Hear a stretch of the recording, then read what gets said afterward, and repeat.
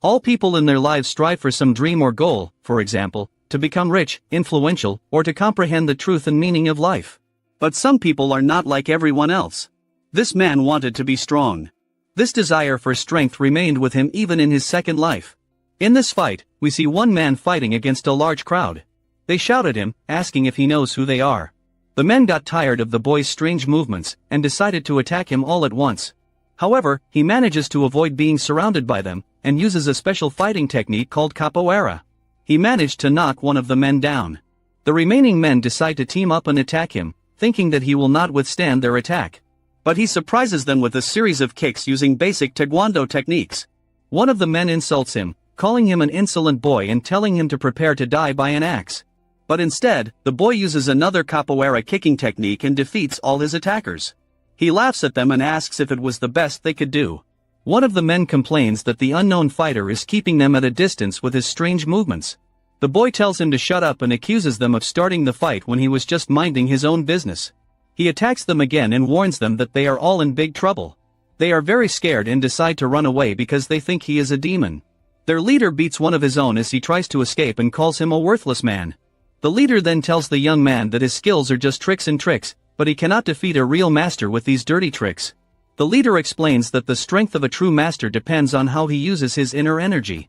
He wants to show the boy how it's done.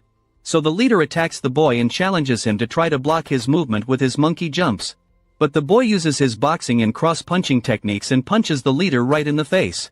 The young man asks the leader what he was talking about all this time. A boxing ring appears in his memory where two boxers are fighting and the audience applauds loudly and expresses their delight. The announcer announces that Master Perfect Kang Sang-hyuk is back with a powerful cross-counter, a punch that lands straight at challenger Daro Antioanto. Daro Antioanto is knocked out and the commentator states that Master Perfect has won again with a record of 432 victories and 18 defeats. They announce the champion's name, Kang Sang-hyuk. They wonder who can stop this incredible winning streak. The reporter congratulates Kang and says that he has overcome false news that his health is deteriorating. He defended his title again. The reporter asks that Kang mentioned in a previous interview that he had something to say. Tell me, after this match you will leave, is it true? Kang confirms this, saying that it is true. Kang then tells them that this match will be the last of his career. All the reporters are surprised and ask if there is a reason for this sudden decision. Another reporter wonders whether Kang's selection is related to rumors about his deteriorating health. Kang tells them it's true. When asked about his health problems, Kang explains that he has serious health problems. Champion Kang's manager, who is sitting next to him, asks the reporters to let him explain everything. The manager explains that long matches and intense training caused Kang's body to rapidly deteriorate. Reporters understand this, noting that Kang has been involved in the sport for 30 years and competes in very difficult mixed martial arts competitions. Kang holds the record as the longest-serving champion and everyone is wondering if this is the end of Mr. Perfect. The manager then announces that due to Champion Kang's health, they will end the interview here. Kang thinks to himself of Mr. Perfect, a nickname he earned after becoming a legendary figure in the world of mixed martial arts. From early childhood, he demonstrated incredible success in martial arts. He is trained in many martial arts such as boxing, Muay Thai, Taekwondo, wrestling and many more. Kang became a champion just 3 years after he began his mixed martial arts career. He was unbeatable, with an amazing winning streak and many records, but now Kang has been involved in the sport for more than 30 years and he has to accept it. He defeated everyone in the ring, but time defeated him. He is seriously and incurably ill. The treatment will take a long time and the result is unknown. Kang's heart wants to continue fighting, but his body can't keep up. Fate has robbed Kang of any reason to continue living and he wonders what he has left. Kang has always been lonely in life and it looks like he will remain lonely in death. There is no point in living any further. Isn't it better to die now invincible and in the rays of glory? The light is fading. A century of lawlessness, chaos and endless wars. The Jun Kingdom spread across the continent and fought with those around it. Even though the Jun Kingdom was not as strong as some other major countries, it was very resilient. This was due to the technique of spiritual development that came from India and was taught by Bodhidharma. They combined this with fighting skills to create martial arts. Other countries often tried to control and suppress groups that practiced these martial arts called Murim schools or sections. But the king of the kingdom, John Jusan, saw that these Murim sects had valuable power. It could help them win wars, therefore he supported and protected them. Jusan's successor, Jusan, continued to help them. He even made an agreement that the royal family and the Murim sects would not attack each other after the continent was unified. Eventually, the June kingdom became the most powerful. This marked the beginning of the golden age of the Murim sections. However, from time to time, conflicts arose between the traditional sects and the demon cult, which was supported by the dominant religion of the time, the White Lotus. This led to a cycle of good and bad times throughout history. The boy learns all this from a book called Juji Jin Book. 2. He closes the book. He finds Murim's history very interesting, especially the one called martial arts. The cleaning lady then comes in and asks the boy Yun wait if he is here again. She reminds him that they can't let him sneak in all the time because the king will be upset. Young says he's really sorry and thought it might be awkward for the woman. The woman tells Young that this is her job and asks him to let her know in advance next time. Young agrees and says he understands. The woman asks Young where he's going now and he says he's going to play again today. Young mentions that he might be back a little late. The lady reminds him to come home before dinner. Young assures her not to worry and runs away. The woman watches him leave and comments on why boys his age have so much energy. She adds that every time Young leaves, she worries that he might get into trouble. The man nearby agrees with her, saying that he is also worried. In fact, he thinks that the young master from the Golden Tiger Wall will be worth a lot of money, so he hopes that no one else will have time to kidnap the boy. Young reaches the jungle and begins doing stretching exercises. After a while, he decides that this is enough and begins to practice boxing techniques. The voices repeat the words, Mr. Perfect, number 1 in the world and the strongest man in the world. His opponent arrives and everyone wonders what match they will see today. The battle begins. Young's opponent launches a high attack, but Young easily dodges it. He plans to measure the distance with low kicks and wait for the right moment. However, the enemy uses a cunning move. Young at first thinks it's a tackle, but then realizes it's a trick. Young continues to practice his moves, punching and kicking into the air among the trees. The man who has been watching Young from afar wonders what Young is doing alone. Young continues to train, and when he kicks the tree, it splits in two. Young is amazed by the incredible power of martial arts, especially considering that he is only 9 years old.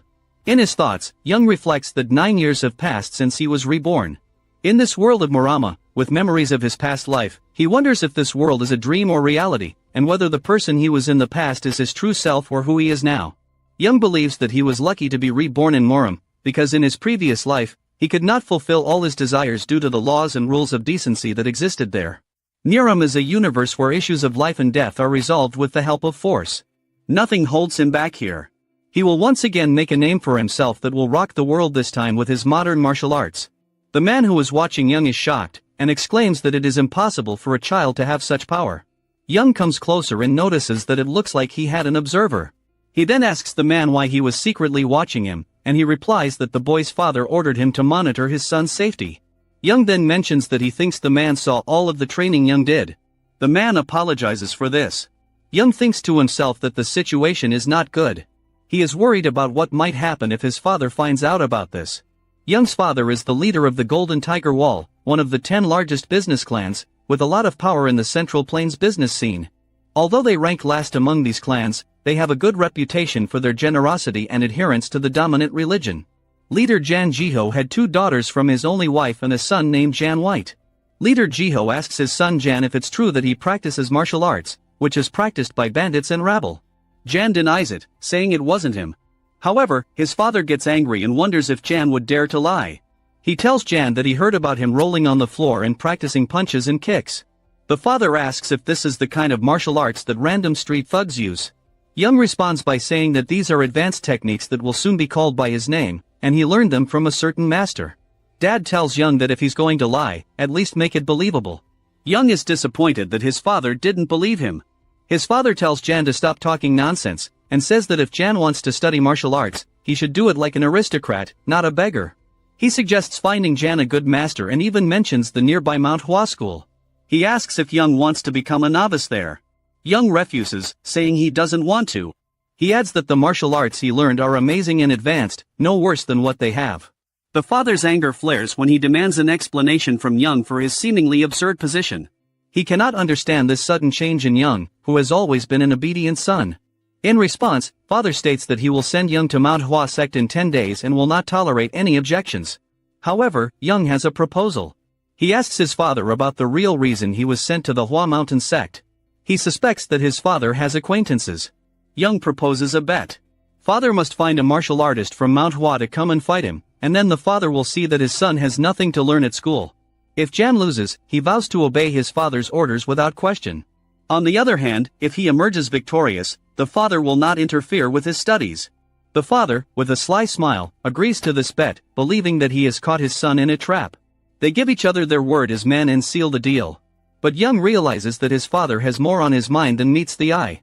The father notices Young's determination, but believes that there is no way Young can win. His opponent will be none other than the disciple of Ki Hyatdo, the first elder of the Hua Mountain sect, known as the Plum Blossom Warrior. This fighter is very strong in battle, almost on par with a top-notch fighter. A girl attacks a boy, and there is not the slightest fear on her face, but only confidence in victory. Despite her efforts, the boy skillfully parries her attacks, calling them the Manhwa crossblock.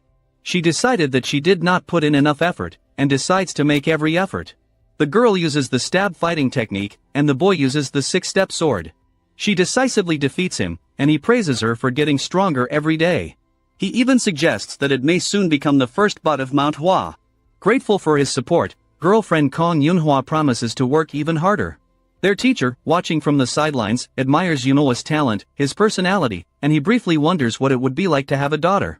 Ki Hyatdo, the Plum Blossom Warrior, the first elder of the Hua Mountain School, devoted his whole life to cultivating talents, and did not find time for marriage and relationships. Hyatdo shares the news that an old friend has invited them to his home. Yunhua is very excited, and asks if she can have sweets there. Hyatdo assures her that it won't be just sweets, there will be a lot of other delicious food. Yunhua's eyes light up as she wonders if there will be more dumplings. She is completely ready for this. Hyatdo chuckles, and agrees that there will be dumplings, but also mentions that there is one condition. Hyatdo explains that his friend's son, around the same age as Yunhua, is learning some strange and low-grade martial arts. The friend is worried and wants Yunhua to teach his son a lesson, and convince him to stop studying martial arts this time around. Hyatdo asks Yunhua if she can do it. Yunhua enthusiastically agrees, saying that he will teach him a lesson. Several days have passed, and the people at the Golden Tiger Wall training ground are discussing the upcoming battle with the Mount Hua sect disciple. Concerns arise about Yang's chances. It is rumored that his opponent is an aspiring martial artist from the Mount Hua sect. Yang's father silently believes that Yang needs a major setback to bring him to his senses. Hyatdo arrives with Yunhua and apologizes for the wait. Father Yang asks if their accommodation was suitable last night. Hyatdo expresses gratitude for the hospitality. Yunhua also thanks Yang's father for his hospitality. Yang is outraged that he is being asked to fight a child. Yang's father reminds him that he is a child too. The father suggests starting sparring now that the introductions are complete. Hyatdo agrees and asks Father Yang to take a seat in the audience. He clarifies that since this is a competition and not a fight to the death, the swords will be wooden. It is strictly forbidden to inflict serious injuries on the enemy. The moment one of them admits defeat or falls unconscious, the other will be declared the winner. Hyatdo assures that if they feel there is a risk of serious injury, they will stop the match immediately. Having established the rules, Hyatdo announces the start of the match between Yong Huitai and Kong Yunhua. Yunhua introduces herself as Mount Hua sect's fourth-ranked novice, Kong Yunhua. She explains that she will use the six-sword combination technique. Yong introduces himself as Yong Huitai and strikes a strange pose. Yunhua wonders about Yong's strange posture and behavior. She believes that in a training match, it is customary to represent one's sect in martial art and decides that her opponent is too arrogant. In response, Yunhua decides to try his best and win. Yong expects her attack.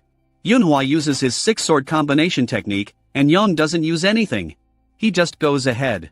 Yunhua, however, finds Yong's approach pathetic, seeing him as a child without strategy or calculated movements. She believes that victory is in her hands. As they begin to wrestle, Yong puts his wrestling skills to use and quickly defeats Yunhua on his first try, takedown. And no wooden sword will help here. The enemy is fast and strong. Yong's father, teacher Hyatdo, and other spectators are amazed at such a quick and convincing victory. They've never seen anything like this. Yunhua protests, claiming that this is not martial arts but street fighting. Yong counters by saying that winning is all that matters in a fight. Mr. Perfect is not just a champion. He established a remarkable record, winning in all weight categories, from the lightest to the heaviest, one after another. His secret to success lies in the ability to exploit his opponent's weaknesses. During the fight, Yong hits Yunhua with a powerful blow, leaving a dent in the ground. Yong feels like a winner, but his father screams that the brat ruined the fight and now he's talking about victory. Yang is confused and asks if he really messed up. He explains that he stopped the fight because his opponent could not move and would have been seriously injured. However, his father scolds him, stating that what he was doing was not martial art but a street fight. Yang asks why that's bad. He trains and achieves enlightenment. This is martial art. Yang gives his father a headache. Hector thinks the boy is right about something. It's amazing that Yang can control his internal energy so well at such a young age. But as a martial artist, Hector cannot consider what they are doing to be a real fight. Hector talks to Yun and says that his fighting is no different from the martial arts of the demonic sects.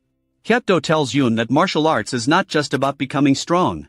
They are also about being noble and improving your mind and body. But Yun asks Hector, what is the difference between the invincible demon, a master of traditional martial arts, whose fame spread decades ago, and the king of eccentricity and nobility, who came from a demonic sect but fights nobly and honestly? This confuses Hector and he asks Yun what he just said.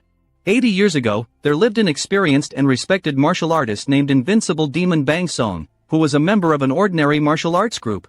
Later he discovered the abyss of evil within himself. He learned some forbidden and evil ways of fighting and used them to kill many people. These forbidden paths were also in a secret book that talked about how to control your bad desires and become a better person. But Pan Song misunderstood this and this made his evil desires even worse. Thus, he became the greatest villain of his age. And the king of eccentricities and nobility, Pyak Yomwi, has always enjoyed people's love. He is the leader of a street group. He wants to become super strong in martial arts and become one of the top 100 martial artists. Strict laws reign in his group. Hyung asks Hector if learning the rules of martial arts makes you normal. Hector believes that Yan's words make sense. He wonders if he was unfair in his thoughts all this time. He believed that people who follow strange paths seek only power, while those who follow the right paths are aimed at self-improvement and maintaining honor. But now he's not so sure. Hyung is puzzled by how seriously Hector was taking this. He assumes that everyone has their own likes and dislikes. Suddenly, Hector receives enlightenment. A blue glow surrounds him. Someone congratulates him and says it's great for their martial arts group. But Hector downplays it, saying it's not that big of a deal. He just realized that he still had to study and study if the boy could do it in a dispute. Hyung finds it a bit corny, like in teen mangas. He wonders how Hector achieved enlightenment because of what he said. Hyung then asks Hector that he won their sparring anyway, right? Hector hesitates a bit, but then agrees. Hyung excitedly tells his father that he won the bet. Father Hyung gets upset because he firmly believes in keeping promises. Hector turns to Yen and thanks him, saying that he gained enlightenment thanks to Yen. Hector then asks if Yen is ready to fight him. Yen gets a little annoyed and asks if this is really necessary. But his father scolds him, saying that this is a very rare opportunity. He tells Yen that he will be able to see the incredible martial arts of the Manhwa sect up close. Hector adds a condition and says that if he is satisfied with their fight, he will reward Yen. Yen is surprised and asks what the reward is. Hector explains that it appears that Yen has only learned one specific technique, but if he is happy with their fight, he will help Yen learn any other martial arts technique he wants. Yen is excited and asks if Hector will really help him learn any technique he chooses. Hector confirms this, but says it depends on how their fight goes. Then Yen adds something else. He asks what will happen if he defeats Hector. Hector deep down thinks that for a child who is not yet 10 years old, this is very self-confident. But he still agrees and adds that if Yen defeats him, he will be indebted to Yen. In his thoughts, Yen realizes that this is a great opportunity.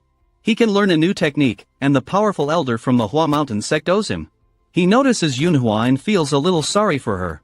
Hector prepares to fight and asks Yen if he is ready. Yang takes an unusual pose and confirms it. The battle begins. Both fighters appear unusually still, unlike the previous match. The atmosphere became quite serious. Yen admits that Hector is truly a formidable martial artist, as he senses Hector's inner strength and sees his aura. He decides that he must somehow get into close combat. Contemplating whether he should feign an attack and then retreat, Yang concludes that such a half-hearted maneuver will not work.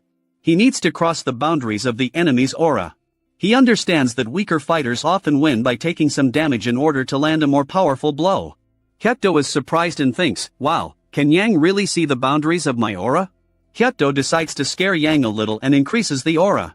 Yang is shocked and says that this is impossible because the aura is increasing. Hector tells Yen that if he's just going to stand around and be afraid, he should give up and become a kid again. Hector even tries to hit Yen with the weapon, but Yen continues to dodge. Hector notes that Yang's footwork is quite interesting. Yang moves unpredictably and anticipates Hyetdo's attacks. Yang realizes that Hyetdo doesn't take him easy just because he's young. Hyetdo uses both real and fake moves and puts a lot of aggression into them. Yang believes that if he keeps moving like this, he might find an opportunity to attack. So Yang gets down and says, "This is it," and tries to hit Hyetdo. But there is a sword in the way of his hand, which blocks his blow and the boy hangs on it. He's in a lot of pain, but he doesn't make a sound. Hyetdo admits that if Yang continues to improve, he will become incredibly skilled. He feels the need to teach Yang a lesson of failure, to help him grow. But then suddenly Yang grabs Hyetdo's hand, saying that it's his turn. And he wants to answer with dignity. He uses wrestling techniques.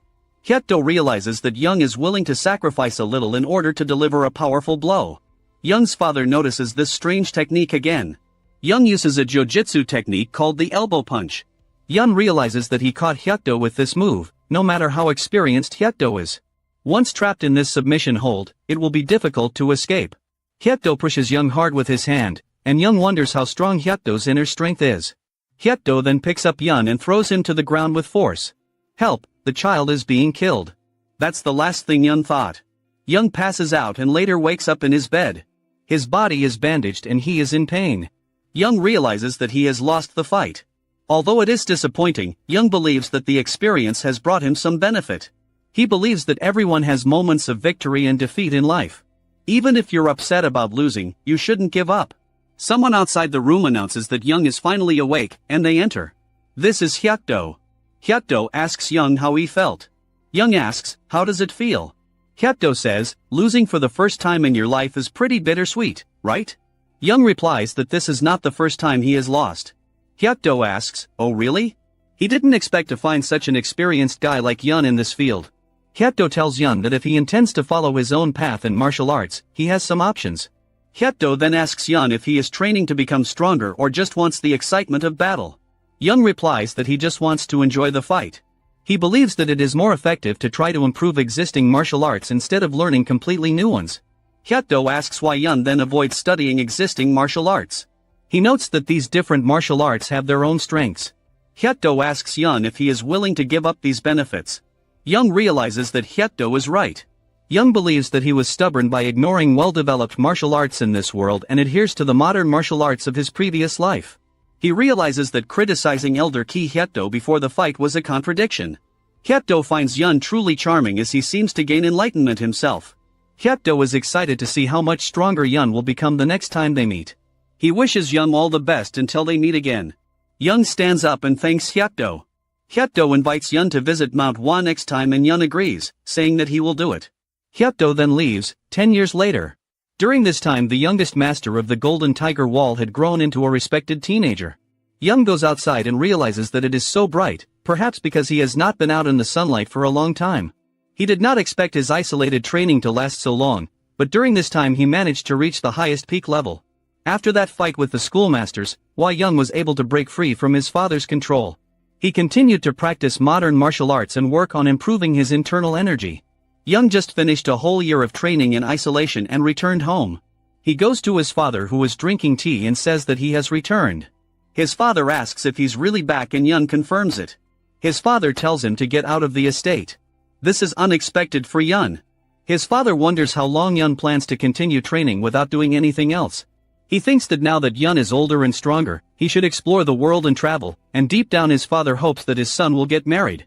Yang explains that he wants to continue training to become even stronger in case he encounters unforeseen circumstances. He is afraid of encountering groups of martial artists while traveling. Yang's father hits him on the head in frustration and asks if he's joking. He wonders why martial artists travel in groups. He believes that once Yang reaches the highest peak level, he will be respected no matter where he is. He tells Yang to visit his sister from the Nangon clan and introduce himself to her relatives as a first step. The Sword Emperor Nangon Jokian resides there and can accept his request for a duel. Yang agrees. He orders Yang to leave the next day. Yang is surprised and asks if he really has to leave tomorrow. The next morning, Yang informs his family and everyone at the Golden Tiger Wall that they won't be able to see him for a while. He assures them that he will send updates from time to time. Everyone advises him not to forget to eat on time and, if necessary, to use a carrier pigeon. They ask him to take care of himself. Traveling around Jianghu is something that Yang has never tried in his previous life. There are many strong people in Murim and they should wait for Yun. He believes that he will soon become the strongest man in Murim. Yun has a special glove that turns into a blade when he activates it.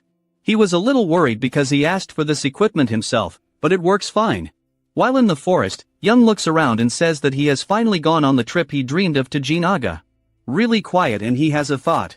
He decides to fly and flies high into the sky, wondering if he should go faster. When he reaches the entrance to the city, a long line of people is waiting for him. One man in line wonders why there is such a long line outside the small town. He thinks that if he knew Qinggong, he could fly in and skip the line. The man behind him tells him to be realistic, saying that people can't really fly. At that moment, they see Young flying towards the entrance and landing on the ground. Young notes that Qinggong is really useful and asks where he is. The man explains that it is one of the 3 largest cities in Hunan province. Young asks how to get to Anhui province and the man advises him to go to Luoyang. He suggests that if Young is not in a hurry, he should stay here for a while and enjoy a good meal at an inn that is known for its delicious dishes. The man suggests to Young, "How about we give it a try?" Young responds by saying that he will stay here today and thanks the man for the information. The man expresses his gratitude to Young for showing them the amazing sight. 2 men nearby ask each other if they saw this. One of them confirms this, saying that it is quite obvious from what Young is wearing. The man tells the other that their leader will really like this. In a tavern, 3 men chat while enjoying their meal. One of them asks the others if they have heard of someone called the Tyrant in Phantom Armor, King Mu Qiyun. The second man replies, of course Mu is one of the top 100 martial artists. The first person agrees and asks if they know about Ku. He explains that the Phantom Armor Tyrant King's disciple must visit the Nangon clan. The third person asks about the purpose of the visit. The first person reveals that the Phantom Armor Tyrant King owes a huge debt to the Sword Emperor, Sir Nangong Jushin. That's why he sends his disciple to bring him the gift. As a result, the Nangong clan prepares a formal reception for the disciple. Young overhears their conversation. While chewing his food, Young wonders if the Phantom Armor Tyrant King's disciple is also heading to the Nangong clan. He thinks that if things go well, he will be able to see the Phantom Armor Tyrant King's martial arts. Suddenly troublemakers arrive at the inn and demand that a path be cleared for them. The 3 men who were talking earlier wonder why these troublemakers are here and decide to run away to avoid any trouble. The troublemakers start kicking the door and breaking it down. Their leader, Kwang Swak, announces that the Dark Heaven sect will take control of the inn from now on. He assures everyone that if they cooperate, nothing bad will happen. People are wondering why a supreme martial artist is in such a place. Guan calms them down, saying that they are here to meet the disciple of the Phantom Armor Tyrant King. Some men wonder if the disciple of the Tyrant King and the Phantom Armor is really here. Yun thinks to himself that he doesn't know who the disciple of the Tyrant King of the Phantom Armor is, but he will be in trouble because these troublemakers are after him. Quan approaches Yun and calls him the disciple of the Tyrant King in Phantom Armor, asking him to come with him. Yun is so surprised that he spills the water he was drinking. He tells Guan that he is not the disciple of the Tyrant King of the Phantom Armor. Quan insists that Yun shouldn't pretend not to know and says that it would be stupid not to recognize him in that armor. Quan convinces Yun not to worry, promising to spare his life if he gives up the gift meant for the Nangong clan. Quan thinks to himself that by taking the Elixir of Heaven's Ascension, a gift that Yun possesses, he will reach the level of Supreme Peak. Then this region will belong to Quan. Yun realizes that talking to Quan and his men probably won't work because they seem stubborn, so Yun decides he has no other choice. He gets up and starts to leave. One of Quan's men tells Quan that Yun is trying to escape. Quan asks if Young really looks like he's running away.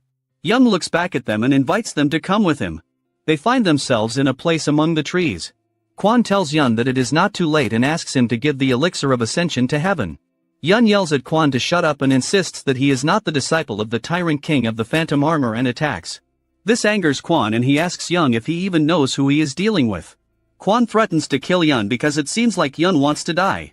Quan attacks Yun with all his might, telling him to die. But Yun manages to dodge the attack and counters with a powerful blow using the spin kick. Back elbow technique. Quan is thrown into a tree, breaking it on impact. Quan's men are shocked and wonder how Yun could send a supreme martial artist flying with just one blow. Yun yells at Quan's men and asks what they are looking at. He warns them that they are in trouble too. The men start screaming at each other, telling each other to run away because they think the Tyrant King's disciple in the Phantom Armor is causing chaos. The next day the 2 men are talking again at the hotel.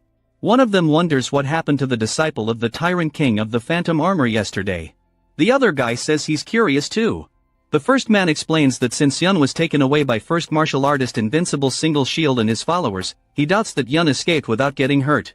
Another man suggests telling the authorities, although it is too late. He feels sorry that a young man like Yun became a victim.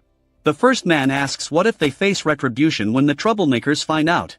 They may get hurt if they find themselves in such a situation. Suddenly a man enters the hotel and shouts, "Big news!"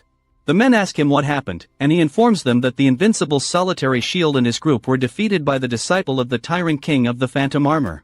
The man adds that what is even more amazing is that they are all alive, but their energy has been destroyed.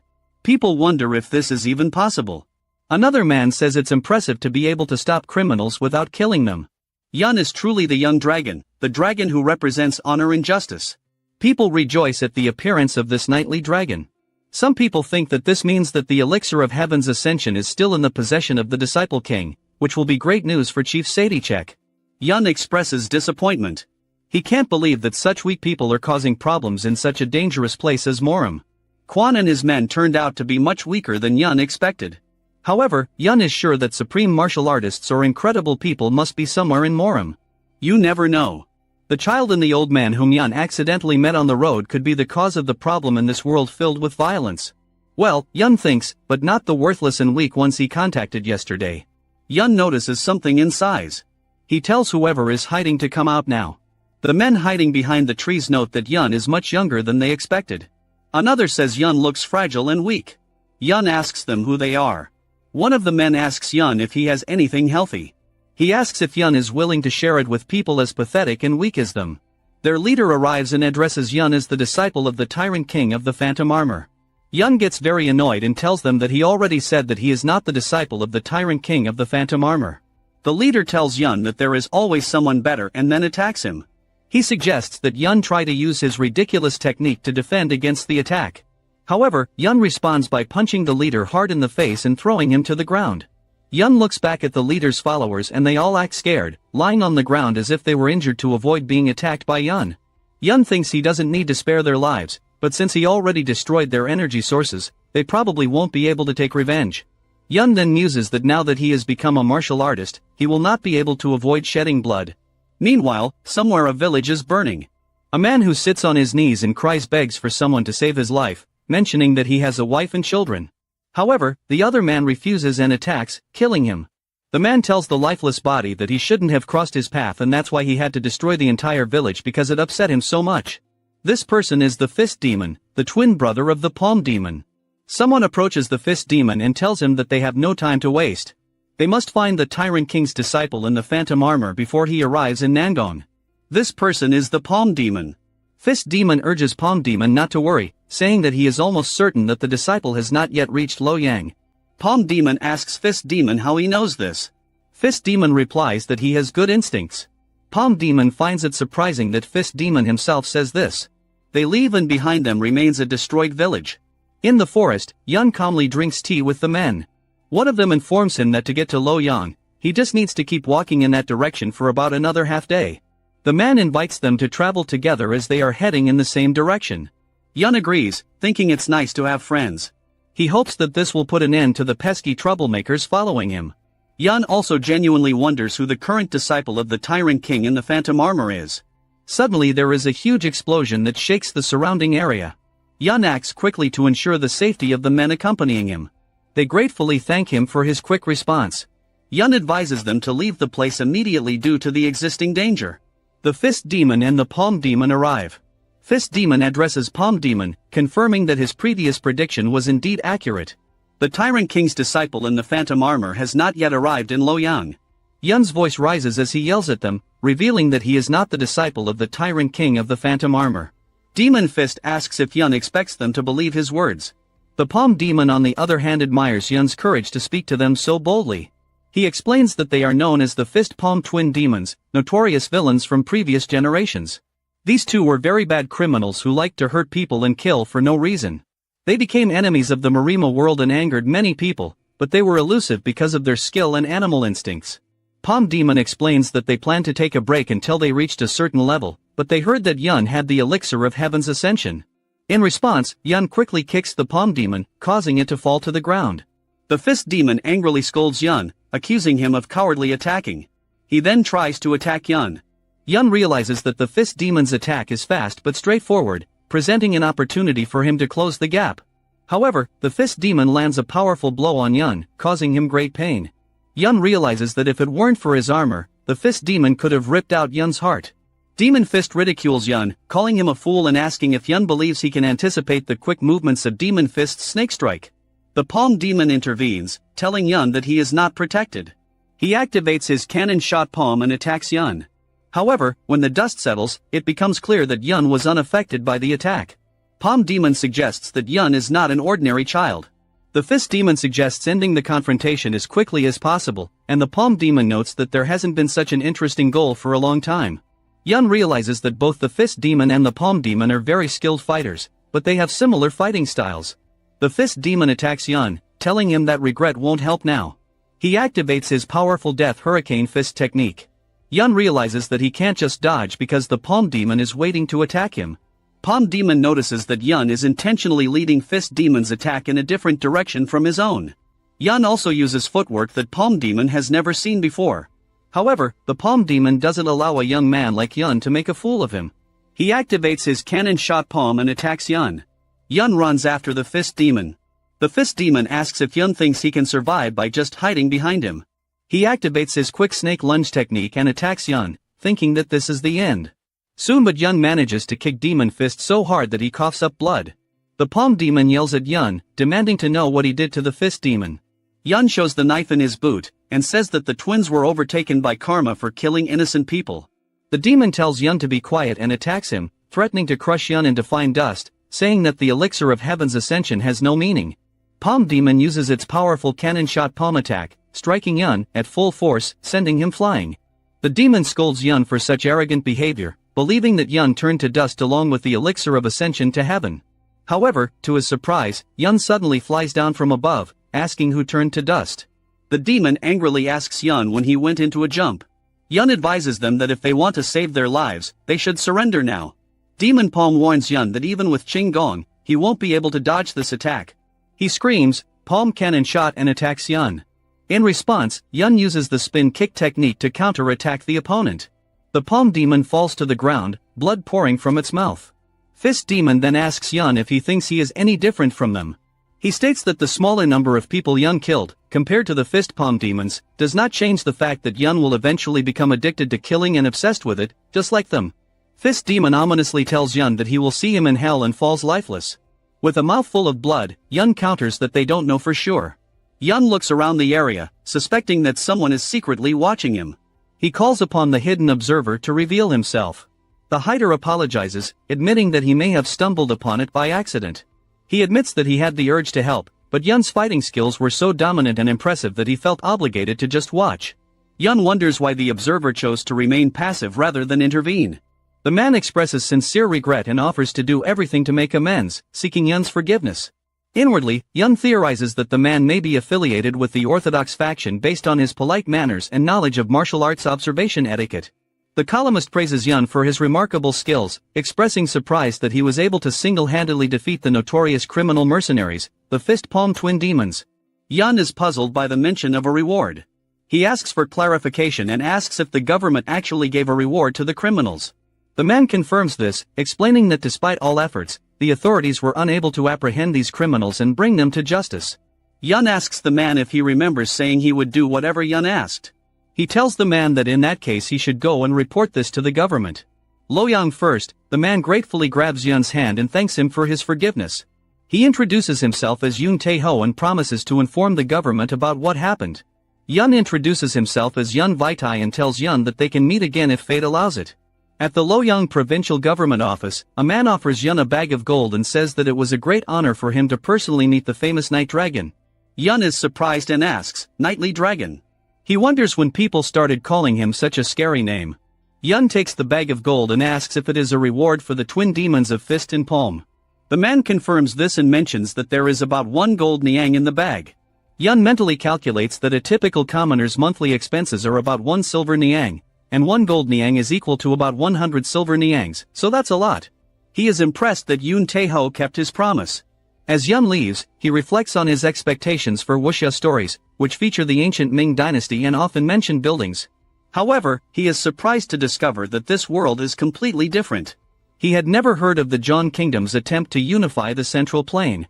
This world is more developed and civilized than he imagined. While taking a bath, Yun expresses satisfaction that he has found a technique that combines charm and magic, which is what he was looking for. He notes that the place is more like a fantasy world than the wuxia world he expected. Yun expects that he will learn more as he travels through this world. At night, while Yun is sleeping, someone enters his room and is looking for something. He checks to see if Yun is sleeping. The man gets upset, muttering that it definitely happened here. He wonders where Yun hid it. Yun suddenly spoke up, advising the man not to steal. With skillful precision, Yun blocks a person's acupuncture points. The person cannot move his body. Yun asks him if he found what he was looking for, and Yun Taeho addresses him. Yun Taeho is surprised and asks how Yun knew it was him. Yun responds by saying that he knew it from the moment Yun put the tracking scent on him when they shook hands earlier. Yun informs Yun that he must be mistaken in thinking that Yun is the disciple of the Tyrant King Phantom Armor. Yun changes the subject, telling Yun that now that he caught him red-handed, his life is in Yun's hands. Yun offers Yun a choice. He can either face death at Yun's hands or reveal his true identity. Yun taunts Yun, wondering if Yun, the Night Dragon, will harm him. He asks if Yun thinks it will scare him. Yun warns Yun that he still doesn't seem to understand the gravity of his situation. He asks if Yun thinks that Yun is incapable of resorting to torture. Yun then explains that he's giving Yun a chance right now. Yun is now very scared and asks if Yun is really the Dragon Knight of the Orthodox sect, and questions how he could engage in such activities. Yun denies these rumors, explaining that it is a coincidence that the people who attacked him were all villains. Yun tells Yun that he will now bring the scissors to begin the torture. Yun begs Yun not to torture him, saying that he will do as Yun says. Yun decides to take off Yun's mask first. Yun asks him to wait a minute, but Yun continues and takes off his mask. To Yun's surprise, he discovers that Yun is a woman under the mask. This discovery shocks him. The woman asks if Yun has any complaints about her real identity. Yun reflects on how the handsome guy he met in the wuxia novel turned out to be a woman. Yun thinks about what to do next. The woman, fearing that Yun might kill her or put her in jail, decides that she should take action. She asks Yun if he knows who she is. Yun asks about her identity, and she reveals that her mother is the leader of the Hao clan. Yun bursts out laughing, finding what the woman said incredibly absurd.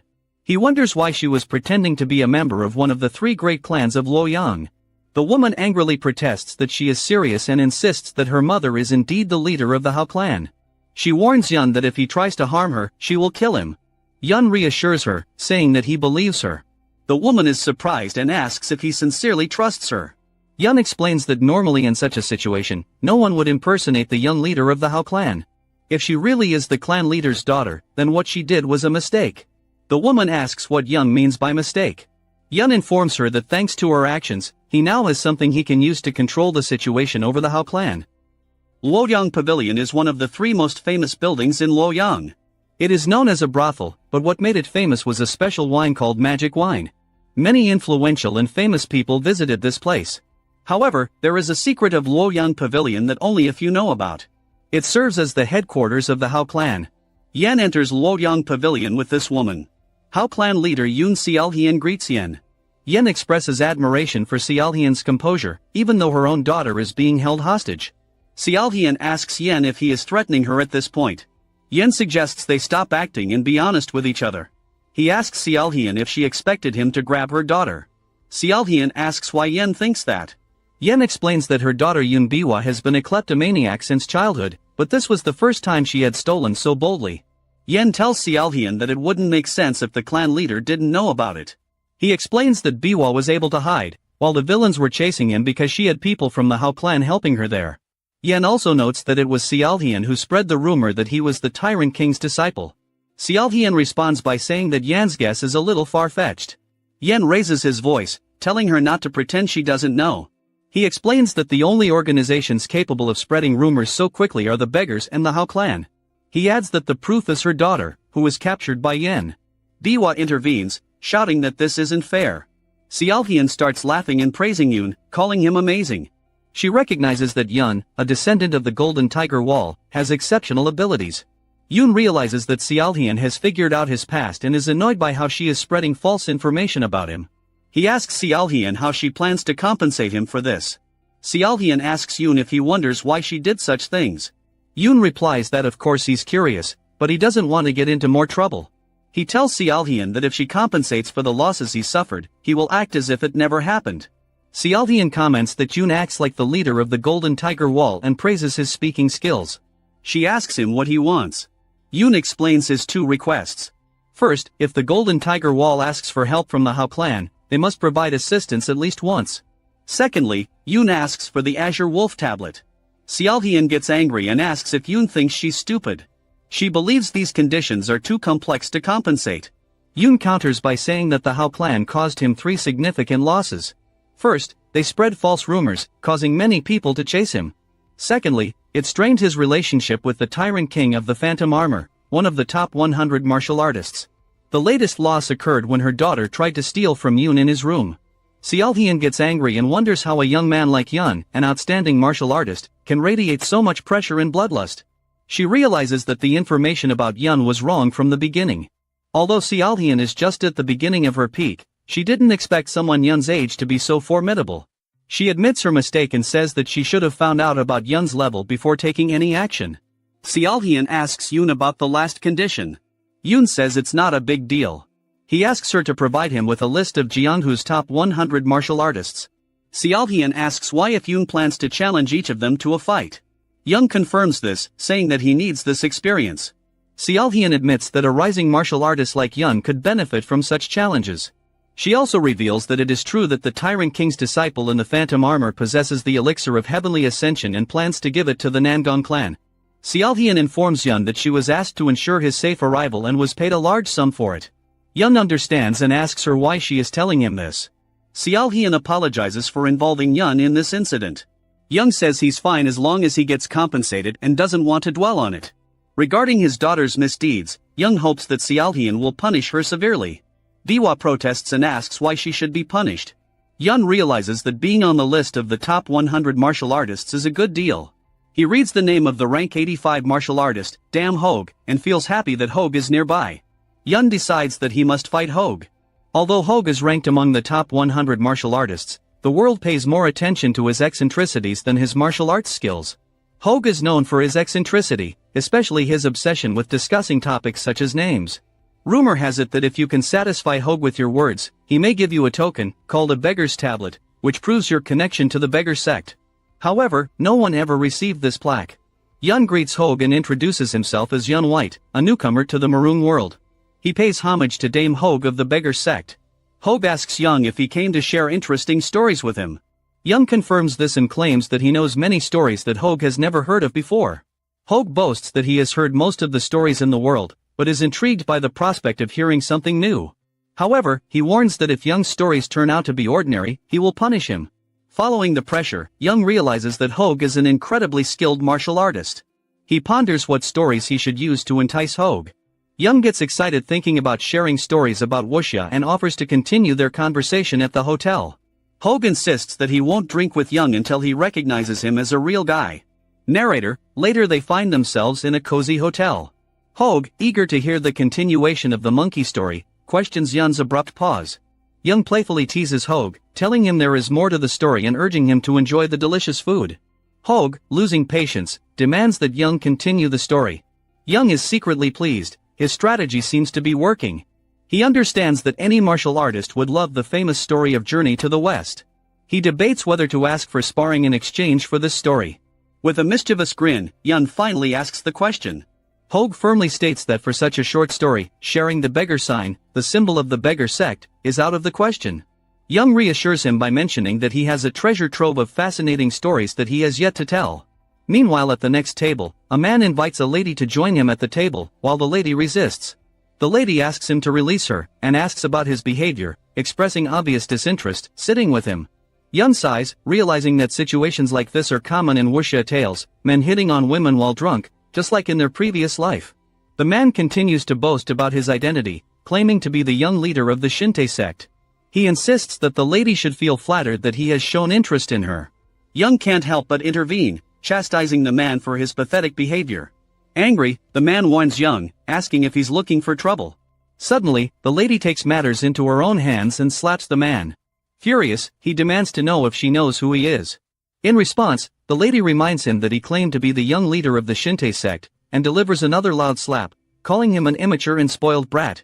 The leader of Shintai's group called the woman rudely, and drew his sword. Leader's followers insult woman. The woman asks them who made her sit with the leader even when she said no. She calls them all bad people. The leader tries to hit the woman with his sword. A woman defends herself from an attack. Hogue tells Yun that he doesn't think this woman is weak at all. Yun feels like he's seen things like this before. Scoundrels harass women and get punched in the face. The leader, whose attack is blocked, wonders why the woman is so strong. The man in the back tells the leader to stop waiting and just get rid of her quickly. But this man is kicked and he falls. Hoage stands over him and says he can't believe two grown men are attacking a woman. Hoage tells them that they should regret what they did. The fallen man yells at Hoage and tells him to stay out of it. Hoage throws another person from the leader's group into the air, and he collides with their leader, causing them both to fall to the ground. The fallen man yells at Hoage again, saying that he not only hit their young leader, but also knocked out his friend. The man tells Hoage that he made a big mistake, and asks if he thinks the Shin sect will let him get away with it. Hogue replies that they are the ones who made a big mistake, and wonders if they will know who the woman is, even after seeing the design on her iron fan. She is a direct descendant of the Jug clan, Jug Mua. The man gets scared and asks for confirmation. Did he really say Jug clan? The Mua woman asks Hoage how he could recognize her after seeing the pattern on her iron fan. Hoage says that the elder of the beggar ladies sect Hoage has no problem finding out. Mua greets Hoage and says it's nice to meet him, addressing him as Ser Dame Hoage. She says her name is Jug Mua, and she is new to traveling Murim. She mentions that she has heard about Hogue and his excellent reputation. Hoage tells her not to worry about it, as it's not that impressive. Mua expresses his gratitude to Hoage for his help. Hoage asks her why she is traveling alone if she knows martial arts. He is concerned that if she were to face a very experienced martial artist, she might be in trouble. Mua explains that although the Jug clan is not known for their martial arts skills, they excel in traps, devices, and academia. They also practice various types of magic. She mentions that if she meets a martial artist she can't handle, she will be able to summon a hungry golem, which is only taught to the direct descendants of the clan. Depending on the situation, she can also use space control magic. Young realizes that Mua is skilled in magic and even knows summoning magic. He's thinking about teaching himself if he ever gets the chance. Young asks if one of these people claimed to be the young leader of the Shintai sect. Hoage wants to know why Young is asking and if he is worried. Young responds by asking why he would worry. Hoage chuckles and admits that he may have made a mistake. He assures Young that the Jug clan, one of the 5 great clans, will not be afraid of a small sect like Shintai. Hogue informs Young that, as a direct descendant of one of the 10 largest trading clans, Golden Tiger Wall, Young has nothing to worry about either. Mua excitedly asks Young if he is the son of the leader of the Golden Tiger Wall. Young privately believes that all the female character types found in wuxia stories are present here. He wonders if this place is the real world of Murim or just a virtual one. If it's virtual, then are all the people he's met and talked to fake too? Hoji notices Young's behavior and asks what happened. Young smiles and says that if the glitch /U00E9 still happens, he should deal with it. Now, Hoage is puzzled and asks, what kind of glitch /U00E9? In the Shintai sect, a young leader lies on a bed with a red mark on his face. Shintai sect leader Kong Xiaochu stands next to his son and angrily asks who dared to harm him. He asks his followers to find out who did this. The man explains that the young leader was relaxing at the hotel when this happened. Xiaochu is surprised and asks, at the hotel? Who is guilty? The man tells him that it was a woman, presumably from the Jug clan, an old man who seems to be from the beggar sect and an unknown young man. Xiaochu is worried because he knows that the Jug clan is one of the 5 most powerful clans and the beggar sect is also involved. He clenched his teeth, wondering what to do in this situation. Xiaochu decides that they must retaliate since the young leader of their sect was attacked. However, he realizes that the Shintai sect is not strong enough to fight both Jug and the Jug clan and beggar sect. Xiaochu asks the man about the last person involved, but he doesn't know all the information. He says that it looks like this man, Yun, met Jug for the first time. The man adds that it seems like he just recently met a member of the beggar sect. Hearing this, Xiaochu smirks, thinking that the last person must not be that important. Xiaochu orders the man to find the last person and bring him here. However, the man hesitates and suggests that he deal with this person first before taking action. Xiaochu disagrees, stating that even if a person has connections, he is still a better choice than the other two. Since they do not know each other well, it will not be easy for them to interfere in their affairs. Siakju firmly orders the man to bring this guy here immediately and asks if he understands. Additionally, Siakju informs his man that if Yun resists, he should beat him severely. Suddenly they are attacked with rocks, and Siakju and his man wonder what it is. In the midst of the chaos, Yun appears and delivers a powerful blow to the man's face. This action enrages all of Siakju's people, who demand to know how Yun dares to cause trouble in this place. They try to attack Yun, warning him that he won't be able to leave here alive. In the midst of the confrontation, Yun thinks to himself that clichés are best when they are subverted. Yun operates using his martial arts techniques, first with a left hook, and then with a right hook, which allows him to strike and defeat all of Siakju's men. These people come towards him with swords, threatening to kill him. Yun's body is filled with internal energy that he cultivates, capable of delivering even a standard blow, incredibly destructive. When this internal energy is channeled by a supreme martial artist like Yun, it becomes as powerful as a cannon. With just one blow, Yun sends all of Siakju's men back. Siakju arrives on the scene brandishing his sword. He questions Yun about the chaos he unleashed on his territory and asks whether the First Blood sect instigated Yun's actions. Siakju then attacks Yun with his sword. Yun defends himself from the attack using his glove. Siakju notices Yun's unique glove and comments on it. He then launches another attack, inviting Yun to block it. Siakju uses a technique called Blood Demon Crane Kick and stabs Yun. However, Yun skillfully dodges the attack and counters with a powerful roundhouse kick. This causes Siakju to crash into a wall. Siakju realizes that Yun destroyed his energy core with a simple kick. He demands to know who Yun is. Yun doesn't answer Siakju's question and instead looks the other way. Annoyed, Siakju calls out to Yun, asking if he's ignoring him. He orders Yun to stop right there. However, Yun's attention is drawn to a painting in the room. He notes that he can't tell if they're creative or not and questions Siakju about why he hid the money vault behind such an obvious painting in his room. Siakju grinds his teeth in frustration. A series of attacks by an unknown man begin, targeting various sects, starting with the Shinto sect, this unknown guy who single-handedly defeated all the sects and easily took their hidden gold. Among the things he took were secret books containing records of terrible crimes and smuggling. These recordings were reported to the government. All the sects that were attacked, including the Shinto sect, suffered despite things going well before. People began to call this unknown man, the divine thief with a knight's fist, because he was like a good thief who used his fists. It doesn't matter, but it is said that rumors about this divine knight fist were spread by the Hao clan and the beggar sect. Xiaohian thought that this might be enough to pay off her debt to Yun Huite. After the rumors about the knight fist divine thief died down, something happened. Yun asks Lady Mo why she is following them, and she says that it seems funny. Yun wonders why Moi is acting like a child and tells her that he is going to spar with Ser Dame Hogue soon, so she should leave. Moi then asks, maybe it's not official, but since it's still sparring, isn't it Yun, do you need a witness for this? She says that as a direct descendant of the Juba clan, she is more than worthy of being a second. Moi thinks to himself that he can't miss something so interesting. Hogue agrees and mentions that the witness being a direct descendant of the Juba clan would be a good idea. Yun interrupts, asking Hogue to wait a little. He explains that since this is informal sparring, there is no need to show off your martial arts skills to others. Privately he decides not to let Moi have his way. Hogue agrees that Yun's point also makes sense. Moi mentally calls Yun a stupid man and wonders how he dares to use strategies against the Juba clan. She then asks Hogue if he knows someone named Gujium.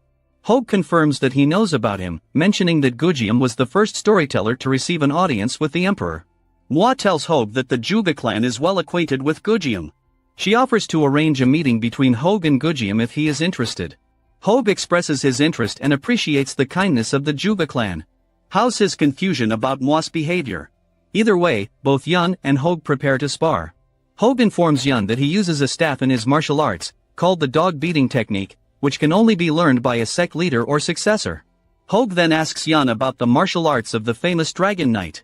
Yun takes time to think about what name he should give to his martial art. He remembers thinking about one thing when he was young and fighting with a beggar. Yun responds to Hogue by saying that the martial arts he uses are called boxing techniques. He explains that as the name suggests, combat primarily uses the fist. It is known to be fast and powerful. He adds that this martial art has been developed for a long time in another country and its effectiveness depends on how a person interprets it. He reveals that the move he uses was actually created by himself.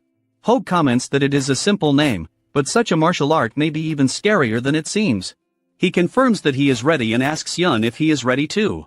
Yun assures him that he is ready too. Moi suggests that, as a member of the Juba clan, she will witness their quarrel. She explains that the winner will be determined when one of them gives up or faints.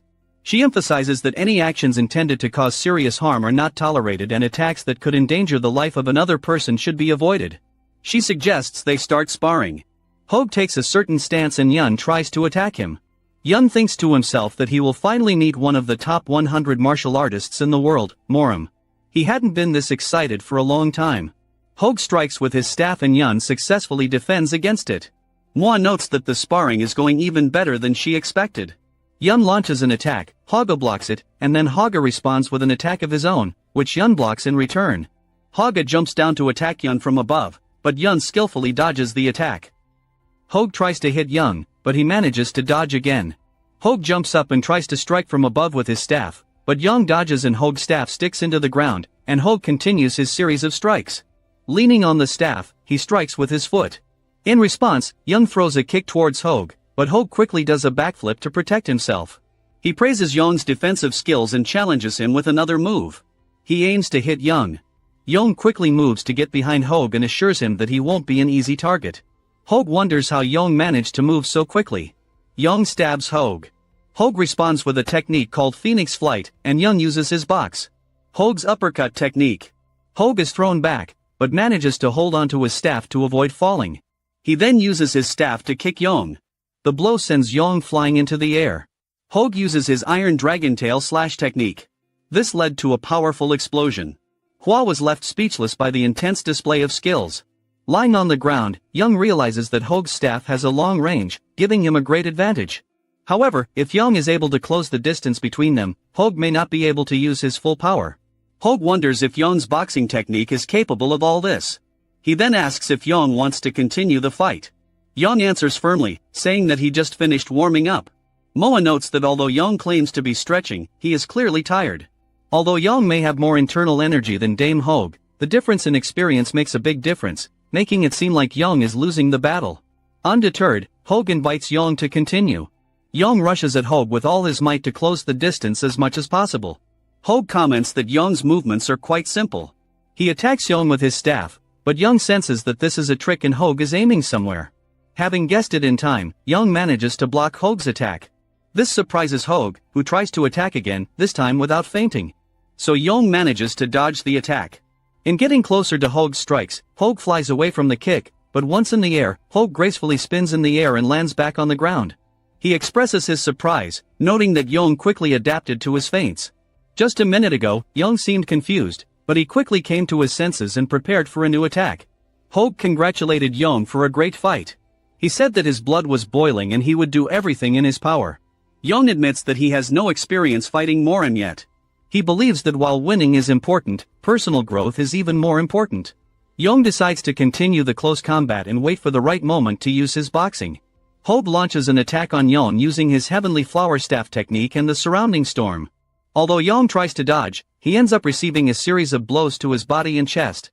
Yun lets out a scream. Mentally, he realizes that this is the fight he was looking for in his previous life.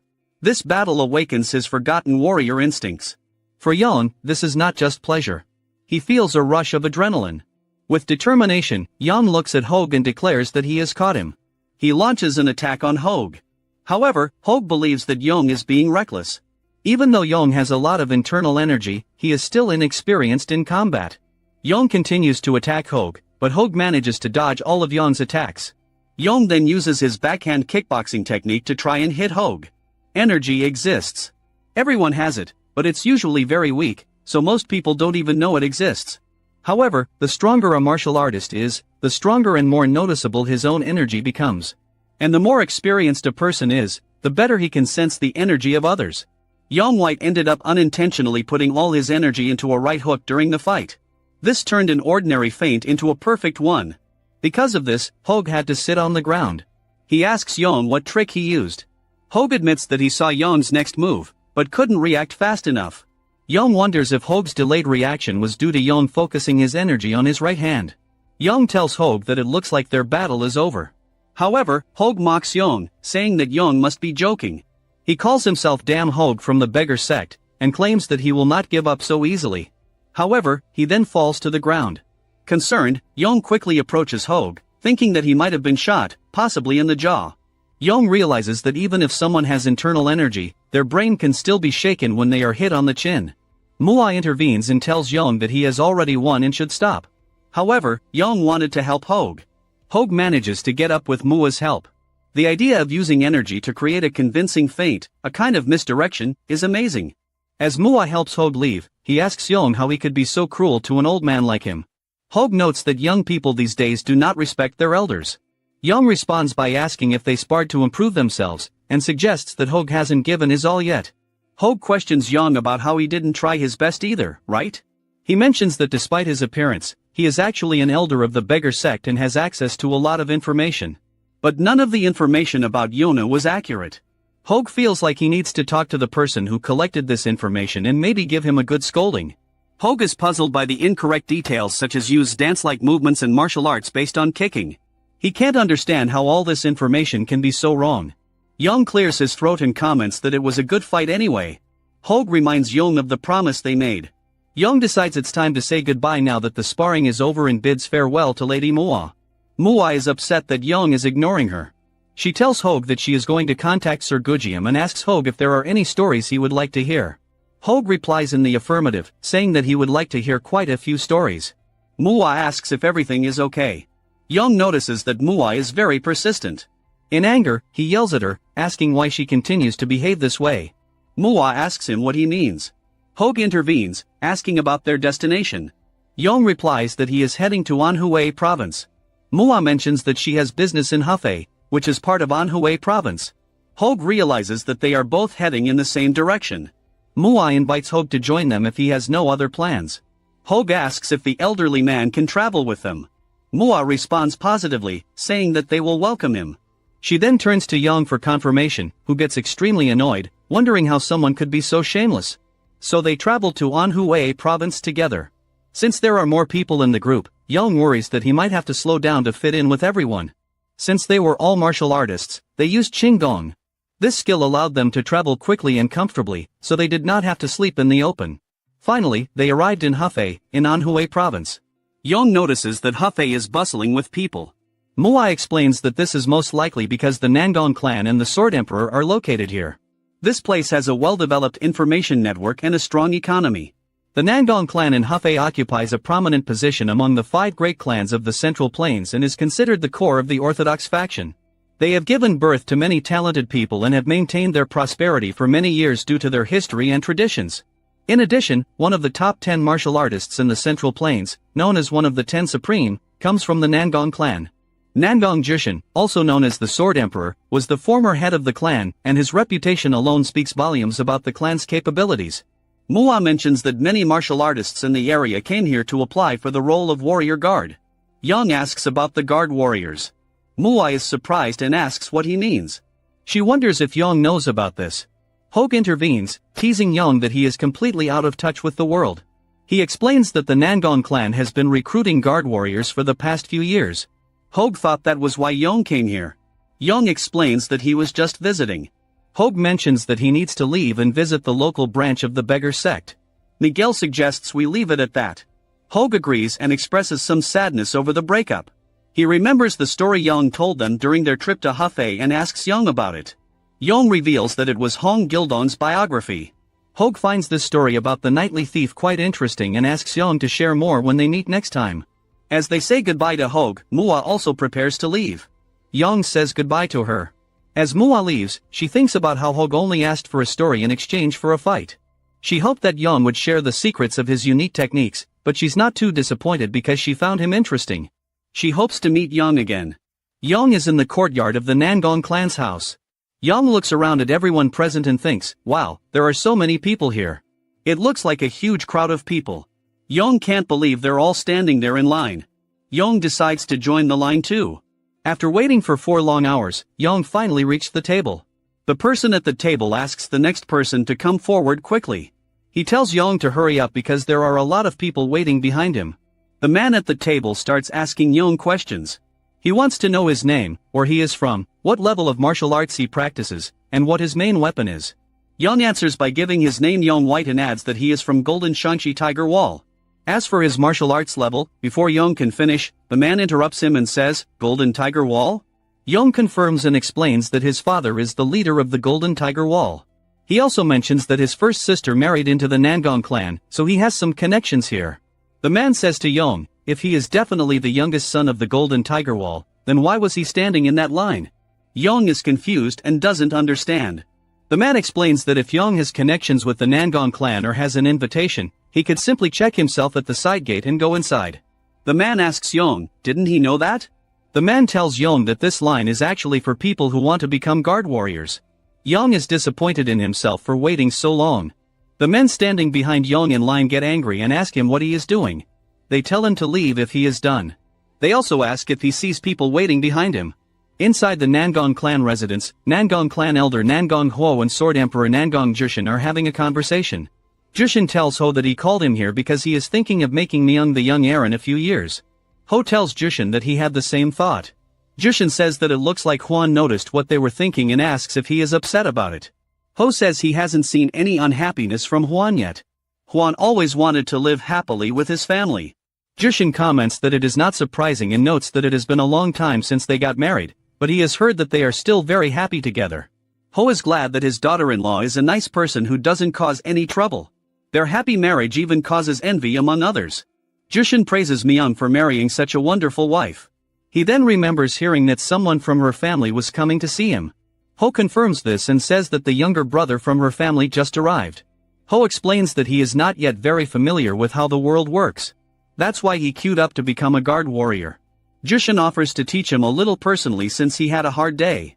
Ho is surprised and asks Jushin if he is serious. Jushin explains that he heard that the young man is a talented martial artist. All the rumors surrounding him suggest that he must be hiding a lot of skills. Ho thinks to himself that Jushin's interest in martial arts is always strong. Jushin adds that it looks like he will have the opportunity to stretch his muscles for the first time in a long time. Ho agrees to arrange a meeting between Jushin and the young man. Jushin thanks Ho and praises him for being a good son who knows what to do. Later, Jan is in the courtyard when his sister Jan Yuhua approaches him. She greets him, saying it's been a while since they've seen each other, and asks how he's doing. Young replies that he is fine. Yuhua asks Young if the journey here was difficult, and wonders if he got into any trouble. Young responds playfully, asking her to relax, and saying that she talks like he's always causing trouble. Yuhua demands that he be honest, and asks how much trouble he actually got into on his journey. Young thinks to himself that his sister is nagging like the eldest child in the family. Nangong Huan, Young's brother-in-law, arrives and asks if everything is okay. He mentions that it has been a long time since they last saw each other. Young agrees and asks about Huan's well-being. Huan replies that he is great, and says that all his illnesses have disappeared, because he is with his wife. Young laughs and says he's glad to hear that. Huan then asks if Jan has any plans. Young replies that he doesn't really have any plans, and was just about to take a break, so he's open to anything. Huan asks if that's true. Young wonders what's going on. Huan says he hopes Young won't be too surprised by what he's about to say. He reveals that Huan's grandfather wants to meet him. Young is surprised and asks Grandpa Huan if this means /U 2026. Huan confirms this and tells Jan that yes, this means the Sword Emperor is considering giving him some personal lessons. Young imagines the Sword Emperor teaching him and is delighted. Yuhua asks Huan if he's serious, and Huan says yes. He adds that the Sword Emperor has not yet made a final decision. He will make a decision after a personal meeting with January. Jan happily agrees to meet the Sword Emperor. It's not every day that you get a chance like this. Huan advises Jan to rest today, and once he recovers from the journey, to inform Huan when the right time is to meet the Sword Emperor. Young asks to make an appointment for tomorrow. Huan asks if a day of rest is enough since Jan must be tired from the long trip.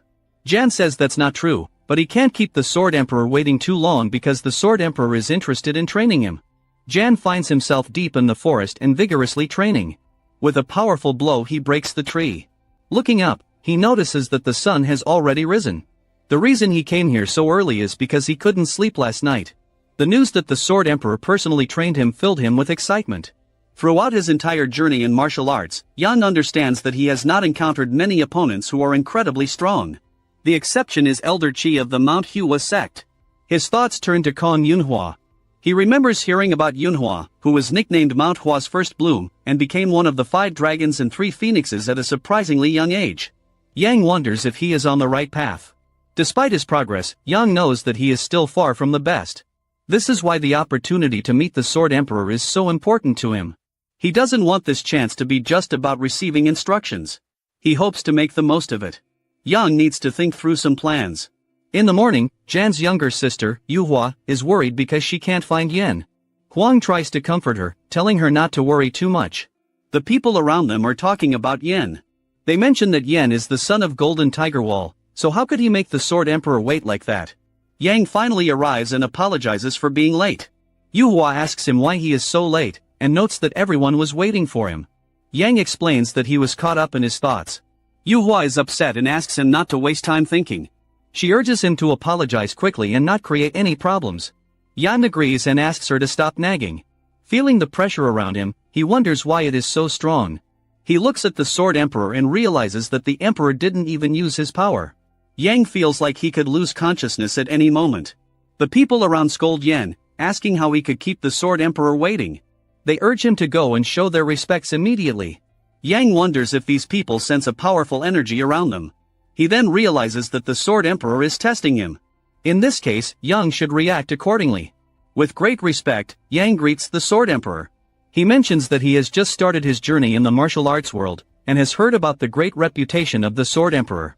Yen pays tribute to the Sword Emperor. The Sword Emperor nods and says that is not a bad answer. Yang notices that the intense pressure has disappeared. The Sword Emperor explains that meeting someone for the first time is the best opportunity to gauge their character. He reassures Yang not to get upset, as this is standard procedure for any student. The Emperor wants to teach. Yen tells the Sword Emperor that he wants to make a strong impression. He also apologizes for showing an immature side to the Sword Emperor.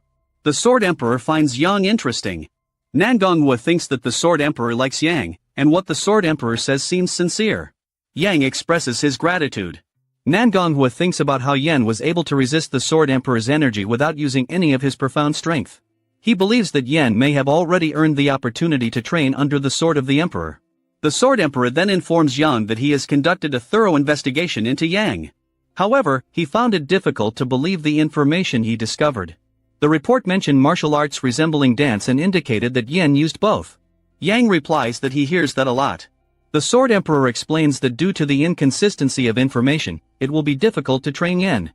So, after some thought, the Sword Emperor decided that a real fight would be better than just talking. He asks Yen to start sparring immediately. The Sword Emperor adds that after sparring, he will give Yen advice. Yan agrees and thinks that so far everything is going according to plan. Yen turns to the Sword Emperor and asks if he has anything to say. The Sword Emperor asks what is on his mind. Yen expresses his heartfelt gratitude for the Sword Emperor's teachings and mentions that to show his gratitude, he wants to leave a lasting impression on him during their fight. The Sword Emperor asks Yang what he is trying to suggest.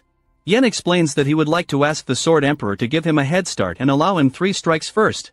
He speculates that if any of his attacks can affect the Sword Emperor, will the Sword Emperor be able to offer him a reward? The Sword Emperor is taken aback and asks Yang if he is serious.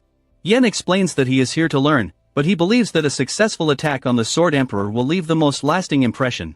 As a result, people around him begin to call Yang an impudent brat. They are shocked that Yen would show such disrespect for the Sword Emperor and think he has no manners at all.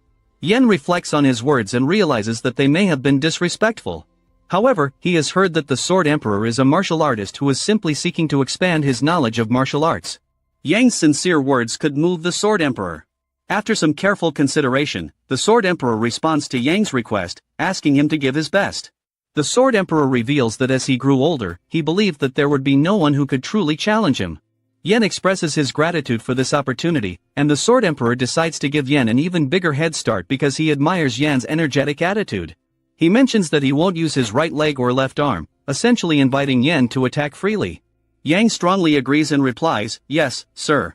The Sword Emperor, expressing his gratitude to Yang's spirit, asks what the reward is. Yang would like to see one of his attacks succeed. Yang decides to keep his request a secret for now. No matter how skilled the Sword Emperor is, Yang White is proud to be a champion. Because of this, he doesn't want it to end with just learning lessons. He has one big goal, to make a strong impression on the Sword Emperor. However, Yen feels helpless because the Sword Emperor is incredibly powerful. Using pure force won't work against him. Yang believes his only advantage is knowledge. People in the Central Plains are not familiar with his martial arts style. Yang thinks he can make progress using this advantage, but it seems impossible. The Sword Emperor is like an insurmountable mountain. The gap between a person who is at the highest peak level and not fully developed, and a martial artist at the evolutionary level, is as vast as the difference between heaven and earth. Feeling disappointed, Yen considers giving up and just accepting the Sword Emperor's offer. No matter how much Yen thinks, he feels like just a tiny ant in the sword's palm. While Yen is thinking about this, the ant bites Yen and he says, "Ow." Yen asks the ant if he is laughing at him. Yen begins to think that if he is like this ant, and the Sword Emperor is like him, then perhaps he will be able to attack the Sword Emperor, the same way the ant attacked him. But Yen quickly rejects this idea, thinking that the Sword Emperor will not let down his guard. Instead, Yen decides that he needs to find a way to get the Sword Emperor to let his guard down. On the ground, the Sword Emperor asks Yen why he is hesitant to attack, even though he had so many advantages. When Yen encounters the Sword Emperor up close, he realizes that the Sword Emperor is even more powerful than he originally thought. Yen doesn't see any weak points. The Sword Emperor looks like a mountain. Yen muses that if the sparring had started without the Sword Emperor providing him with those first 3 attacks, it would have been terrible. However, the Sword Emperor agreed to let Yen strike first 3 times. This had been the crux of Yen's plan all along, and now he just had to stick to it. The Sword Emperor notices that Yen has lowered the hand protecting his face. Yang slowly approaches the Sword Emperor. Huan is puzzled, realizing that Yang has the option to attack 3 times first, but he thinks it's quite rude of Yang to walk so slowly towards the Sword Emperor, and without any fancy footwork. Yu Hua advises Huan to trust Yen and keep an eye on the situation. She explains that Yen may be mischievous, but he wouldn't do something like that without a reason. The Sword Emperor tells Yen that he allowed him to make these 3 initial attacks because he wants Yen to give his all. The Sword Emperor wonders if Yen is ignoring the kindness he has shown. Yen responds by noting that he hasn't even used his first attack yet. Yen wants to use a kickboxing technique called the low kick. The Sword Emperor realizes that Yen deliberately came so close to him to prevent the Sword Emperor from attacking him. This strategy helps Yen create favorable distance since he is not using any weapons. Yen assures the Sword Emperor that he is far from finished and launches a new attack. Yang then uses Muay Thai and Pham clinch techniques and attacks the Sword Emperor. Yang believes that the Sword Emperor cannot use his right leg and left arm, so he is forced to use his sword to block Yang's low kick from below. Even if he tried to use his sword to block an attack from above, there shouldn't be enough room for the sword to fit in such a close combat situation. Yang thinks he has one. However, the Sword Emperor surprises him by sending him flying with a flick of his hand. Yang crashes into the wall. Yang coughs up blood from his mouth and worries if he has internal injuries. It hurts more than external injuries. He is confused about what just happened. He thought his plans were perfect. Yang thought that his knee strike was about to hit the Sword Emperor. When the Sword Emperor comes closer and asks if he is okay, Yen reassures him that he is fine. He is amazed that he was sent flying with just 1 blow right after a confident speech. Yen apologizes to the Sword Emperor and admits defeat, but to his surprise, the Sword Emperor says that it is not. So, Yang is shocked and wonders how he could not lose. He asks the Sword Emperor what he means. The Sword Emperor explains that he felt threatened and instinctively used his left hand. He admits that in every situation he is the first to break the rules, so it's a win for Yen. Yang becomes happy and asks, "Really?" The Sword Emperor confirms this by saying that being a martial artist is about proving yourself. He adds that regardless of whether Yen used tricks or not, the fact that he could handle them shows that he, the Sword Emperor, needs to be stronger. The Sword Emperor expresses his gratitude to Yen and Yen thanks him in return. Yang then passes out. 2 days later, Yang wakes up in bed, his body numb. He wonders how long he slept. Yua talks to Yang and asks if he's okay. Yang asks if she's worried about him and tells her not to worry because he's doing much better after sleeping for so long. Yua says she feels relieved. However, Yang notices that something is wrong. Yua pats Yang firmly on the back and scolds him, asking how he could do such a thing.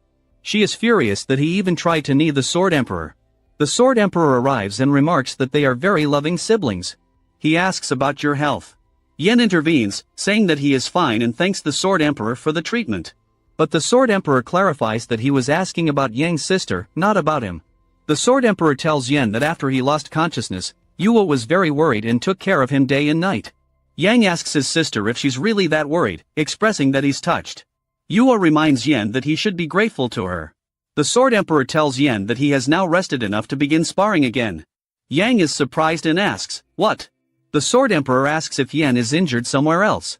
Yang assures him that this is not the case. Yua apologizes and mentions that Yang just woke up. Yun tells the Sword Emperor that he is ready to spar. He reassures his sister not to worry and promises not to get hurt again.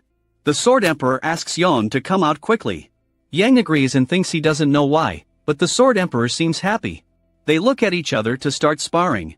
Yang thanks the Sword Emperor and asks how they should proceed this time. The Sword Emperor says that Yan can attack him as much as he wants. He clarifies that he will not use an energy blast like last time. Yang believes that since the last sparring was more of a bet than a lesson, this time the Sword Emperor will teach him properly. In this case, Yang is ready to show the Sword Emperor what he is capable of. He launches an attack on the Sword Emperor, but the Sword Emperor blocks it with his sword. Yan tries to slash with his sword and then tries to kick, but the Sword Emperor blocks both moves. The Sword Emperor notes that Yan's movements are agile and fast. Yang realizes that his strikes are ineffective, so he decides to use a wrestling technique called a tackle and tries to grab the Emperor with all his strength. However, the Sword Emperor does not budge even though Yan uses all his strength. Yan realizes that the Sword Emperor is not just heavy or strong.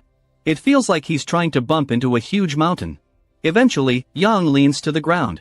The Sword Emperor notes that this is something new. The Sword Emperor says that he now understands why many people find Yang's martial arts strange.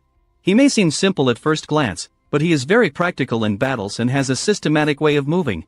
Yan thanks the Sword Emperor. However, the Sword Emperor notes that Yan seems to be too focused on his unconventional fighting.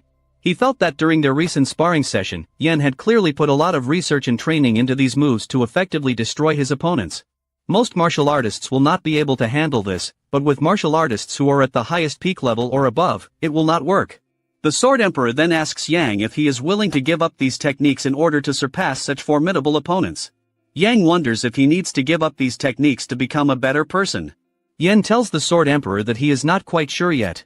The Sword Emperor admits that what he said might surprise some, but he advises Yan to remember this. The moment Yan gives up his strong attachment to martial arts, he will be able to overcome the highest level he is currently at. Yan asks the Sword Emperor if he knew this already. The Sword Emperor confidently replies that at his level, one can simply know. Yua then asks what he means by highest level. The Sword Emperor explains that this means that Yua's younger brother, Yan, has reached a level he should not have been able to achieve at his age. With these words, the Sword Emperor leaves, calling Yang a royal pearl. Yua asks Yan why he hid something so important from her. Yang begins to explain what he wanted to tell her, but hesitates. Yang sincerely apologizes. As night falls, Yang lies down, feeling incredibly tired. His sister had been nagging him all day, and he didn't expect her disappointment. He reflects on the Sword Emperor's previous question about whether he is willing to give up his current techniques in order to surpass certain opponents. He realizes that at some point in his martial arts journey, he may have to give up his usual forms in order to move to a level where there is no movement. If Yan were to give up his current techniques, he wonders if he could reach higher levels. With a sigh, Yang admits that he doesn't know for sure. However, he understands the general direction he needs to go in. In the meantime, he decides to spend some time thinking about how he can get there. A few days ago, a significant incident occurred within the Nangong clan. Despite numerous obstacles, the Sword Emperor lost in a sparring match against another person. This person was the elder's daughter-in-law's younger brother, recognized as a promising martial artist. However, within the Nangong clan, Heavenly Squad Captain Nangong Kwa refuses to recognize Yang's martial arts. He believes that Yang's fighting style is nothing more than street fighting and wonders if it can be considered a real martial art. That's why Kwa wanted to show Yan what real martial art looks like. But surprisingly, Yang came to find him on his own. Nangong Ki tells Yang that he enjoyed watching Yang spar with the Sword Emperor last time. Yang thanks him for the pleasure. Ki mentions that Yang's martial arts are quite unique and asks where he learned them. Yang explains that he learned it from a master he met by chance when he was young. Ki expresses his curiosity about this mysterious master. Meanwhile, Nangong Kwa angrily slams his cup on the table and wonders how Yang's style can be considered a martial art. Ki tries to calm Kwa down by telling him that he drank too much so he shouldn't talk. However, Kwa insists that Ki must have also seen that the whole sparring process was very difficult. Kwa ponders how such an unusual martial art could even exist in the world. He admits that he should not express this opinion, but believes that the Sword Emperor was too lenient towards Yan during their sparring. Ki, trying to keep the situation calm, suggests that Kwa Lu stopped making such comments. Yan agrees with Kwa's assessment and openly admits that he recognized shortcomings in his martial arts skills. He believes that if he fought without resorting to any devious tactics, he would not have landed a single attack on the Sword Emperor. Yan then sincerely asks for a favor. He's aware of their reputation as exceptional martial artists, both ranking among the top .100 in Murim. Yang politely asks if they can generously help him identify and solve the problem. Kwa asks Yang for clarification, asking if he offers sparring. Kwa, accepting the challenge, admits that he may have been too critical of Yen earlier and agrees to help. Kwa tells Yen that if Yen knows about his weaknesses and wants to get better, then there is no reason why Kwa shouldn't help him. Ki intervenes, expressing his desire to help Yen train and admitting that he was actually curious to see more of Yan's martial arts. However, they both later deeply regret their decision. 2 months later, the Sword Emperor asks Yang if he is leaving now. Yang confirms this and expresses gratitude for all the kindness he received. The Sword Emperor humbly replies that it was Yen who has gone through a lot, and thanks to him, the Sword Emperor's warriors have greatly improved their skills. Yen expresses his joy at gaining such a valuable experience and hopes to meet the Sword Emperor again someday. The Sword Emperor bids farewell to Yen, and Yen turns to his sister and brother-in-law, wishing them good health before leaving. They say goodbye to Yang, and he starts to leave. The Sword Emperor breathes a sigh of relief and looks at his followers celebrating Yan's departure. They feel that their days of humiliation are finally over and happiness is beginning. One person notes that they were beaten every day by a child, but they survived. Another person adds that what is most disturbing is that Yen genuinely wanted to spar with them. Someone else agrees, saying that Yen is just obsessed with fighting. He doesn't care about winning or losing. It seemed wrong to reject Yen as a martial artist, so they accepted his request not to look like they were afraid of him. One person noted that it wasn't just once or twice. Yen continued to look for them whenever he had time. Another man intervenes, saying that a regular fight would be fine, but this was more than that. Like a street fight. The Sword Emperor reflects on how everyone seemed to have a hard time dealing with Yen. Someone looks at the Sword Emperor and thinks that things could have been easier if he had intervened. However, the Sword Emperor replies that he is getting old, and it is not as easy for him as it was before. Huan asks Yu Hua if she's okay. Yu Hua admits that it might be difficult for her to communicate with everyone at the moment. However, she adds that seeing Yan's dedication and passion for martial arts still makes her proud to be his sister. The fire is raging all around. The man is on his knees and desperately asks for his life. But the heartless man, armed with a weapon, ignores his pleas and takes his own life. This cruel man finds satisfaction in watching people beg for mercy. After the cruel act, he goes to his leader Hua Jusu and informs him that their mission on this side is complete. Jusu calmly notes that the only person left in the village is a scared child. With decisive steps, Jusu approaches the trembling child. Jusu tells the child that he will reunite him with his family in the afterlife, since he will be all alone. But suddenly a monk appears. He bravely intervenes, blocking Jusu's deadly blade. The monk checks on the frightened child, assuring him that he is now safe. Jusu can't help but wonder how the monk managed to get so close without noticing him. Jusu sees that the monk is so relaxed, but he can stop Jusu's sword without even looking. Jusu realizes that the monk is much stronger than him. Jusu's men scold the monk, asking if he is crazy for daring to stop their leader. They want Jusu to teach the monk a lesson. Jusu tells his people to shut up. The monk asks the child if there is anyone alive, and the child becomes very sad. The monk understands.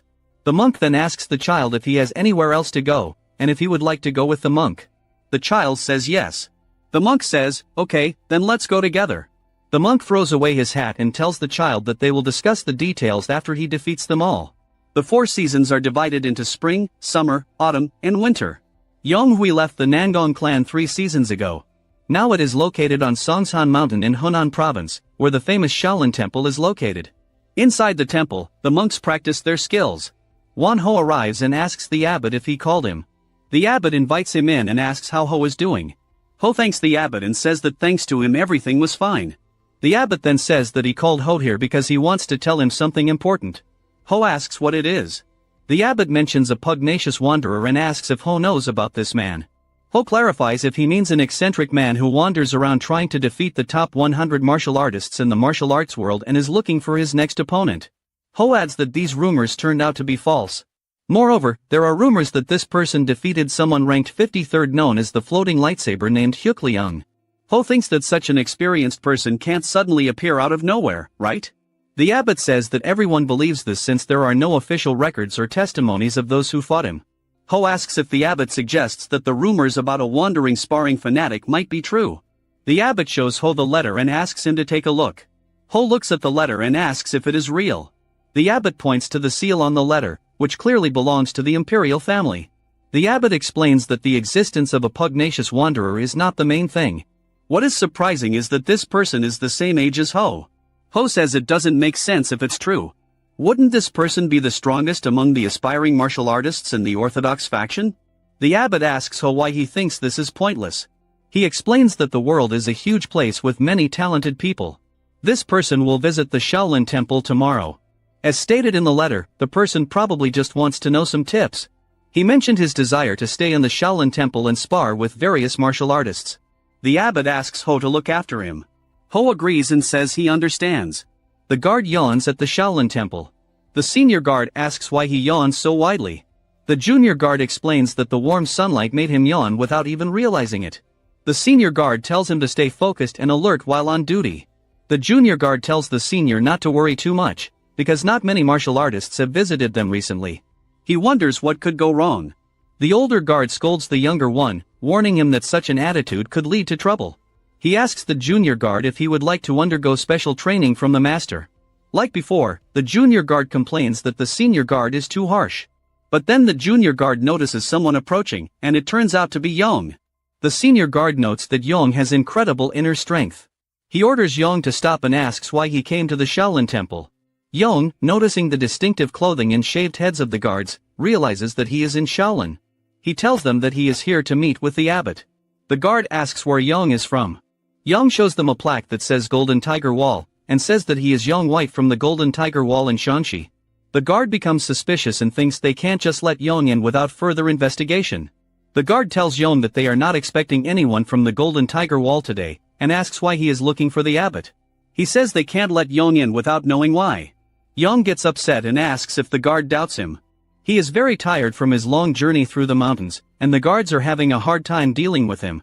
Suddenly, the guard senses the danger coming from Yong and attacks him with a weapon. Yong manages to block the attack and questions the guard's actions. The guard scolds Yong, calling him shameless, and asks how dare he question what the guard is doing when Yong is radiating danger. He warns Yong not to underestimate the Shaolin temple. Ignoring Yong's words, the guard attacks him using the 18 Guanyin technique. However, Yong defeats the guard with just one blow. Yong sighs and wonders why all the Shaolin monks are so stubborn and never listen to reason. Other monks come and want to know what is happening. The junior guard informs them that the attacker Yong has defeated the senior guard, Muo. The monk blows a whistle to warn everyone that an intruder has harmed one of them. He tells them not to let their guard down, because Yong is skilled enough to defeat Muo, who is at the peak of his level. Yong gets upset and yells at them to stop it. He decides he'll just fight them all. But then Won-ho comes and yells at everyone to stop fighting. He wants to know what's going on.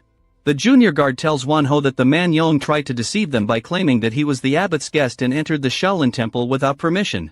Yong protests and asks what they mean by villain. The junior guard explains that senior guard Muo is dead because of Yong. However, Muo clarifies that he is not actually dead. Won-ho tells Muo to shut up. He tells them that Yong is indeed the abbot's guest. This news surprises the guard. Won-ho shows them the letter and says that he is here to deliver a message. So what is all this confusion? Won-ho questions them, asking even if they didn't get the message. What do they think is the right thing to do to attack someone without understanding the situation? He also notes that it is even worse if a group of them gangs up on one person. He wonders if they can really call themselves monks of the Shaolin temple. Yong agrees with Won-ho, saying that these are very reasonable words. Meanwhile, the junior guard realizes that he is in trouble. The guards are later severely punished. The one who is punishing them notices that their bodies are shaking from the punishment and decides to add another 15 minutes to the punishment. The guards thank him. The man then approaches Muo and mentions that he heard that Muo is the cause of the problem this time. He asks how Muo can achieve enlightenment if he judges people with prejudice. Yong overhears this and thinks to himself that he really likes the situation. Seonghak arrives and asks Yong if he got enough rest. Yong replies that yes, he had a good rest thanks to Seonghak. Seonghak introduces himself as Mu Seonghak, the head of the Shaolin Temple's guest hall. He admits that he made a big mistake with Yong and apologizes again. Yuan reassures Seonghak, saying that everything is fine and that he understands Seonghak's situation. He knows that the monks of the Shaolin Temple are full of energy. Seonghak expresses his gratitude to Yong for her understanding. He thinks to himself how amazing it is that Yong is only 20 years old.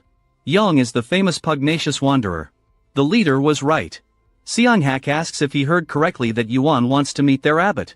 Yuan confirms this and praises the Shaolin Temple for its reputation as a martial arts center. He explains that he just wants to spar and learn from these masters. Seonghak understands and admits that Yuan is definitely suitable for sparring. However, he is concerned that the idea may not go down well with the temple's senior members. Yong realizes that Seonghak is right. Compared to someone who has nothing to lose, the temple has something to lose. That's why Yuan always suggested that sparring should be informal. Seonghak asks Yuan what he plans to do. Yuan wonders if there is any way around this. Seonghak suggests that it is not necessary to involve senior members. He suggests that Yuan could teach 3rd or 4th grade students and have leadership spar with them. Seonghak says that sometimes you can learn a lot by teaching others. Yuan asks if they're okay with him teaching considering the trouble he's caused. He thinks they are suffering because of him. Seonghak asks Yuan not to say this. He explains that this is a misunderstanding due to their lack of experience. Yuan agrees and suggests following this plan. Yuan then asks who in the Shaolin Temple does the most training. Later they go outside and Young catches a falling autumn leaf. Seonghak notices Young's interest in autumn leaves. Yuan agrees, saying that the autumn leaves at the Shaolin Temple are beautiful. Seonghak admits that it might be a little offensive, but at first he thought that Young, with his nickname Pugnacious Wanderer, was only interested in fighting. However, after meeting Yuan, Seonghak came to the conclusion that the nickname did not accurately describe Yuan. Instead, he believes that a term like autumn leaves would be more appropriate for Yuan's character. Young finds it funny. As they watch, they notice that Wonho is engrossed in his training. Young remembers Wonho as the person who helped him with the other monks earlier. Seonghak continues to tell Yuan about Wonho's status in Shaolin.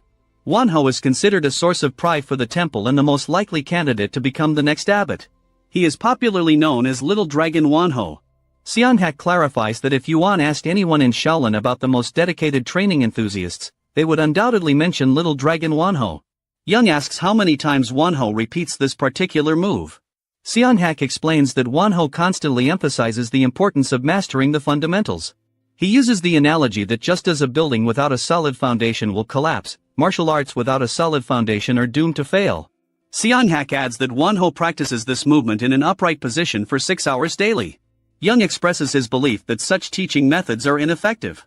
Seonghak asks for clarification and asks Young to clarify his point. Young then goes on to explain that he meant what he said. Such teaching methods are ineffective. Seonghak tries to set the record straight by saying that while it may seem repetitive, a stronger foundation needs to be built. Young admits that he understands what Seonghak is talking about, but insists that he still considers him ineffective. Wonho asks Young if he means that Wonho's efforts are in vain. Young explains that this is not a waste of effort, but rather a misdirection of it. Wonho seems surprised and asks if he's heading in the wrong direction. He presses Young, asking if he's serious. Young explains that he's talking about a real fight. He emphasizes that in real combat, there are many variables to consider, such as weather, location, or number of opponents. From Young's perspective, it appears that Wonho is neglecting these variables. Young says Wonho is stubborn and sticks to the safe path. This angers Wonho, and he challenges Young, asking if he can take responsibility for what he just said. Young responds by saying that actions speak louder than words. He suggests that it would be quicker to demonstrate his point in person by suggesting sparring with Wonho. They meet each other on the battlefield, ready to take on the challenge. Meanwhile, Seonghak regrets introducing Yuan to Wonho. Suddenly, the abbot appears and asks if this is a pugnacious wanderer. He asks if Wonho represents the Shaolin Temple in sparring. Seonghak confirms this and explains that Young was looking for the best student at the temple, so he recommended Wonho to the little dragon. However, Seonghak admits he is a little concerned that he may have made poor judgment. Seonghak informs the abbot that Young provoked Wonho by questioning the practicality of Wonho's training methods in actual combat. He expresses concern that this might make Wonho too emotional during sparring. Young, on the other hand, is reflecting on the situation. He's excited to fight a Shaolin monk, something straight out of a movie. However, he senses that something is wrong with little dragon Wonho. Young notices that Wonho seems distracted at the moment and wonders if he's very nervous. Regardless of the reason, Young considers it impolite to be inattentive to an opponent. Young thinks he needs to show Wonho something interesting. Wonho tells Young that he will demonstrate the essence of all his training. Young suddenly lies down on the ground, ready to begin. Wonho asks what he is doing. Young explains that he is taking his stand. Wonho asks if Young plans to fight on the ground. Young reminds him that there are many variables in real fighting, and he intends to show Wonho the extreme limits of those variables. The Inoki vs Ali stand is a term that originated from a fight that took place in June 1976 between boxing's greatest, Muhammad Ali, and Asia's greatest fighter, Antonio Inoki. Martial arts fans were crazy about the match between the two legends, but both fighters were hampered by rules restrictions like no strikes, low blows, and all that. In the end, the match between the two was boring as hell. And Young White is now reenacting the scene in Murim. Wonho tells Young Woo to stop acting like a fool and fight hard. Young insists that he can fight in his current position and encourages Wonho to launch an attack. Songhak asks the abbot if Yen is going too far with his jokes, noting that the lazy donkey pose is a great humiliation for a martial artist. The abbot finds Yan's behavior interesting and asks Songhak to leave it alone. Wonho agrees to continue in Yan's preferred position and extends his leg to hit Yen, warning him not to regret it. Young admits that he was scared and thought he was going to die. Young notices that the blow seemed very strong and may have been intended to cause him serious harm. He wonders whether the use of Inoki Ali's position is an unusual occurrence in Murim. Young manages to dodge the blow. However, Wonho asks Young not to treat him like a fool. He realizes that Young is using this strange position to counter his striking style. But Wonho wants Young to know that he can use his feet too. Young is surprised that Wonho seems to act based on his emotions. He thinks that Little Dragon is still young and impulsive. Young notes that he was never hit and suggests that Wonho calm down. He notes that Wonho looks quite emotional. In response, Wonho jumps into the air, ready to attack Yen with his 18 guanin kicks. Wonho warns Young that he cannot escape this attack. Young, with a sly smile, believes he has a plan to deal with this problem. Young uses the rising punch to hit Wonho. However, Wonho's kick hits Young's legs, causing them both to scream in pain. Unfortunately, Wonho's bone is broken and he can't feel anything. He realizes that Young used the ground to absorb the blow, so only he while in the air took the blow. It becomes clear to Wonho why Young provoked him. Wonho wonders if this will be his defeat. He looks at the abbot and decides that he cannot afford to lose here. There was no point in him falling now, so he goes on the offensive again. But Young parries the blow, causing Wonho to fall to the ground, upset and say, "Damn it." Wonho doesn't want to let the abbot down, so he is determined to keep moving forward. However, he eventually loses consciousness. When Wonho wakes up, he finds Young nearby. He asks how long he was unconscious, and Young replies that it was less than 15 minutes. Wonho realizes that he most likely lost the match. Young extends his hand to help him up and praises the match, saying it was great. Wonho accepts Young's hand and agrees that it was indeed a great marriage. He tells Young that at first he thought Young was just provoking him by talking about his training. Wonho, on the other hand, admits that he now understands what Young meant. He admits he was too narrow-minded. As they walk, Young stops and tells Wonho that there is a bigger problem with him. Wonho asks what the problem is. Young wants to know why Wonho trains and what makes him get stronger. Young shares that based on his observations, he believes Wonho doesn't have the answer yet. He tells Wonho that if his only reason for wanting to become stronger is to gain recognition from someone, he won't be able to reach his full potential. The abbot agrees with Young's words. He mentions that he knows Wonho respects him a lot and follows him. It seems that Wonho trains so hard to impress the abbot, perhaps because he wants to make the abbot proud of him. The abbot acknowledges that Wonho has already succeeded him at a young age and expresses pride in him. However, the abbot notes that Wonho may be too focused on the abbot's approval. He explains that this is not the main reason he saved Wonho. Wonho responds by saying that the abbot is like a savior and father to him. His eyes fill with tears as he admits that he doesn't believe a weak person like him deserves the nickname Little Dragon. The abbot places a soothing hand on Wonho's head and acknowledges the emotional suffering he has endured. The abbot realizes that he may have put too much pressure on Wonho. Wonho quickly assures the abbot that it is not his fault. However, the abbot assures Wonho that he need not worry. He tells Wonho that he doesn't need to become stronger for the sake of the abbot. Even if Wonho does not succeed the abbot, he will always be the son that the abbot is proud of. Overcome with emotion, Wonho begins to cry and tells the abbot, "Yes, father." Several days passed. Another monk falls to the ground and Young compliments him, saying that they make a great couple. The monk replies, that was a great match. Young suggests that it's time for the next person to get ready, but when he turns around he realizes he has defeated all his opponents. Wonho asks Young if he is done sparring. Young, looking back at his defeated opponents, asks Wonho if he wants to fight him.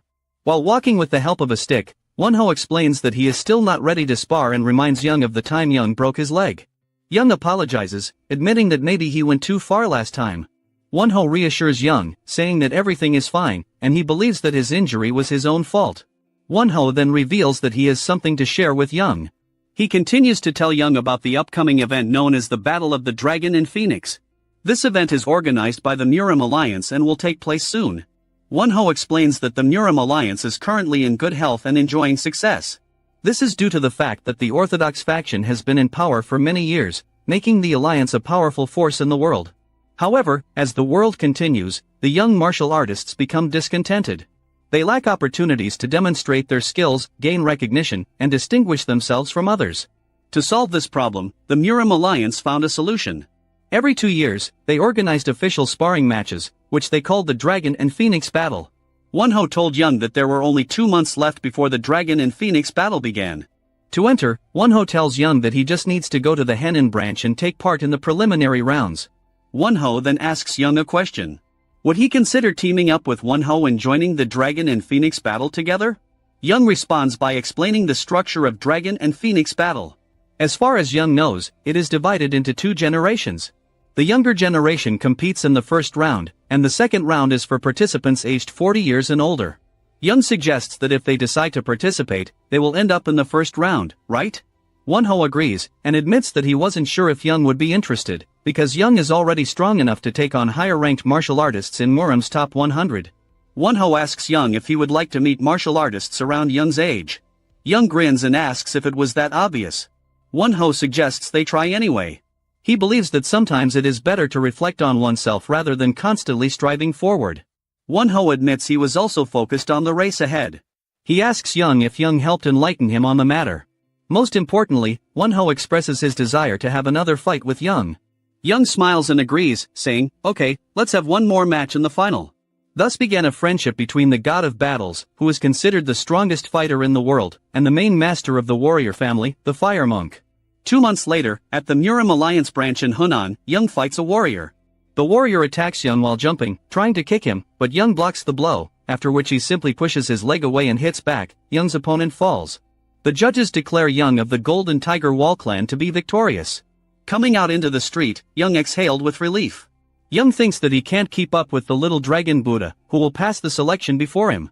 Young realized that he would not get along with the little dragon in the final selection. The little dragon Buddha said goodbye to Young and wished him an easy passage through the qualifying round. Large well-known schools do not participate in the selection process but immediately get to the main competitions. Young thought that the world is not fair. A boy approached Young and handed him a letter, calling Young an old man, which caused him great surprise. The boy added that the beautiful lady asked to deliver this letter for the old man.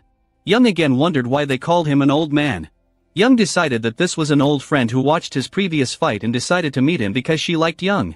After reading the letter, Young realized that he was being invited to a meeting at a restaurant, but it was not clear who. Restaurant Lotus. Young has arrived. Young sat down at the table and waited. A girl in a hood approached him. Young did not recognize her and immediately asked her who she was and why he was here. The girl said that she was from the Murim Alliance, leader of the celestial school Somayan. When So took off her hood, everyone around her froze when they saw such beauty. She explained that he was the winner of the last battle between the dragon and the phoenix and is now the head of the Heavenly Ball Fortress. The unique and mysterious Heavenly Sect is also a sect in which the successor is one person. This is a strange sect that wields the bow and only allows women to become leaders. Somayan is not just the leader of the Heavenly Sect. She is a gifted genius who has reached the very heights of martial arts and she is not yet 30 years old. She is also the last winner of the battle between the dragon and the phoenix. Young was shocked and said that he didn't know that they were part of the Murim Alliance. Young thought about what they needed from him. So before speaking further, she activated an energy barrier that enveloped both of them. So explained that they needed his help and what she would tell him now should not go beyond the confines of this room. Young is surprised that he is trusted with such important matters but So says she studied his reputation and how he behaves. Somayan said that she had recently been to the Shaolin Monastery and there they told her that Young could be trusted. So continued the conversation, she said. Every time during the competition different incidents happen and this time it happened too. Seo Mayan believes that there was an unfair selection here and Seo Wuchang, the current head of the Murima Alliance division in Hanam, is in cahoots with several families. He falsified the results of the qualifying competitions. Seo Mayan wants Young to steal these results but Young says that he is not on such matters. But Seo Mayan says that he knows that Young has already done this before and it won't be too difficult for him. Young is shocked by the awareness in the Murima Alliance. Young says that this is a big risk for him. Seo hands Young a special ID plaque. Now Young is the official inspector of the alliance. Young says that if you give something, you get something in return. Seo Mayan says that's great and asks Young what he would like in return. Hunan, Murima Alliance Qualifying Tournament. Seo Wuchang, the head of the Hunan branch of the Murima Alliance, will meet the guest in the schoolyard.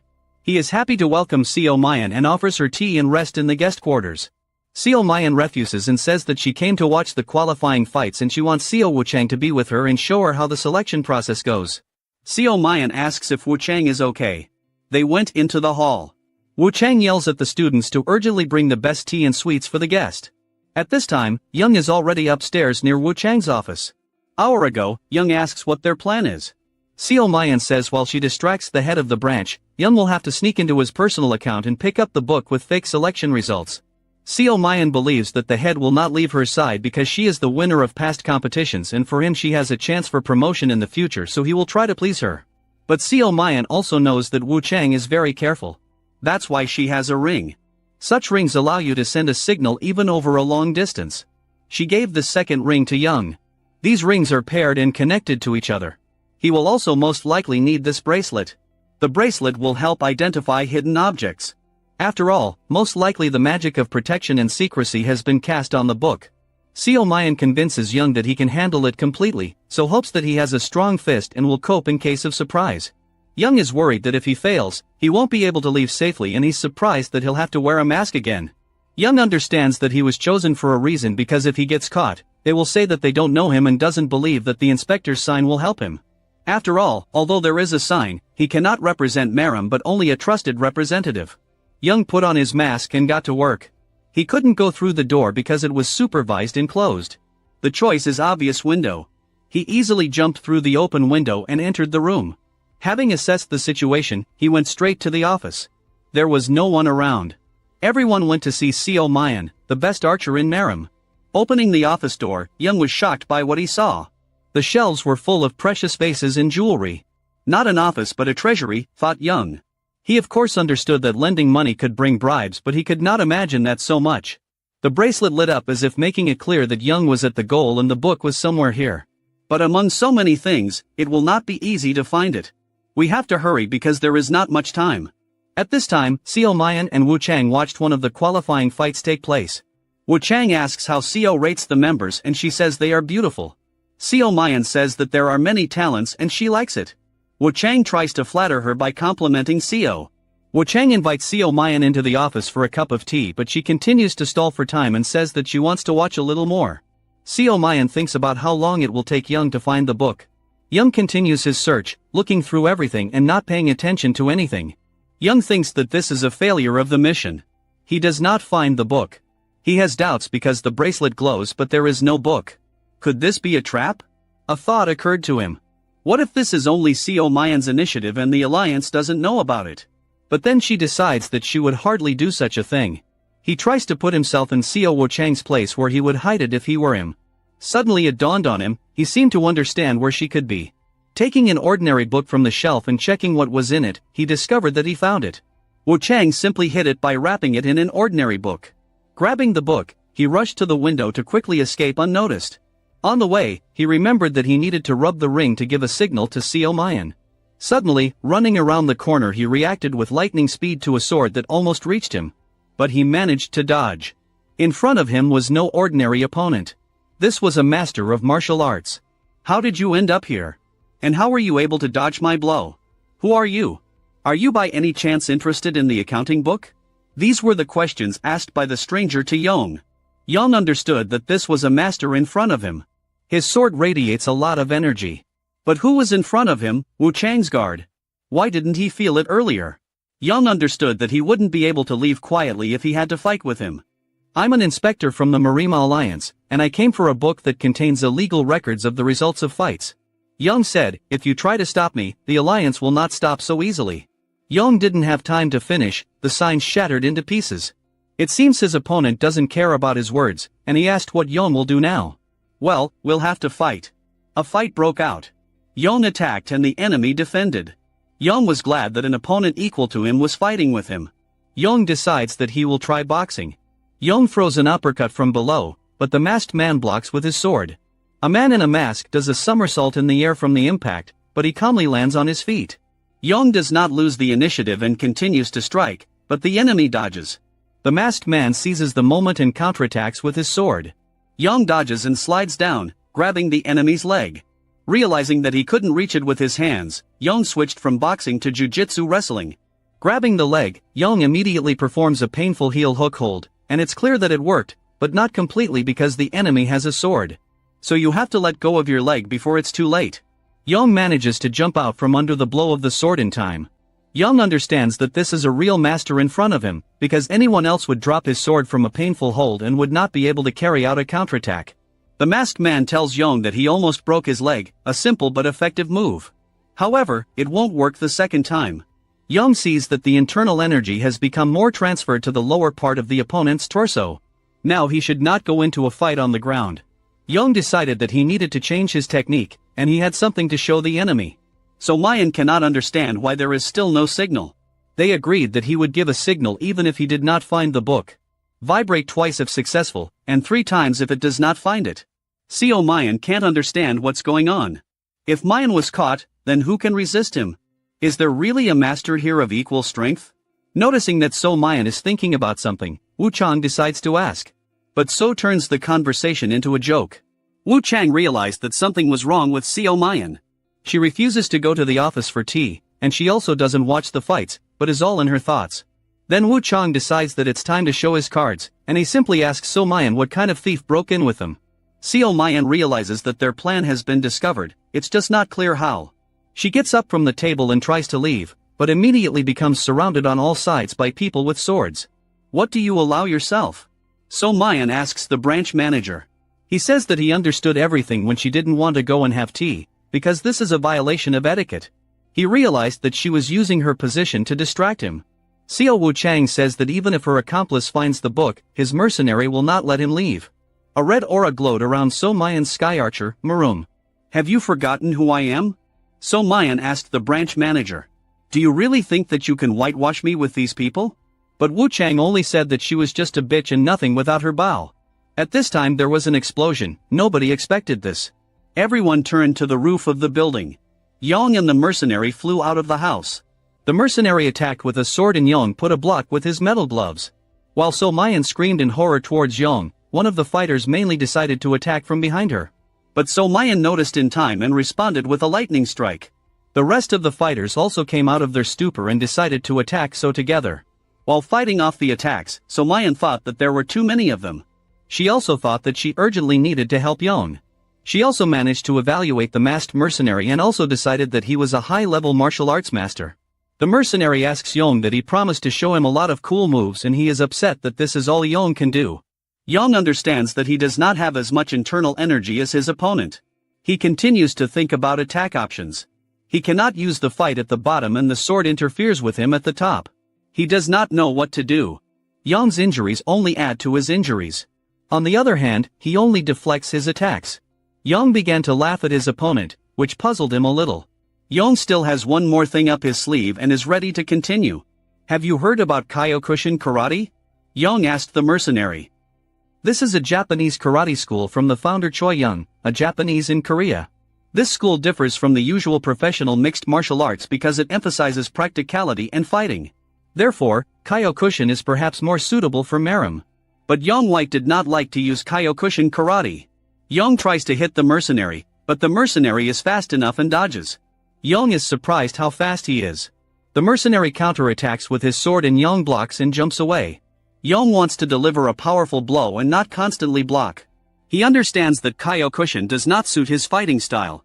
Yong again abruptly takes off and tries to hit the enemy in the head, but again his fist is blocked by the sword. The mercenary understands that this fighting technique is quite simple, but it can cause fatal injuries. The power of such a technique can be compared to the blow of a large bull. Yong continues to attack, but the mercenary dodges. Having dodged the blow, the mercenary jumps away and ends up behind Yong.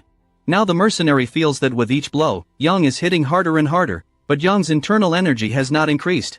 The mercenary felt Yong's bloodthirstiness increase. The mercenary very quickly jumps up to Yong and jumps and asks that this is all that his fight is capable of. A swing of the sword that could not be blocked in time, too fast, too close. Yong finally pulled out the sword and blood was shed. Damn, his footwork is too good, Yong thought. Kyokushin is unlikely to be able to help here. The mercenary definitely seems too fast now, but at the same time more evil.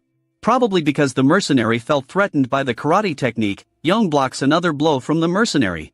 Yong realizes that he has even less time left and needs to attack urgently. But how to do that? Think. While his legs allow him to close the distance to his opponent very quickly, he moves in a straight line and it is difficult for him to suddenly change direction. Therefore, in this case, the answer is quite simple, Yong thought. Again blocking the blow of the sword with his metal gloves. Having dodged the blow, Yong suddenly decides to move, goes around the mercenary and runs. The mercenary is shocked. Has his opponent really decided to run away? Does he really think that he can get rich from him? The mercenary believes that with such wounds, Yong will not be able to escape and suddenly jumps after him. Yong runs to the edge of the roof while controlling the movement of the mercenary behind him. Now you're hooked, he thought. The bait worked. Yong stopped abruptly at the edge and simultaneously turned to face the enemy. Yong prepared to attack. While jumping, the mercenary thought that his opponent's behavior was too strange. But now he would definitely get him. The mercenary grabbed the sword in his other hand. A strange technique, the mercenary thought. The distance was closing. The mercenary's sword will now reach Yong's head, Yong's lightning-fast reaction. He already knew that this would happen and put his metal glove towards the blade of the sword. The glove turned out to be stronger than the sword. The tip of the sword could not stand it and shattered into pieces. By inertia, the mercenary continued his flight to meet Yong's fists. In a split second, he realized what Yong was up to. But it was too late. Having gained speed, the mercenary could not stop. And having lost his sword, he could no longer block the blow. He was left without protection and got close to Yong. Yong threw the enemy away with a second blow of his fist. He did it, it was a great shot. But that was not the end. He only broke the sword. The enemy is still without major damage. Yong ran towards the enemy as quickly as possible. This is his chance to win while the enemy is without his weapon. And until the mercenary began to use his fast legs again, Yong must put him down very quickly. Having closed the distance, he fell for his own trick and was unable to avoid the mercenary's blow. From the blow, Yong flew into the wall and crashed into it with such force that stones flew off the wall. The mercenary admitted that he was very surprised that Yong used his fast legs to destroy his sword. He also admitted that he had not had such an interesting fight for a long time.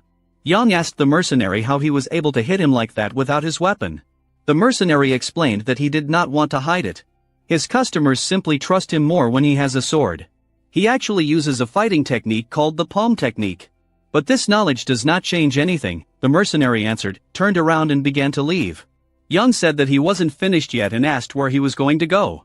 The mercenary said not to worry about it and they would see each other again soon. And he threw away his mask. I hope you will be stronger next time, the mercenary said and left Yong.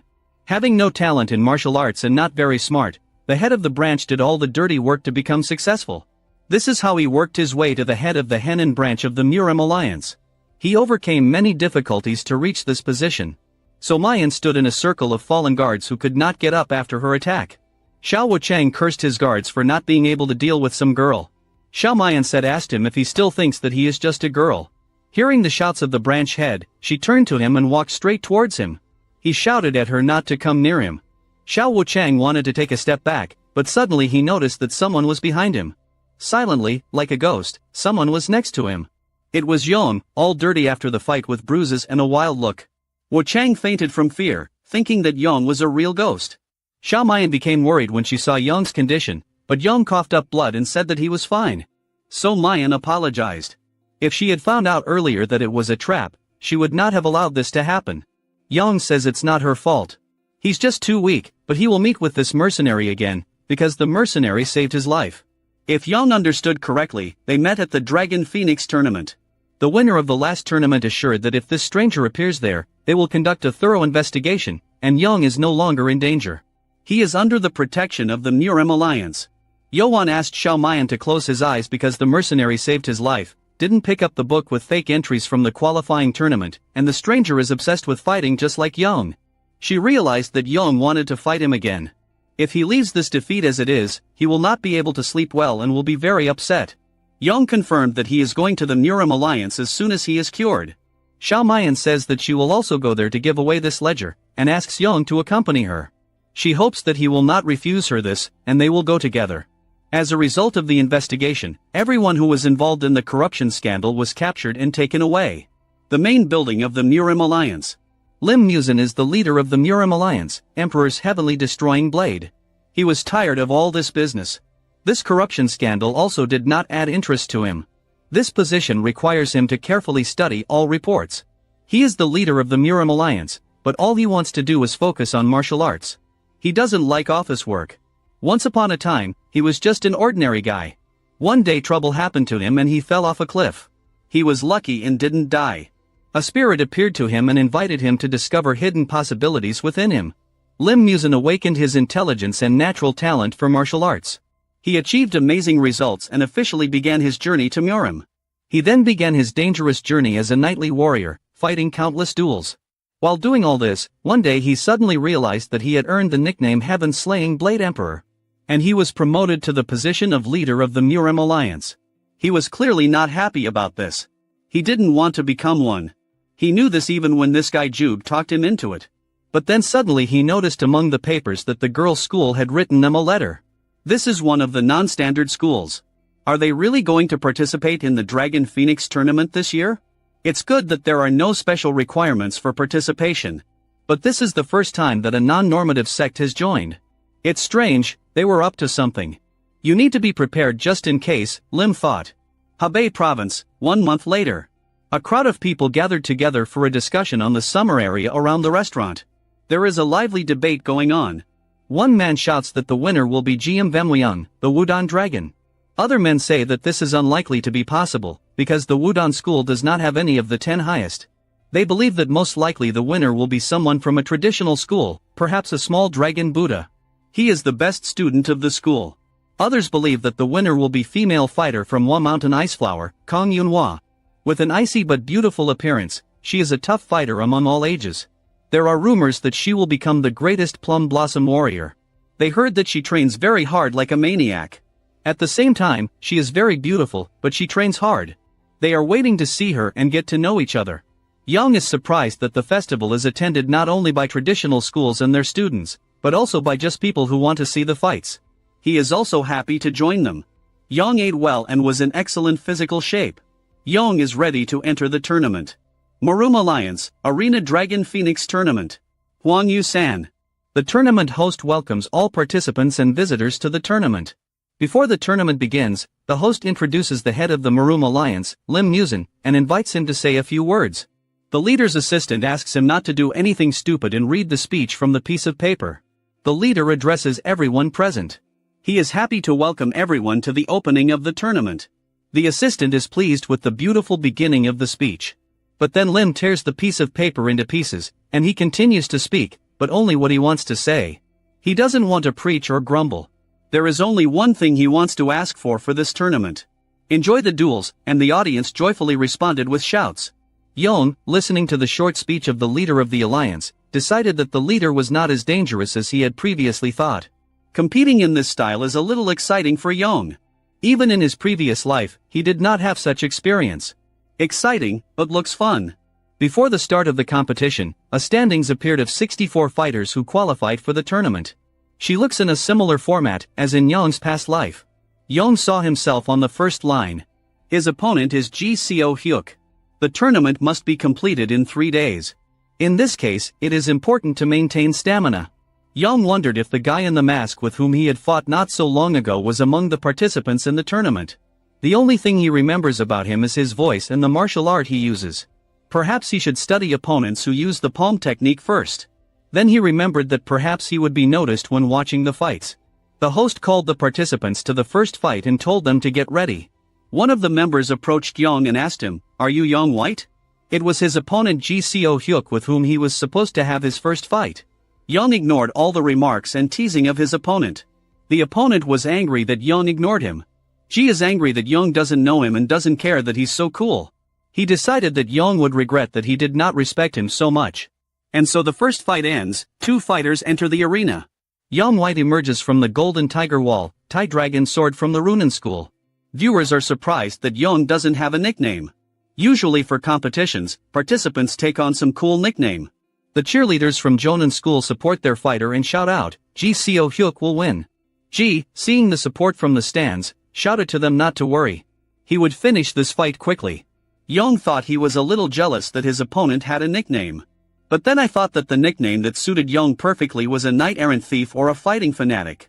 Ji, seeing Young's smile, began to get furious. He shouted so that Young should not dare ignore him and laugh at him. Ji said that he is not a joke. The judge told them to get ready for the fight, and if they are ready, then they can start. Both fighters said they were ready. The judge announced the start of the fight. The fight began, and Ji was the first to rush towards Young. Having sufficiently run up, Ji jumped up and decided to attack from above. Young was ready for the strike and blocked the blow with his metal gloves. Ji used the sword technique, Merciless Tie. Spectators said that Ji was a rising star and the best representative of the sect.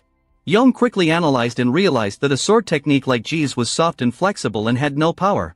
These are momentum embrace techniques. Such an advanced technique can only be used by gifted fighters of the Jonan sect. Young understood how he would continue the fight and decided to also be flexible and show his soft technique. Ji was amused by this stance. Ji attacked again with his sword. Young easily dodged the sword and was able to close the distance and get closer to his opponent. Ji couldn't land the next blow. Young blocked his hands. Grabbing his kimono, Young threw himself over his hip, a technique used in judo. The throw ended with a very strong fall to the ground. The school students were shocked. Young's opponent was struck down and knocked out. The fight is over. The judge announced, Young White, a student from the Golden Tiger Wall School, is declared the winner. Seeing this, the head of the school became furious. He could not understand how a student of an unknown sect could defeat his gifted student, Ji. The head of the union and his assistant decided not to kick him out or interfere. They discussed Young's wrestling style and came to the conclusion that he used the weight and strength of a wrestler. The head of the Allens decided that this technique differs from the Taiji technique, but goes well with it. The head of the alliance liked Young. He compared it to the wind. It is not limited to any particular form like the wind. Young got tired and decided to leave the ring. He felt sleepy. Having received permission to leave, he left. Young understood that by applying his past life experience in MMA in this tournament, he would receive a negative assessment from other masters. But he did not think that it would be so bad. Therefore, he decided to leave the stands so as not to irritate the spectators and representatives of other martial arts sects sitting nearby. Suddenly, he heard someone address him with a question. Where are you going to go? Young immediately replied that it was none of his business. Turning around, Young saw his brother-in-law, long time no see White. His brother-in-law praised him for a great fight. Young said that he was lucky. His opponent was not so strong. The brother-in-law explained that one of the best fighters who had claimed victory in this tournament fought with him. Young was very surprised by these words. The brother-in-law continued to talk about his opponent with a big smile. He said that this guy has a flawless and exceptional sword technique. Young laughed, his technique like waves.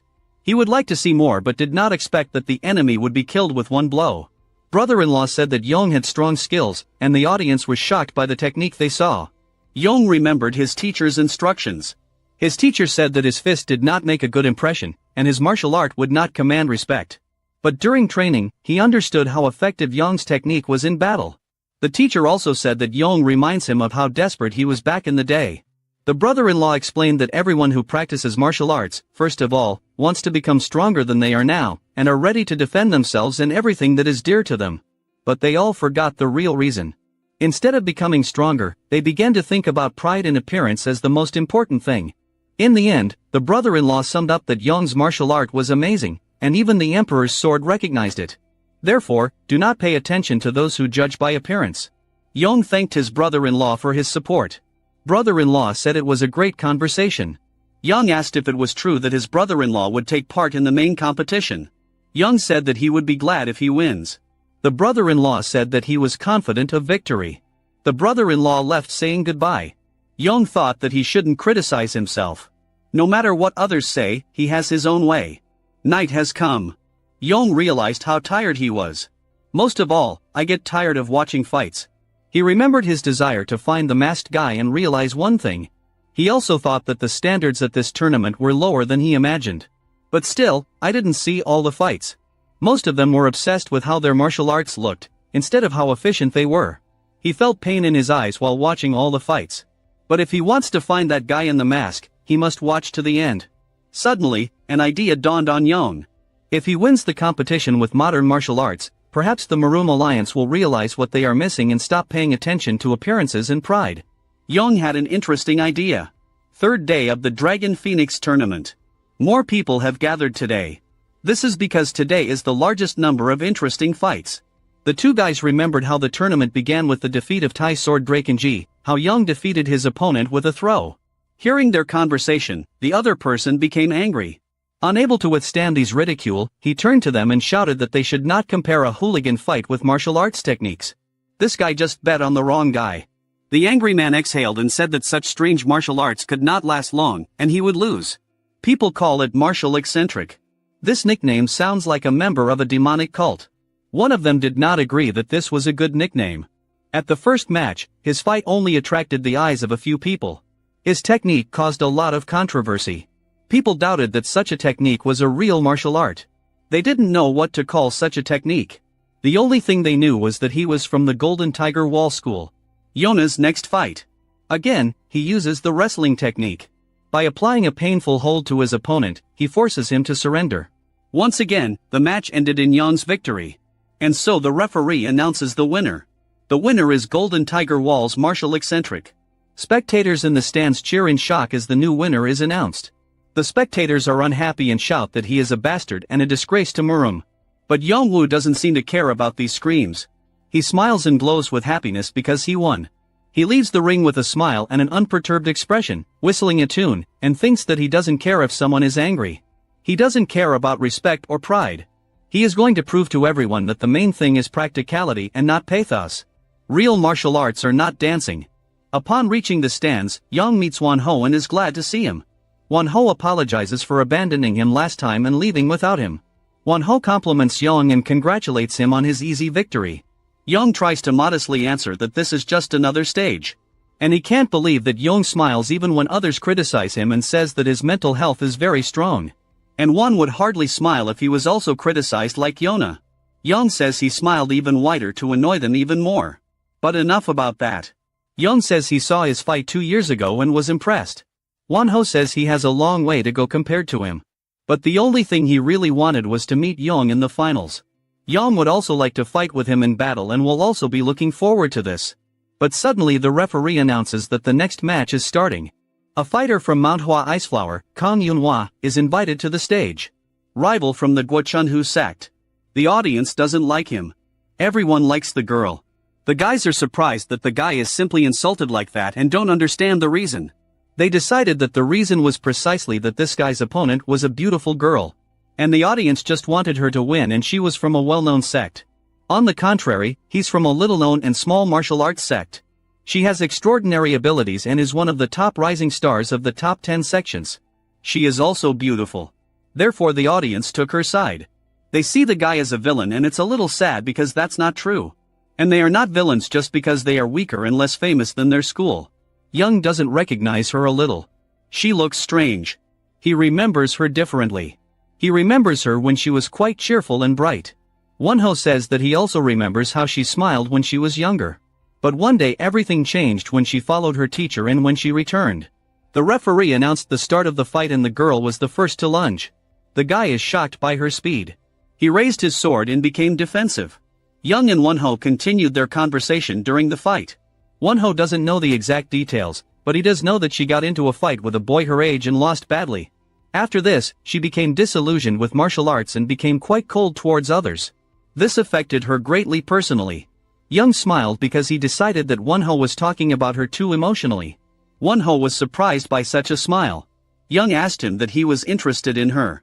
Wonho began to deny that it was not at all and there was no need to joke like that and he didn't fall for her. But Young continues to joke. Young offered to talk to her and when he was young, he actually... Suddenly Young remembered how he fought with a girl as a child. Was it really her? Then he won that battle. She lost badly then. Young realized that it was she and it was he who influenced her. Now she is a ruthless fighter and is no longer the little girl she was when she was a child. The fight continues. The girl knocked the sword out of her opponent's hands. The opponent is defeated and gives up. The referee announces the winner. Winner Iceflower from Hua Mountain, Kang Yunhua. Most of the spectators are delighted and believe that she will most likely win the tournament. And suddenly one of the spectators came up with a nickname for her. Iceflower Phoenix. Other fans picked up this nickname, and all the spectators started chanting, Iceflower Phoenix. She turned around and saw Young and Wonho. The guys were clearly embarrassed, and Young felt ashamed. So again, the fight. New tournament participants entered the ring. Wonho is a representative of the Shaolin Temple, the Little Dragon Buddha.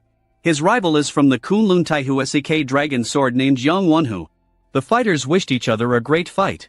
The guy with the sword was the first to jump at Wonho, shouting and getting ready. Wonho dodged the sword and pointed it to the side while trying to strike with his other fist. Young, looking at the fight, noted that Wonho had become stronger than before, but he still follows standard combat and does not move away from his technique. Young decided that the little Buddha dragon would win, and I decided to go and rest. How suddenly he heard, "Are you avoiding me?" Young turned around and saw a girl approaching him. "Oh, you haven't changed at all," the girl said. The same stupid face and the same shameful military techniques. Young immediately replied that he doesn't care who thinks his fighting style is a disgrace, it's his style. Kang Yunhua laughed and compared his style to tumbling on sand. Young said yes, but I still won, despite such martial arts, just like I did before when I fought with you as a child. Kang blushed at these words. Young continued, "Why are you looking at me like that? Are you interested in me?" Kang Yunhua was furious. "Who could be interested in someone like you?" Young asked, "Do you have anything to tell me?" "Okay, then I'll be the first to say. Honestly, I have nothing to say if you hold a grudge for what happened when we were young. I just stay true to my martial arts style, and I didn't mean to humiliate you. And while everyone is looking at my martial arts, I am proud of it, and I really believe that my technique is the strongest." Kang Yunhua was shocked by these words, but decided to continue the conversation. "What are you talking about?" "That's what I wanted to say." Young replied, "You lost to me because I was weak.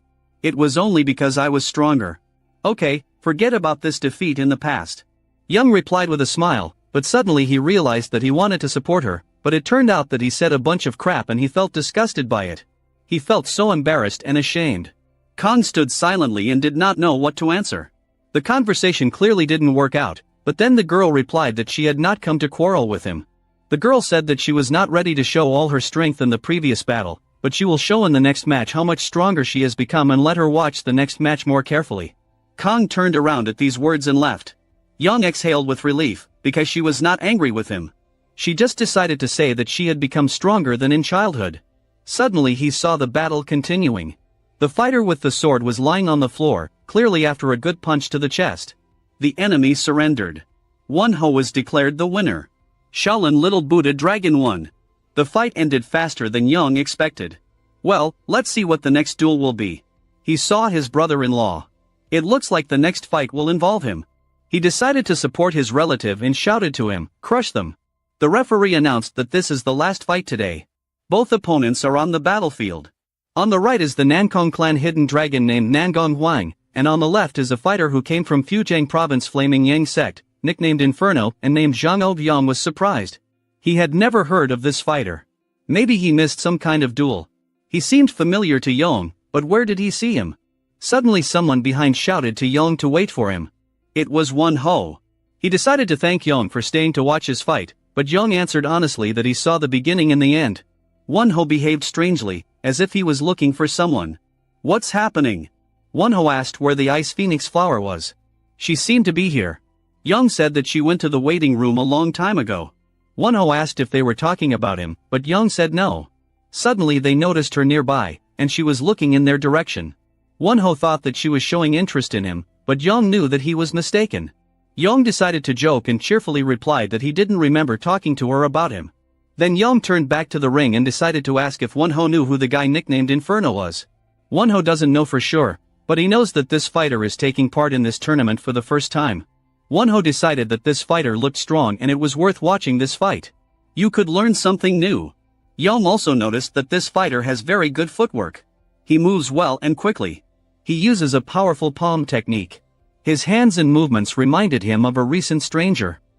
This guy could be the same masked stranger that Jan fought with on the roof of the Murim branch. He completely forgot about him, but it turned out to be true that he would be a participant in the tournament.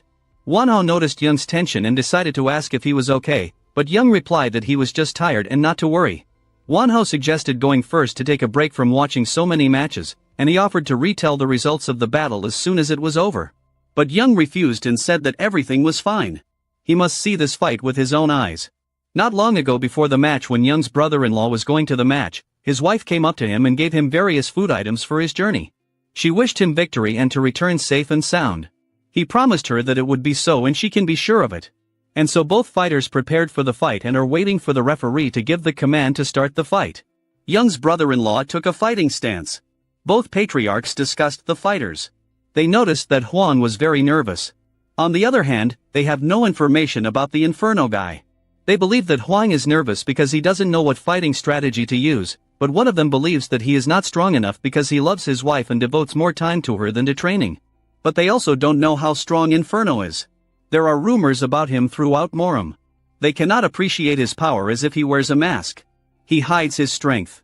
As a result, Huang's father is now shocked that his interlocutor cannot feel the power of Inferno, and he calms him down and tells him not to worry. In any case, if he can hide his inner strength, then he is most likely a powerful martial artist. They are sure that Huang knows about this and is ready, and therefore he is worried more than usual. The gray-haired head of the clan offered to admire the skill of his son. It doesn't matter who is in front of Huang in this battle. They will fight. Both fighters said they were ready for the fight, and the referee gave the start. Huang ran sharply to the side, which discouraged the red-haired fighter. Inferno decided that Huang wanted to test what he was capable of by increasing the distance between them. Perhaps he was as careful as rumors circulated about him. But this is useless, even if he wants to escape from the Inferno. It can't match the speed of his leg movements. Noticing that Inferno reacted to this, Huang also rushed towards him and decided this was his chance. He stopped abruptly, used the heavily flying swallowing sword technique, swinging his sword so hard that it is impossible to get close due to the energy it emits. Yang and Wanho are shocked by what they see. Wanho believes that now the match will end with the level of energy that this sword emits. Yang doubts his brother-in-law will be able to win so easily. Inferno used his technique. He also noted that the sword technique is very strong, but not enough to win. Huang realized that his opponent was much stronger than he thought. He also decided that when Inferno uses his legs and jumps, he cannot quickly change his route, and he can catch him doing it. If this is all that Inferno is capable of, then he can finish it with the help of his secret technique. It seems that these two guess what Huang is up to, but we don't yet. Inferno is in a good mood and feels strong, but doesn't know what's next yet. Huang uses his secret technique from the Imperial style and makes an attack. Spectators in the stands froze in surprise. It became cold around, as if in winter. Yang also felt the cold air. This is the radiation of Huang's internal energy. It is very powerful. Perhaps his brother-in-law will win this duel. Inferno decided to comment on this technique. He told Huang this technique is very powerful and releases internal energy to the outside, but inside it kills. You should be afraid of such a destructive technique. If you have insufficient control, it can harm you. But Huang just shouted back, "Shut your mouth." Well, if this is not so, then show me. Inferno said. Thousands of icy, knife-sharp fragments rained down on Inferno. Inferno doesn't expect this. Is this ice? He dodged them as best he could, but could not defend himself completely from them. Some fragments wounded him, but he did not wait and immediately attacked in response, jumping towards the enemy. As he jumped, Inferno activated his technique, but she didn't help him and he was thrown away. Again, thousands of ice arrows flew at him. Huang thought that he was winning and needed to finish this fight. Again, a new technique of 10 iron swords. Huang jumped towards Inferno with his sword pointed forward. The spectators froze in anticipation. The heads of the clans were also waiting to see how it would end. The sword almost reached its target, but Inferno's hands grabbed the tip of the sword. I saw that you were nervous, but you were strong enough. Not enough to defeat me though. Inferno said, moving the tip of his sword to the side. The fight continued. Inferno threw away Huang's sword and jumped at him. With great speed, he touched Huang's head with his hand.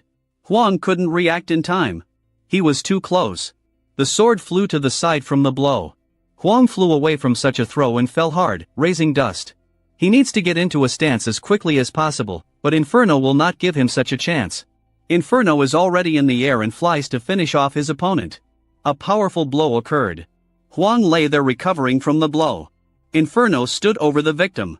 Huang's mind was spinning with thoughts. Impossible, he repelled the attack with ice and blocked my blow without any damage. His level of invincible physical strength, he is simply invulnerable. Inferno turned to his opponent. I see that the spirit of struggle has faded in your eyes. Do you accept your defeat? Huang replied that normally he would admit defeat, but he doesn't want to do it right now. Young and Wanho are worried because if Huang uses Ice Punch now, both of them will be hit. Huang remembered and mentally asked his wife for forgiveness for not being able to keep her promise. Huang used his technique and thousands of ice stones fell on them. Inferno activated his magic and a flame lit up in his hands. Streams of fiery tentacles burst out of Inferno's hands and began to burn the ice. Huang looked and couldn't believe his eyes. It's simply not possible. Inferno said he was impressed by such an icy show. But too weak against my skill at frying. Winner Flame Sect Yan, Inferno Jangle winner. The audience is delighted again. They liked the fight. They are also glad that finally a representative of the new school can become the winner in a long time. Huang leaves the ring almost exhausted and the referee helps him. On the way out his father meets him and asks if he's okay, how he's feeling. He asks his father for forgiveness for losing this fight. The father decided to support his son and says that he did everything he could and Huang replies that he has no regrets. The father tells the referee to leave his son to him. He will help him. His father tells Huang that everything will be fine and he needs to trust him. Huang still feels guilty and apologizes again, but his father says that he did everything he could. The father says that he is proud that he has such a son. He lost, but it was a wonderful ending. Meanwhile, Young left Wanho while he thought about what lessons and experience he learned from watching this fight. He approached Inferno. Probably he wanted to clarify some points for himself. Don't look at me like that. If you have something to say it quickly. Inferno replied when he noticed Yona. Yi Yang asked if he was the one who fought him at the Hunan branch. If yes, then what? Do you think people like me can't take part in the tournament or do you want to take revenge on your brother-in-law? No, I don't want to do this, Young answered sharply. Suddenly streams of energy burst out from somewhere. The energy flows described a circle and created an energy barrier. Young says that he will learn new techniques from their last meeting. This barrier will not allow other people to hear their conversation. Inferno asked what his interlocutor was up to. Young says that he's not planning anything bad. He's just so happy to meet him that he wanted to hug him, but Inferno thinks that Young is mocking him. Young continues to say that he's not angry and doesn't care that he did a bad job or that he beat his brother-in-law. Well, I'll be more honest, I just want to fight you one more time. Inferno was surprised by this proposal and asked Young if he wanted to fight right here. And Yang replied that it was not a bad idea and Young suggested doing it on the big stage for convenience. Inferno doubts that Yang will last until the finals with him, but Yang said that he is absolutely sure. Young confidently continued to say that not one of the participants could defeat him. No one except Inferno is possible, so he asked Inferno to stay in good condition and they will soon meet in the ring. 2 days passed, the quarterfinals of the tournament. A fighter with a spear is trying to attack our hero. Yang blocks and deflects these blows with his metal gloves. The audience cheers for the fighter with the spear. Yang blocks again and the fire spear does no damage. Yang moves sideways from the blow of the spear but remains on his feet. The opponent is happy that Yang cannot use his power on him and thinks that Yang is afraid of his spear. The fighter's name is Jisub. He is from the Shandong clan, nicknamed the Azure Dragon. He continues to chat about how Yang is upset because he is fighting such a tough fighter like him and cannot win. Yang seems tired of this fight. He probably needs to change tactics. The Azure Dragon performs tricks with a spear and continues to joke. Jisub decides that it's time for him to end this match with a victory and uses his move, jumping up and trying to attack from above like a snake. Yang thinks that this is not enough to win. Having gotten too close to Yang, he became open to a blow and immediately got hit in the face. The audience is shocked by this turn. They again see something unreal. The Azure Dragon is lying on the floor with a slightly bruised face, seemingly unconscious. The referee assesses the situation and considers that the duel is over. The referee announces the winner. Yang won the fight. Yang leaves the stage. Yang is unhappy that he has such weak opponents. He wants to fight Inferno. The defeat in the last battle with Inferno on the roof haunts him. He wants to fight him again. Seeing how Yang hit the wall and broke off a piece, some person approached him. Coming closer, she turned to Yang and asked why he was so unhappy and for what problem he could not find a solution. She likes such expressions, added the red-haired stranger. Yang stood stunned by this behavior, not understanding what was happening and how to behave. The red-haired beauty continued to compliment Yang, bewitching him. Is this magic? But then Yang woke up, removed her hand from his face and began to speak. What are you doing? Asked Yang. The redhead is surprised that he doesn't know her.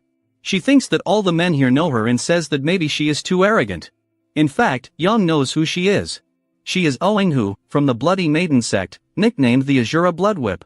She left a deep impression on Young because she uses a whip technique and a martial art that is not limited to ordinary techniques, an unorthodox school. When she goes out to duel, it looks like she is torturing people and fighting. Young didn't understand what she wanted from him. She continues to talk to him in phrases that are incomprehensible to him. She is surprised that he reacts to her words. She decided to stop throwing empty phrases and directly said that she wanted to ask him for something. "Are you dating an Ice Flower Phoenix?" Eun-hoo asked. Young is shocked by this question. Young shouted, "What the hell are you talking about?" She saw them talking recently and decided that they knew each other. Young decided to tell her that they know each other, but this is not enough for everyone to think that they are a couple. Eun-hoo laughed. She says that Young is a very tough fighter but not very smart. She says that ordinary people don't understand this, but not her. She sees people through. She heard a rumor that when the Ice Flower Phoenix was young, an incident happened to her, after which she began to build a wall around herself. She thought it was fake until she met her at the tournament. She saw her icy eyes, and then she saw how Young was arguing with her and made the following conclusions. Ice Flower Phoenix, who was always so cold, suddenly spoke to Young with such an expression. Young asked what she was trying to tell him. "She is my next opponent and I may be too rough during the duel," said the redhead. "And if you are a couple, I will apologize to you in advance, because what happens will look bad in the eyes of her partner." The red-haired devil finally admitted. Young said that she did not need to apologize to him. He met the Ice Flower for a short time in childhood. They do not have a relationship. Young said that he was tired and would go to rest. He thought to himself that meeting the Ice Phoenix Flower was simply ridiculous. Bloody Azura Whip was not satisfied with Young's answer and now has doubts. After Young's match, the following matches started to happen faster. There were victories for his buddy Won-ho. The little dragon Buddha also continued to defeat Inferno from the Flame Young sect. And then came the battle between Ice Flower Phoenix and her rivals. Her opponent was the same Azura Bloody Whip from the Bloody Maiden sect. So the match started. Support from the spectators towards the flower was heard from the stands. Bloody Whip decided to chat a little before the fight. This is her first time seeing the Ice Phoenix Flower so close and she notes that she is very beautiful. Ice Flower doesn't care, she keeps her cool. Bloody Whip doesn't understand why Ice Flower doesn't want to talk to her. Ice Flower said that the Bloody Whip probably wants to fight with his mouth. Ice Flower suggested focusing on the fight and Bloody Whip agreed with displeasure. Blood Whip prepared herself for battle and began swinging her whip. The referee saw that everyone was ready and announced the start of the fight. Bloody Whip waved and decided to attack first, pointing the end of her whip at the Ice Flower's face. The Ice Flower dodged and suddenly rushed towards her opponent to close the distance. Let's see what happens next. The Ice Flower is already close to its red-haired rival. Bloody Whip doesn't see anything dangerous in this, she's having fun. She sees this as predictable behavior from her opponent. Ice Flower blocks with her sword, and he also attacks back with the energy of his sword. We see how this technique worked. A hurricane force ice stream went towards the opponent of the Ice Flower. Spectators from the stands shout words of support to their favorite. They clearly liked this reception. Won-ho is worried and wants the Ice Flower Phoenix to win, but Young just watches. Young knows that not everything is so simple, and Oh Eun-hoo is not an easy opponent. The icy fog is dissipating. Bloody Whip did not expect such rudeness towards her. This reception upset Eun-hoo. Eun-hoo stood waiting for an answer. Eun-hoo thought that the blow did not cause much damage to her opponent, but she realized from this attack that her opponent was not so strong. Blood Whip wipes the blood from his nose and prepares to retaliate. Eun-hoo thinks her sword is a level faster than a whip. If he can use this, he can win. She thought that when she wins, she will assert herself even more. Thoughtful, she lost focus and did not have time to block the blow of the whip. Eun-hoo was glad that she had caught her opponent and struck. The blow was so hard that it tore off part of the Ice Flower's clothing. Eun-hoo asked if the Ice Flower wanted to continue the fight. "Are you ready to fight further?" The Bloody Whip asked, smiling. Eun-hoo felt she had an advantage and laughed at Eun-hoo. Eun-hoo began to lose control. She screamed to shut her mouth. Again the blow of the whip is from the other side. The clothes are torn again by the whip and hit hard on the second hand. Bloody Whip continues to mockingly say that she is sorry and did not know that she would not be able to block the blow and the clothes were torn again. Probably because you're ashamed that part of your body is not covered, you are a woman not a fighter. Eun-hoo continued to speak and put her foot on Eun-hoo's head. Eun-hoo got tired of this mockery and grabbed Iona's leg with her hand. With screams, what does she know about it? Removing her foot, she stood up and swung her sword. Yunhua continued to say that she has no idea how hard she worked to get this far. The fight continued. Anger gave Yunhua strength. "You don't know anything," Yunhua shouted. "It's time to test how much of a fighter you are," answered the bloody whip. "And we will learn the difference between the shame of a woman and the pride of a martial arts fighter. Now we will find out what you will choose," finished speaking bloody whip. It looks like the whip reached Yunhua and her clothes again, causing her pain. Some spectators could not stand it and decided to leave. Because it no longer looked like an ordinary fight, more like the entertainment of one crazy woman. Yunhua continued to fight, her will is still strong and she will continue the fight. One of the spectators cannot understand why the fight is not stopped and shouts for it to stop. "This must stop because this is not a duel but an inhumane mockery." The host thinks what to say and what decision to make. "If we stop the fight now, she will never be able to hold the sword anymore," the host replied. "You don't know how hard she worked on herself to become who she is now." He shouted to her, "Now we can only believe in it." Yunhua heard and swung her sword. Yunhua and Inhu continued their battle. "You're not that badly injured, but your movements have become slower," said the bloody whip. "She is trying to attack just to tear my clothes," thought the ice flower. She couldn't lose over something so small. She'd been through too much, she thought to herself. "I have to focus on my opponent first." Yunhua continued to hit the whip with her sword. "Oh my god, I see your thighs," continued to mock Inhu.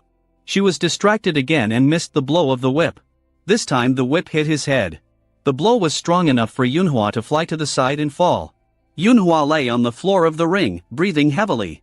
"You have to understand, you're not a martial artist or anything like that," the bloody whip of the Azura said directly. "You're just a woman," Inhu summed it up. "The fact is why I can't fight well to Malayangwa, because I was a little naked and distracted by this. I tried to hide this shame, maybe I'm really not meant for this." She remembered Yong's words. He told her that even when people look at his martial arts with contempt or criticize him, he's proud of his martial arts. He told her that she lost, not because she was weak, but because he was stronger than. She also needs to become stronger than this person. She stopped trying to cover her body and threw the cloth in her rival's face. Now she will fight differently, without being distracted by her uncovered flesh. "You're no better than me when you use your dirty tricks," Yunhua shouted. "Oh you bitch," Inhu shouted. "I'm sorry that I haven't shown all my power yet," Yunhua replied. Blue energy engulfed Yunhua and she jumped with the sword at her opponent. "Now I will show you everything I can do." Yunhua shouted and struck with her sword so that the bloody whip flew off from the blow. The spectators were shocked by what they saw. Yang is also shocked by what is happening. "Welcome to the next level." "Impossible." Damala Inhu and spit blood into the ring. This bitch was on the verge of death. How could she? Yunhua was preparing to finish off her enemy. There is no stopping her. Bloody whip stood up. She couldn't lose like this. "Don't stop," Yunhua shouted. Inhu swung her whip with all her anger. The red streams of energy from her whip created an almost impenetrable defense. But not for Yunhua. She easily dodged the lashes and approached Inhu. Approaching Inhu, she struck with her sword. Yunhua's opponent is back on the floor. "Writhe in pain," she whispered. "How could you?" Yunhua looked at her rival now as a predator and not a victim. But suddenly, Inhu grabbed her whip and swung it, attacking Yunhua, shouting, "Don't you dare look at me from above." This was not a simple swing of a whip. It was a special technique. Yunhua repelled all the attacks of the whip, but the energy of the whip engulfed her. Bloody Whip thought it didn't work. Yunhua continued to stand and asked, "Is this all?" Suddenly Yunhua felt something strange. Suddenly she just fell to the floor of the ring. She was paralyzed and could not move. Inhu was happy. Her dirty trick had worked. "It seems that the ice phoenix flower has no energy left," Inhu said, and slowly started to get up. "Did she really use some kind of poison?" "I can't move," Damala Yunhua.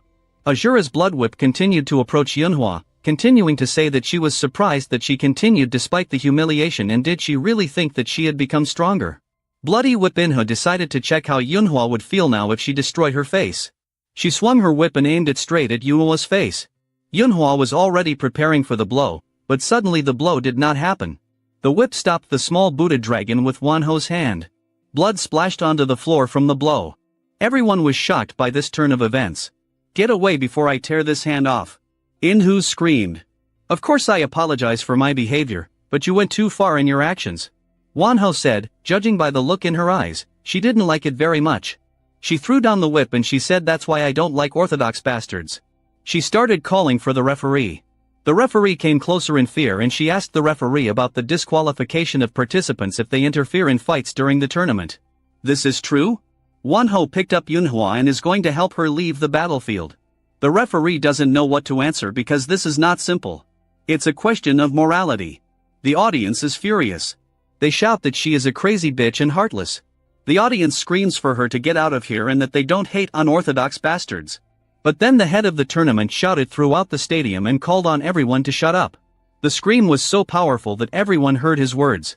He said that the situation is difficult, but they call themselves orthodox for a reason. They must preserve traditions and their own rules. Little Buddha Dragon will be disqualified. Wonho helped the Iceflower Phoenix. School officials thank him for this. We want to reward you for your kindness, the teacher said. But Wonho said that everything is fine and there is no need to worry. He was more interested in how she felt. Her teacher said that thanks to him she was not seriously injured. She is very upset by the result of this match and wants to be alone. Okay, say get well soon, said the little dragon Buddha. The teacher agreed. Wonho left clearly in a good mood. The teacher couldn't understand how Wonho was in such a good mood. He should be upset about the disqualification, but he continues to worry about someone else. Amazing man, thought the teacher. The second student decided to have a fight with the teacher. He suspects that the fight was unfair. Everything is somehow strange. He says the bloody whip of the Azura clearly did some kind of trick. Yunhua could not have fallen so sharply. It looks like paralytic poison. The student expressed his opinion, but the teacher replied that it was enough to discuss this, it was all over, and there were no signs of poison or tricks. Yes, she most likely uses some kind of poison made using a special technology that does not allow it to be identified or detected. The teacher said, it is unlikely that the Murim Alliance will agree to stop the tournament so that we can figure this out. The student got very angry. He thinks that this is so unfair because she would have won if not for these tricks of the unorthodox bitch. He immediately apologized for such statements. Long heard this conversation standing not far away, and realized that Yunoa's loss was due to Inhu's dishonest game. 2 days later, the tournament continues. This is the semi-final of the Dragon Phoenix tournament. The fight is between Jan White of the Golden Tiger Wall and Oinhu, Azura Bloodwhip of the Blood Maiden sect.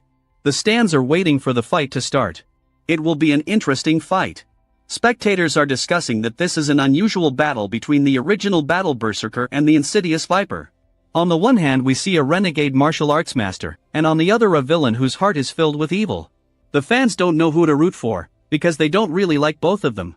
Young remembered and thought about everything connected with Yunhua, and her defeat in the past and now. Again, a short conversation before the fight. Inhu says she expected such a fight to take place between two hotly debated figures in the tournament. She's trying to somehow hurt him with her words. She says that he has no protection. Her whip can hurt him without armor. He was tired of the arguing and said that she was too talkative. Enough of this chatter, let's get started, Young said. But before he could finish speaking, the end of the whip was already flying into his face. A cunning trick it was to be expected, but let's see what happens next. Inhu happily said that the orthodox guys are not very good, because they are proud and want to look good. That's why he will also lose. The fog that had risen cleared, and it became clear that the end of the whip was in Young's hand. Young says she is right, they are losing because of their pride. Young pulled the whip towards himself with all his strength. The bloody whip of the Azura flew up from this and will probably fall now. She was shocked by this. What the hell? Flew straight towards Yona. Young threw an elbow strike straight to the head. The Azura's bloody whip flew away. From such a blow, she somersaulted in the air and fell several times like a ball. The fall did not end in the ring, and she rolled out of the ring. She seems to have lost consciousness. Once again, the audience is shocked by what happened, but the audience liked it. They rejoice and shout that the amazing original martial artist is a berserker. The fight is over. Winner Yong Huite, Origin Martial Berserker. The head of the alliance liked the fight and praises Young for it. Inferno asks for what reason he called them both. The head of the Murim Alliance congratulates them on reaching the finals. He is sorry that the little dragon Buddha is disqualified. Perhaps he would have stood here instead of Inferno. Inferno clearly didn't like this. He said that he was leaving if there was nothing more to say. Young also thought that why should he stay here? Wait, I haven't finished the conversation yet, the head of the alliance said. Everyone felt the pressure he created. A blue light was created in the air. Both participants in the tournament were tense and frightened by this, but then the head of the alliance exhaled and laughed. Why are you so scared? It's a joke. I won't eat you, said the head of the alliance. Okay, stop joking. The reason why I called you both here, the head continued, because you're both too suspicious. Yang could not stand it and asked what he was talking about, what he meant. To be honest, several elders and he complained about your suspicious origins. He continued, I looked at your documents and both origins are very suspicious. On the one hand, they are strange and at the same time too pure, says the head of the alliance. The original Battlemaster Berserker helped the Murim Alliance during the incident in the Henan branch, and he was sent here by the Golden Tiger Wall. So there are no problems with his identification, but your records, John O, are too clean. It's strange. It was as if someone had specially cleaned them, the head continued to say. So he called them both here to sort it out. Therefore they need to interrogate them and they ask for cooperation. Young said that he is not against cooperation, but why question him? Because there are no problems with his identification and they know where he is from.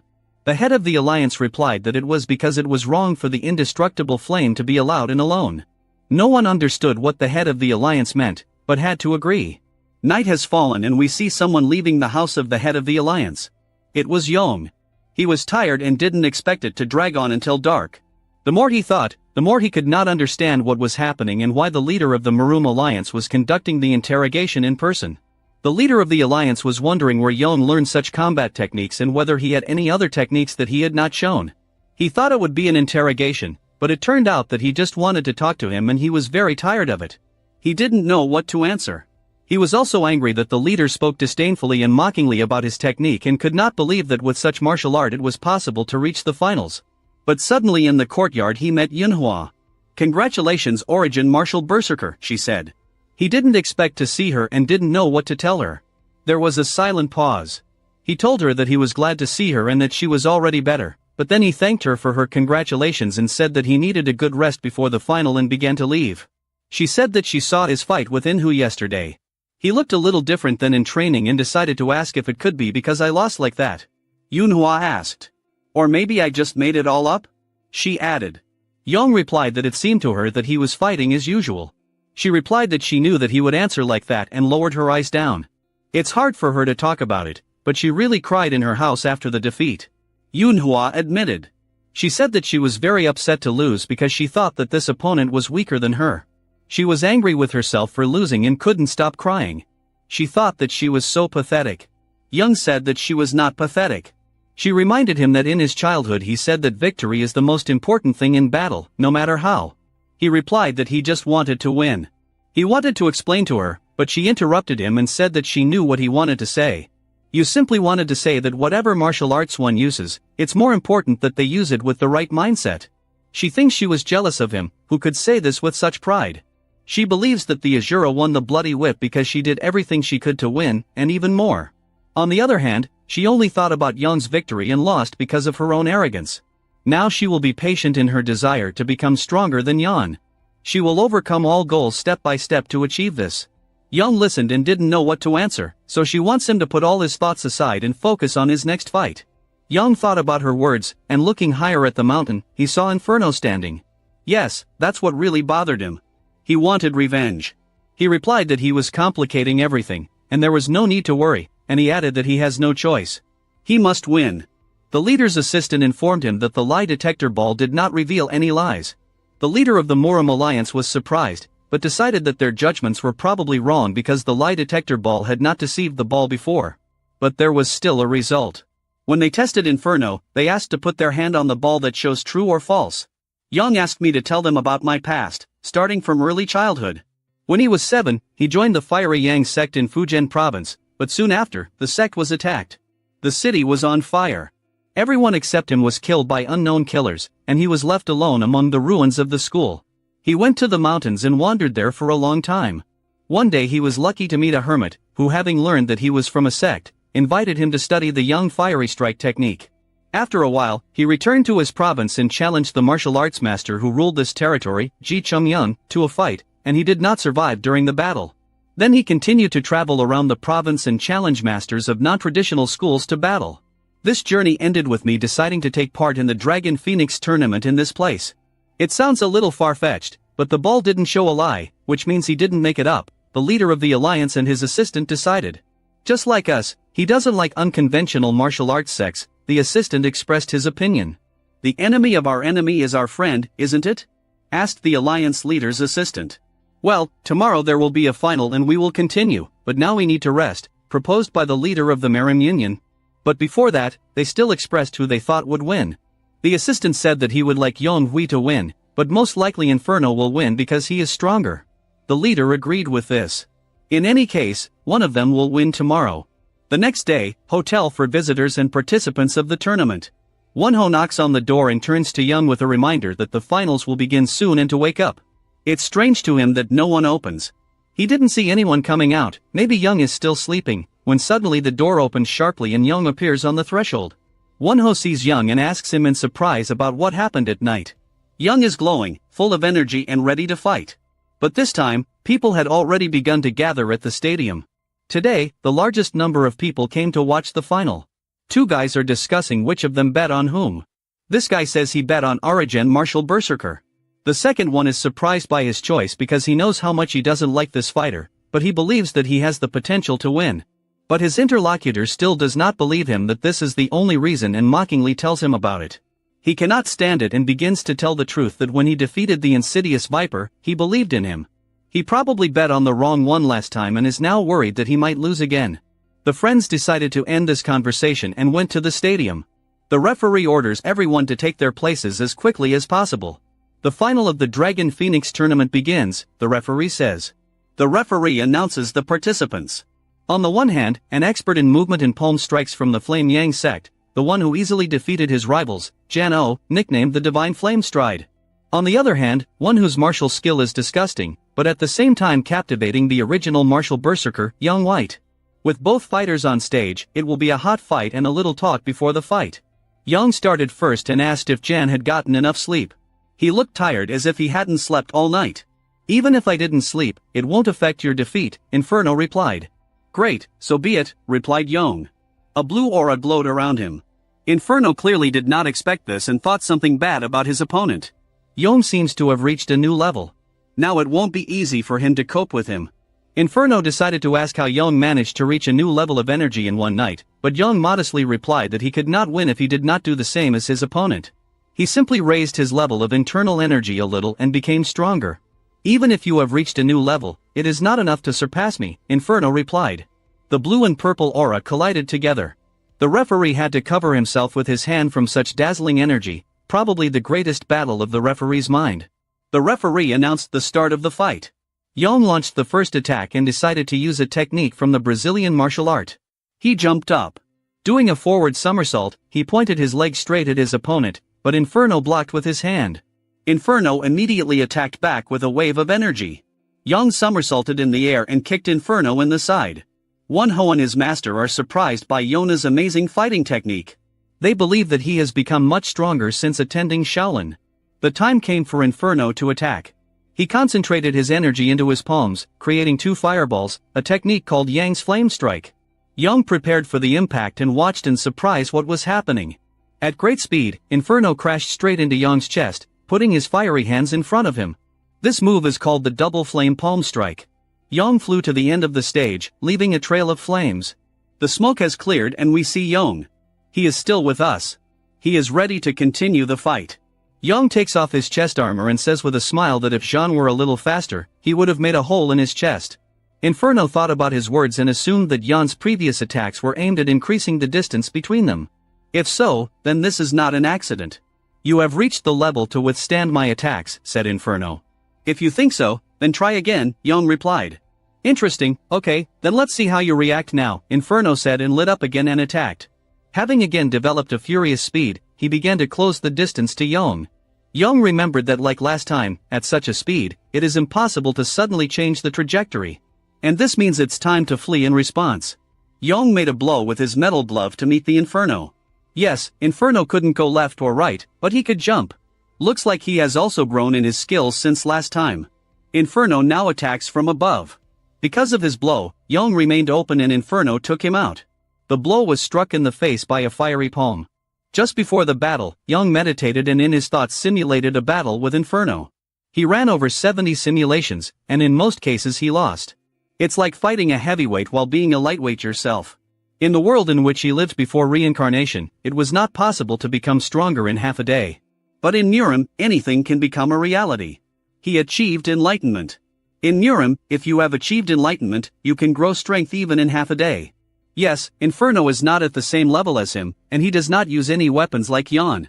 It's like he's fighting with himself, only with someone stronger. To win, Yang must accept his power limitation and use it. He remembered his conversation with the Emperor's sword, who asked him a question about whether he thinks that his martial art represents freedom because, unlike ordinary martial arts, he does not adhere to any one technique. He compared his martial arts to a collection of some kind of mold. Yang was shocked that the Emperor's sword compared his martial arts to mold. To be honest, in a past life, mixed martial arts were much stronger than individual martial arts. Therefore, many thought that martial arts was a scam. But in the world of Murima, everything that was not possible in a past life has become possible here. I have tried to apply MMA standards from a previous life until now. Thought Yong, the real fight begins now. Yong did a somersault and slammed Inferno into the floor. Inferno clearly didn't like it. While fighting, they used various techniques and easily repelled them. Yong attacks with Inferno. Inferno concentrates fire into his hand. Inferno fires his fireball at Yon, who dodges it. They fight equally like two twin brothers. Yang again uses the capoeira technique, but Inferno again does not fall for such a trick. Inferno tries to reach him with his fiery hand, and Yang grabs his clothes to throw him. But it was a deceptive maneuver, and Yang deals a crushing blow. People saw Yang using the illusion technique. The elders are also shocked. The elders realized that Yang had achieved enlightenment and reached a new level. Yang realized that he couldn't continue like this for long. He was using everything he had, but there was no result. The battle will be over as soon as one of them is the first to lose his vigilance. The fight continues. Yang strikes, Jan blocks, and repels. This is a bare-handed fight. The tension that Yang is experiencing now is similar to what he felt during the title fight in his previous life. Both fighters are exhausted. They are still evenly matched. Inferno said he was interested. Yang was surprised by this. Inferno compares Yang's techniques with the web he created. Without taking a specific position, he is not predictable. It is difficult to guess what he will use next time. Inferno feels the freedom in Yang's techniques without any certainty and burns him about it. Yang replied that perhaps he was envious or jealous. Inferno called Yang impudent and said that he would show him the real power of an indestructible physique. He gathered all his energy, and this time not only his palms burned, but his whole self. Flames burst from the eyes. Yang was a little happy that his opponent had a hidden card in his hand, and he took it out. "Your ass must be really burned," Yang shouted mockingly. Again, palm and fist met in battle, flame and cold. The leader of the alliance and his assistant no longer understood which of them was orthodox and which was unorthodox. But the leader is clearly upset about this. He shouts out that this is a real fight as it should be. "Destroy everything here." Inferno attacks like a demon from hell, all on fire. Yang parries all attacks and delivers his own blows. Yang felt pain in his hands. It seemed that Inferno's blows had become harder. The speed of the Inferno increased, and so did his palms. But how long could he maintain this state of energy? Yang wondered. He is sure that Inferno will not last that long. Inferno grabbed Yang's hands and said, "You look upset." Inferno pressed on the armored bracers and they cracked, flying into pieces. Inferno lifted Yang by the hands, and he threw it with such force that the stage shattered into pieces, which flew high into the air from the explosion. There was little left of the stage, a lot of dust and fragments. The blast wave reached the stands. Inferno began jumping on the fragments as if on a path. He tried to find Yang and finish him off. Finally, he saw something blue and immediately rushed to grab it. But it turned out to be just a piece of fabric. It turned out to be a trap, and Yang's fist was already flying from the side towards Inferno's head. Yang managed to gain speed before the blow so that the blow would be crushing. Yang landed and his opponent flew into a pile of stones. Yang turned around to see what happened. It is clear that he is tired, and this is a difficult fight like everything before. Inferno stood up. How could they stand at all? Are they cyborgs or Terminators? Yes, this is Murim. Everything is possible here, and so they stand opposite each other. Have they really run out of tricks? Let's see further. Both fighters rush towards each other like magnets, gaining enormous speed. Inferno jumps up again and forms a fire dragon which he plans to launch at Yang. The fire dragon in continuous streams of fire headed straight towards the enemy. But Yang is not going to just wait. He also ran to meet Inferno. He needs to focus, gather in place all the techniques from his previous life with those that he has now. Young began to run even faster. Like a lightning man, he walked away from the fiery shaft. Inferno is at a loss as to how someone can run even faster than him. He had no equal in this. Having seen where Young stopped, Inferno turns there and is about to launch a new attack. Young took an unusual stance for a counter-attack. Inferno is about to use Fireball again, but he uses the Kyokushin style of karate and Inferno takes a series of blows. Young is breathing heavily. He is almost exhausted at the limit. Inferno falls. His fiery eyes have gone out. It seems there is no more energy. Young says that he feels sorry for the one who fell. This was a super fun fight, thank you, Young said. The winner is Young White from the Golden Tiger Wall School, nicknamed the Combat Eccentric. The Golden Tiger Wall's martial eccentric, Young White, wins. Murim refers to a world of martial arts. Narration describes a great war between orthodox and demonic sects, resulting in a decisive orthodox victory and a subsequent era of peace. Illustrations show a large hand crushing a sword and a man being defeated. The narration explains that this peace fostered complacency among martial artists, hindering martial arts development and creating a sense of crisis, with martial arts displayed prominently. Sensing the decline, martial masters hosted the Dragon Phoenix meet to preserve martial arts, with elders gathered around a table featuring a dragon and phoenix design. Narration reveals that an unexpected individual won the 43rd Dragon Phoenix meet, the youngest son of the Golden Tiger Wall, one of the world's top 10 merchant guilds, as two men smile. Narration further clarifies that no one knows the victor's martial arts affiliation or training history, as other martial artists observe with curiosity. A new rising star has appeared, revitalizing the stagnant Murim as a group of martial artists look on. The identity of the rising star is confirmed. His name is Young White, as his smiling face is shown in a close-up. Young White stands calmly amidst the destroyed arena, looking confident and composed after his intense battle. The narration box declares Young White to be the strongest champion in the history of the Dragon Phoenix meet. Young White gazes upwards with a confident and serene expression, reflecting on his achievement or contemplating what comes next.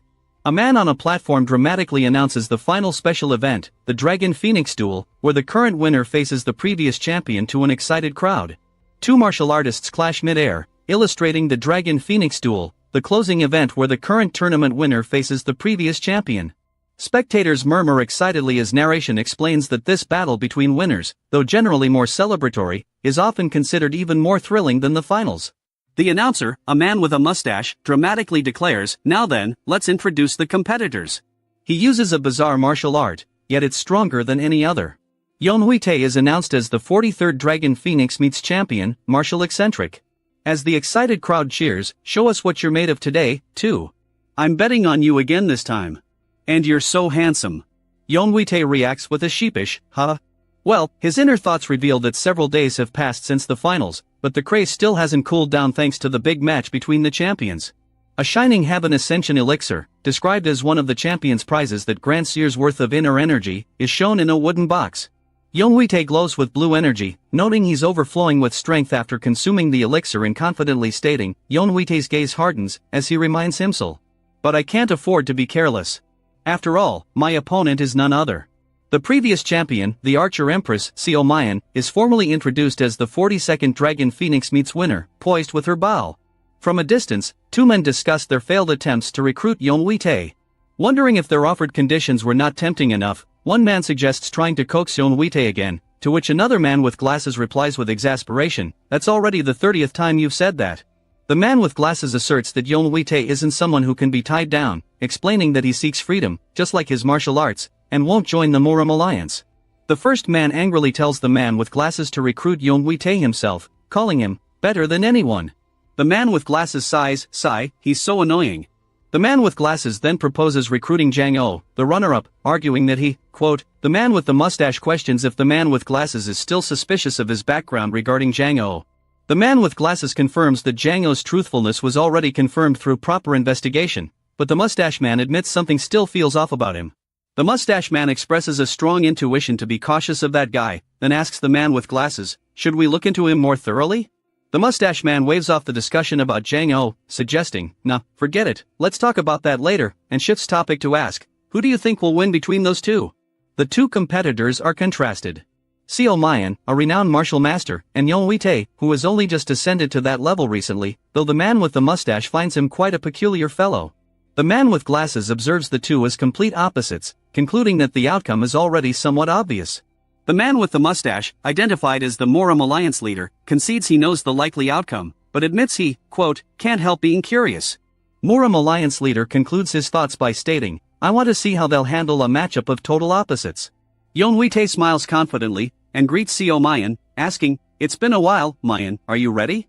Seo Mayan, holding her bow, responds, of course, I've fully prepared myself to face you, my dear martial eccentric.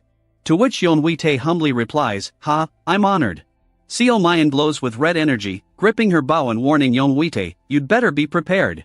Yeonwhite radiates blue energy, grins fiercely, and declares, that's exactly what I was hoping for. The announcer raises his arm, signaling the start of the duel by stating, if both participants are ready. Close-ups show Yeonwhite and Seo Mayan's focused expressions as the announcer continues, let the Dragon Phoenix duel. The announcer shouts, begin, as Yeonwhite springs forward with blue energy, while Seo Mayan launches an attack with a fiery red arrow. A close-up shows a foot with a red glow, suggesting swift movement as the duel intensifies. Yeonwhite attacks from above with blue energy, while Seo Mayan counters with a powerful red energy arrow from below, marking the explosive start of their battle. Yeonwhite grunts as he is caught in a powerful pink energy blast, recoiling from the impact of Seo Mayan's attack. Yeonwhite is sent falling backward, looking up in shock as intense pink energy bursts violently around him from the sustained attack. Yeonwhite swiftly regains his footing, initiating a dynamic taekwondo maneuver with a blue energy surge around him. Yeonwhite unleashes a powerful spinning back kick, generating a wide, arcing blue energy wave as he attacks. Yeonwhite, with a focused expression, internally considers that a continuous attack is bound to have openings as Seo Mayan prepares her next move. Yeonwhite is struck again by a purple energy attack, which impacts forcefully around his upper body, causing him to stagger. Yeonwhite realizes the immense power of Seo Mayan's headless, energy-infused arrows, noting that without his gauntlets, his arm would have been pierced. Yeonwhite continues to assess Seo Mayan, finding her light-as-a-feather footwork more troublesome than her powerful attacks, contrasting it with his own explosive style. Yeonwhite internally struggles with Seo Mayan's agility, feeling his footwork won't catch her, like trying to hit a feather with a boulder. Yeonwhite, with his eyes closed and blue energy flickering around him, determines that there is only one way left to achieve victory. Seo Mayan maintains her intense focus, acknowledging to herself that she has successfully, quote, built up momentum during the duel. Yeonwhite gathers blue energy, contemplating that his former self wouldn't have dared this, but the Heaven Ascension Elixir's power makes it possible. Yeonwhite confidently challenges Seo Mayan, declaring that she cannot expect to keep fighting him from a distance. Yeonwhite unleashes my fist energy as a massive blue energy blast descends towards Seo Mayan from above. The scene transitions to a peaceful, bright sky and a horse-drawn carriage moving along a road, implying the conclusion of the battle. A bandaged woman, identified as In-yi, expresses furious disbelief, questioning if that bastard ended up winning, In-yi angrily laments that Yeonwhite ruined her face, completely humiliated her, and even took the championship, declaring it too much. In-yi furiously shouts, I swear I'll kill him, while another woman urges her, In-yi, please calm down, as a third woman looks on anxiously. The calm woman reassures In-yi, telling her to endure a little longer, as they are already searching for an assassination group to help them. The calm woman explains that a guy who agreed to help will be present, and they will commence their revenge the moment that bastard appears as a shadowy figure looms behind her. The calm woman advises In-yi to focus on recuperating, while In-yi lies sobbing sob from her injuries. The calm woman clenches her jaw, seething about how Yeonwhite dared to ruin In-yi's face and bring disgrace to their sect. The man who was Yeonwhite holds a circular object, his mind filled with questions. Where is this place, and who am I, indicating memory loss? The man with bandaged face holding the object reflects. Having no thoughts doesn't mean there's nothing to think. If I don't think, then I don't exist. A close-up reveals the man's bandaged mouth and a slight grimace on his face.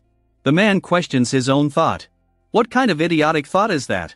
I didn't exist in this place to begin with. While Seo Mayan, seated opposite, muses, it's not that, is it? Seo Mayan eyes the man, wondering, geez, is this really the same guy who was so sharp before, and asks if the loss was really that shocking for you? The man smiles wryly, stating that the shocking part isn't simply losing, but that he, quote, was completely defeated. The man recalls his past defeats, including losing to Jang Ho and later to the Sword Emperor and Plum Blossom Warrior during training. The man remembers suffering defeats even before he became the strongest champion in his past life, as a victorious man raises his arm in a championship ring. The man with a bandaged face tells Seo Mayan that despite his past defeats, this was the first time he couldn't even touch his opponent, making this loss particularly shocking.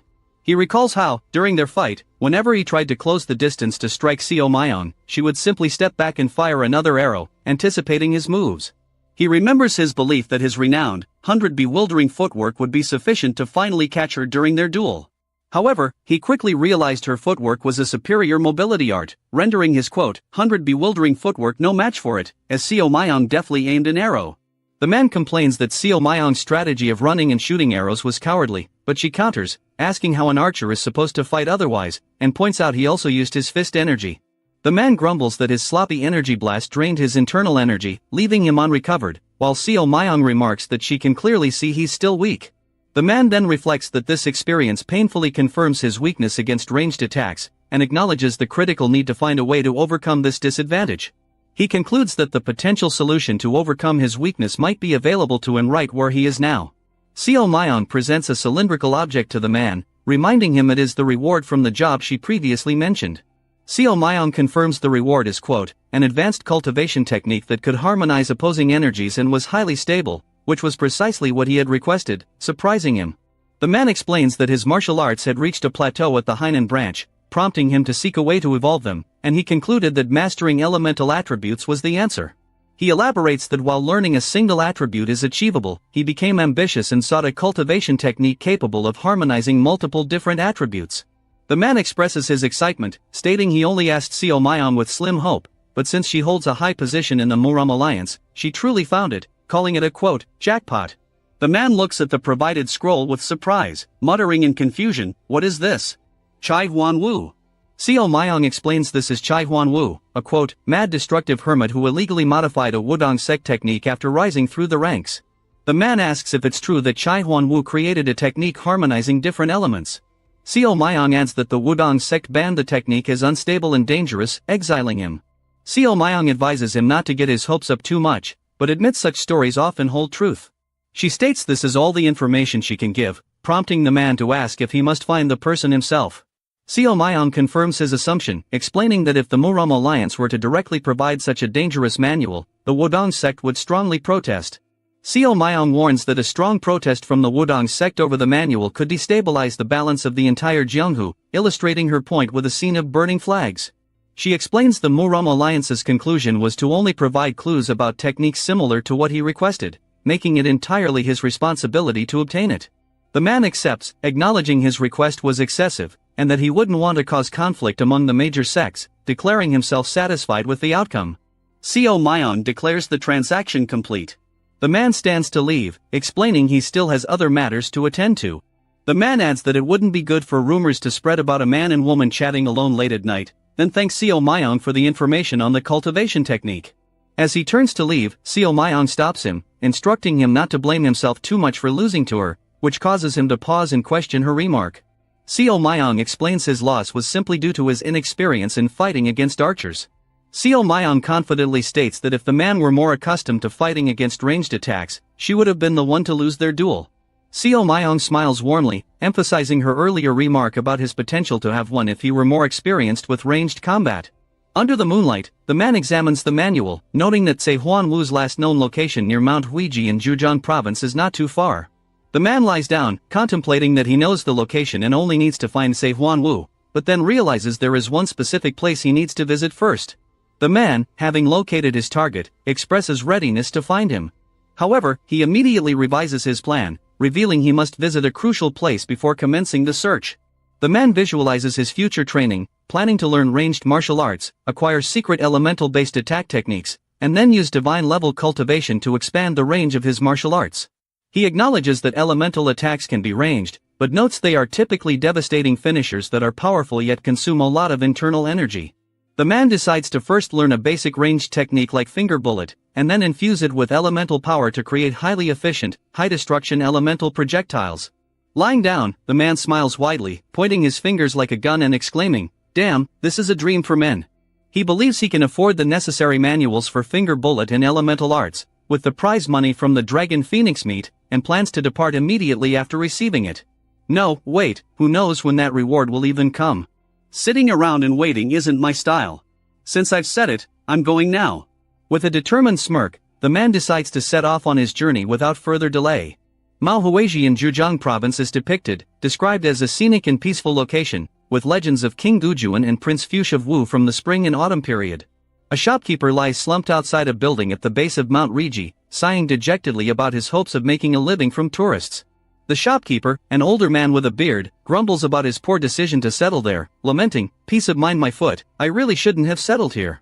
The narration explains the shopkeeper moved to the scenic location to live out his twilight years peacefully, away from Beijing's bustle, after his health deteriorated.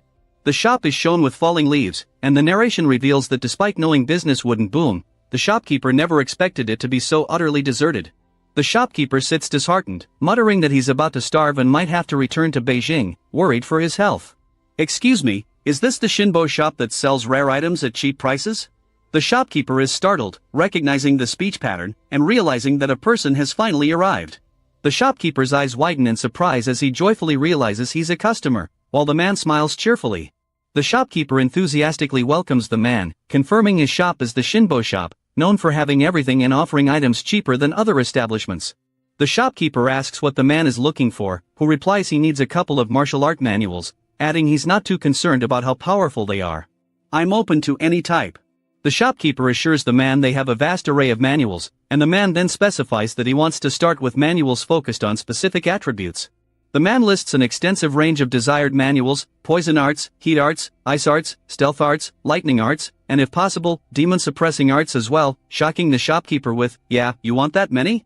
The man asks if he requested too much, but the shopkeeper quickly reassures him, confirming they carry all the basic techniques he mentioned.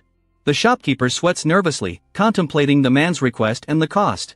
The shopkeeper hesitates, mentioning that purchasing them all might be a little expensive, while the man grins with an air of confidence, surrounded by ominous energy. The man confidently dismisses the shopkeeper's concern about money, which prompts a puzzled look from the shopkeeper. The shopkeeper gasps in surprise, "Ho," as the man prepares to show him something. The man kneels and opens a wooden box, revealing it's filled with shining gold bars, confidently stating, "I'll have plenty left, even after buying everything I need." Shopkeeper stares in utter disbelief, realizing the shabby-looking box was full of money. The man, holding a gold bar, asks the delighted shopkeeper, "Oh, and there's one more thing I'd like to ask. I heard someone with the nickname, quote, eccentric immortal lives here on Mtwija. Do you know of him?" The shopkeeper, still clutching a gold bar, replies that he's only been there for a year, and isn't familiar with everyone, to which the man simply says, "I see." The shopkeeper then asks the man if he plans to go up the mountain, and the man confirms, "Yes I do." The shopkeeper advises the man against climbing the mountain, stating it might not be his place as a merchant, but he strongly recommends against it. The man, surprised, immediately asks for the reason behind the shopkeeper's warning. The shopkeeper, sweating nervously and still holding a gold bar, explains that he hasn't seen the reason himself, but there are rumors circulating about the mountain. The shopkeeper reveals there's a demonic beast on the mountain.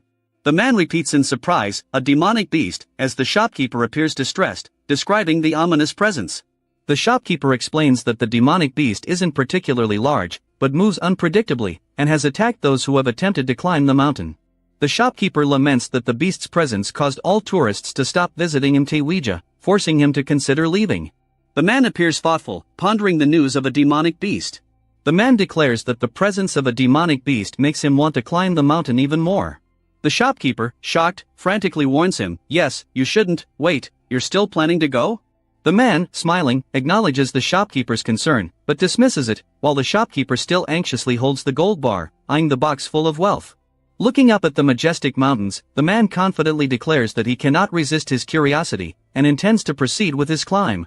The man enters the serene mountain forest, and a thought bubble appears, signaling his next step with a contemplative, "Now then." Walking deeper into the forest, the man reviews his newly acquired manuals, deciding to focus on supplementing his weakest areas with poison and demon-suppressing arts, but choosing to begin with lightning-based arts first.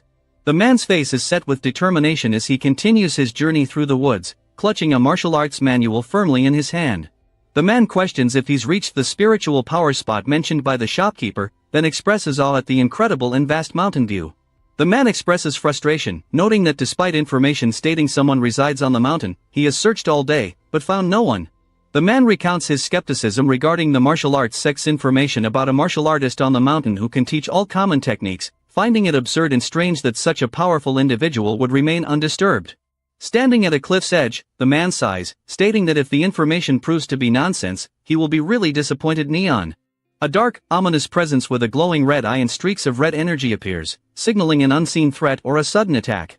The man's eye widens in shock, and a burst of blue energy emanates around him, indicating a sudden realization or activation of power. The man reacts swiftly, twisting his body into a defensive stance, and sharply demands, "Who's there?"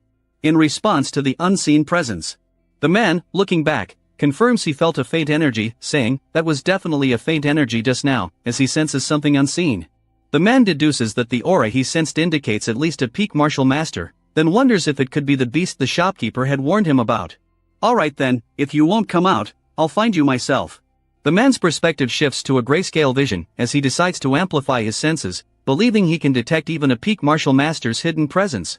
In the amplified, grayscale vision, a glowing red spot appears in the grass, indicating a hidden presence, and the man confidently states, "I'll definitely catch them." The man, enveloped in blue energy, lunges with a punch, exclaiming, "There you are," as he targets the red-eyed creature partially visible below.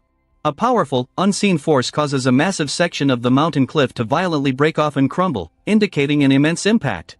The man lands gracefully amidst falling debris, his fist still clenched, observing the spot where his attack landed, with a faint blue aura around him. The man's face contorts in shock and confusion, with sweat beading as he mutters, "That's strange. I'm sure it was here just a moment ago." The man looks down, seemingly dumbfounded, at a small squirrel perched on a tree branch, trailing off with, "That's a." A close-up reveals the demonic beast is actually a small, dark squirrel with glowing red eyes, posed menacingly, making the man question, "Squirrel?" The man stands completely bewildered, staring at the small squirrel, which simply sits on a branch and emits a tiny squeak, completely undercutting his previous assumptions.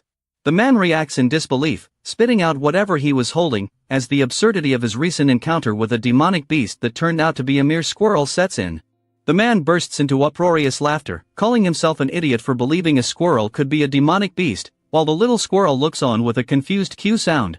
The man, now calm, apologizes to the squirrel for his sudden attack, explaining he was on edge, and promises to bring it acorns if they meet again before walking away. The man pauses, his expression turning thoughtful, as he realizes that something about his recent encounter with the squirrel was indeed strange. The man recalls his internal energy-infused attack, pondering how the small squirrel neither ran away nor flinched, despite the power he put into his strike. The man dismisses his peculiar thoughts about the squirrel's resilience with a confident, "Nah," a smirk playing on his lips as he continues his journey. The man's eyes widen in disbelief, exclaiming, "No way," as the small squirrel suddenly lunges towards him, surrounded by an ominous red energy trail. The squirrel delivers a shocking, powerful blow directly to the man's face, making him recoil and cry out, "Gah!" as intense impact sounds echo. The man is knocked off his feet and sprawls onto the ground, defeated by the squirrel's unexpected attack, while the squirrel stands smugly on a nearby log. The man lies injured on the ground, clutching his head and cursing the damned squirrel, then suddenly realizes with a shocked expression that the powerful energy he sensed earlier might have belonged to the squirrel. The squirrel, now visibly menacing with a wide grin and enlarged form, confirms its power with a squeak, causing the man's face to contort in utter horror and dawning realization. The man rises, angered by the squirrel's deception, and confronts it, declaring, "Seriously, you lowly creature, you dare make a fool of me?" With a terrifyingly enraged expression, the man vows, "If I catch you, you're dead meat," to the squirrel, while an ad for osaraskins.com is displayed below. The lush, green mountains and forest are depicted under a bright, clear sky, showing the vast natural landscape. The peaceful forest erupts in chaos as powerful impacts and shockwaves ripple through the trees, signaling an intense and destructive chase or battle underway. The man chases the agile squirrel through the dense forest, leaping through the trees and desperately trying to catch it, shouting, "Hold," mid-pursuit. Enveloped in blue energy, the man lunges forward with a powerful punch, commanding, "Hold still," as he desperately tries to land a hit on the nimble squirrel amidst a flurry of impact sounds. The man pants heavily, exhausted from the chase, as the elusive squirrel swiftly dodges his repeated attacks, emitting a taunting squeak while red energy trails mark its rapid evasions. The man, breathing heavily and looking stunned, asks in disbelief, "Wait, what? That squirrel is using footwork?"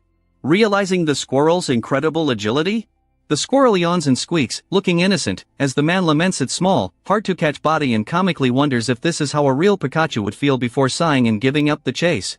The man decides to abandon the chase, stating he has no time to waste on a stupid squirrel as night approaches and must instead find the mad, destructive hermit. The squirrel watches him leave. The squirrel, with an annoyed expression and arms crossed, lets out a small squeak, seemingly offended by the man's dismissive remarks.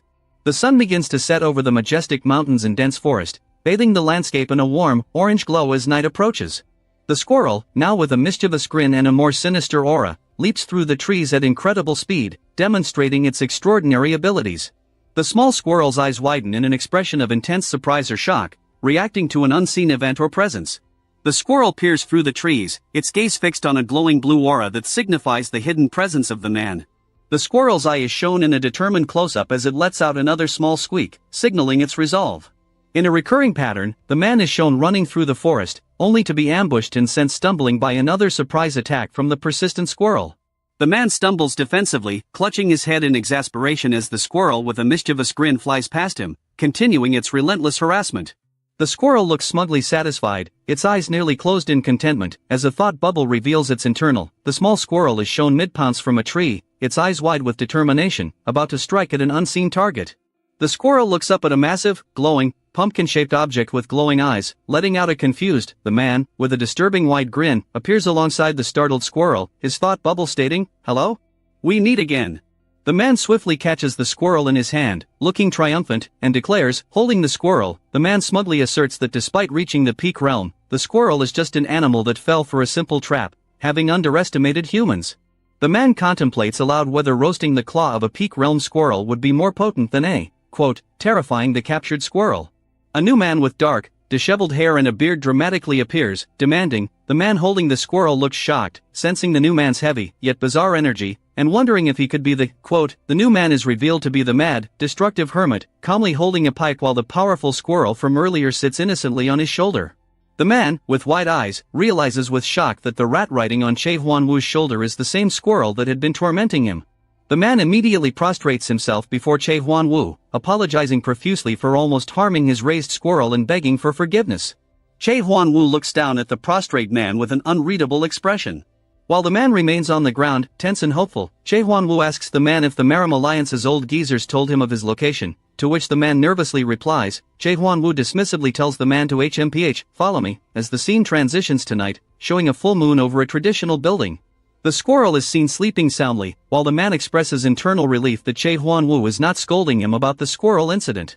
The man looks weary and thoughtful, with a bead of sweat on his forehead, indicating lingering anxiety or deep consideration. Che Huan-Wu, sitting cross-legged, comments that despite the man's youthful appearance, he heard he was the Wudong sect's top elder and is clearly a talented type. Che Huan-Wu looks intently at the man and asks, "Is this all the Murim Alliance sent?" To which the man confirms, "Yes, sir." Che Huan-Wu declares, "You're the 16th, leaving the man bewildered and asking, "What do you mean by that?" Che Huan-Wu casually throws a scroll at the man, calling him an idiot, causing the man to flinch and exclaim, "Ack." Che Huan-Wu explains that the man is the 16th person hoping to gain something from him, specifically guessing he's after the legendary technique that harmonizes conflicting martial arts. The man admits his shamelessness but insists he must learn the technique, much to his shock. Che Huan-Wu calmly replies, "I'll teach you," leaving the man stunned and asking, "Pardon?" Che Huan-Wu, exhaling smoke, questions the man's disbelief, reiterating his offer to teach, while the man struggles to believe it could be so easy.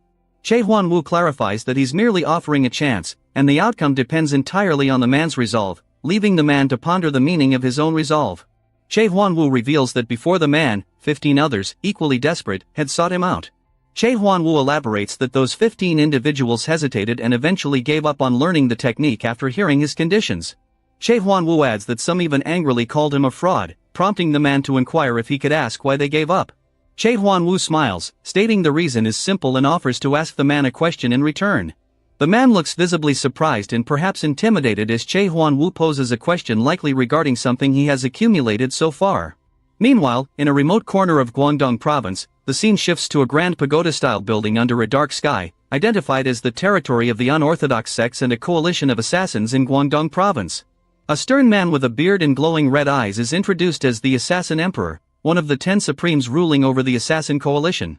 The Assassin Emperor sits on a raised platform in the headquarters of the Assassin Pavilion, as 3 women bow before him.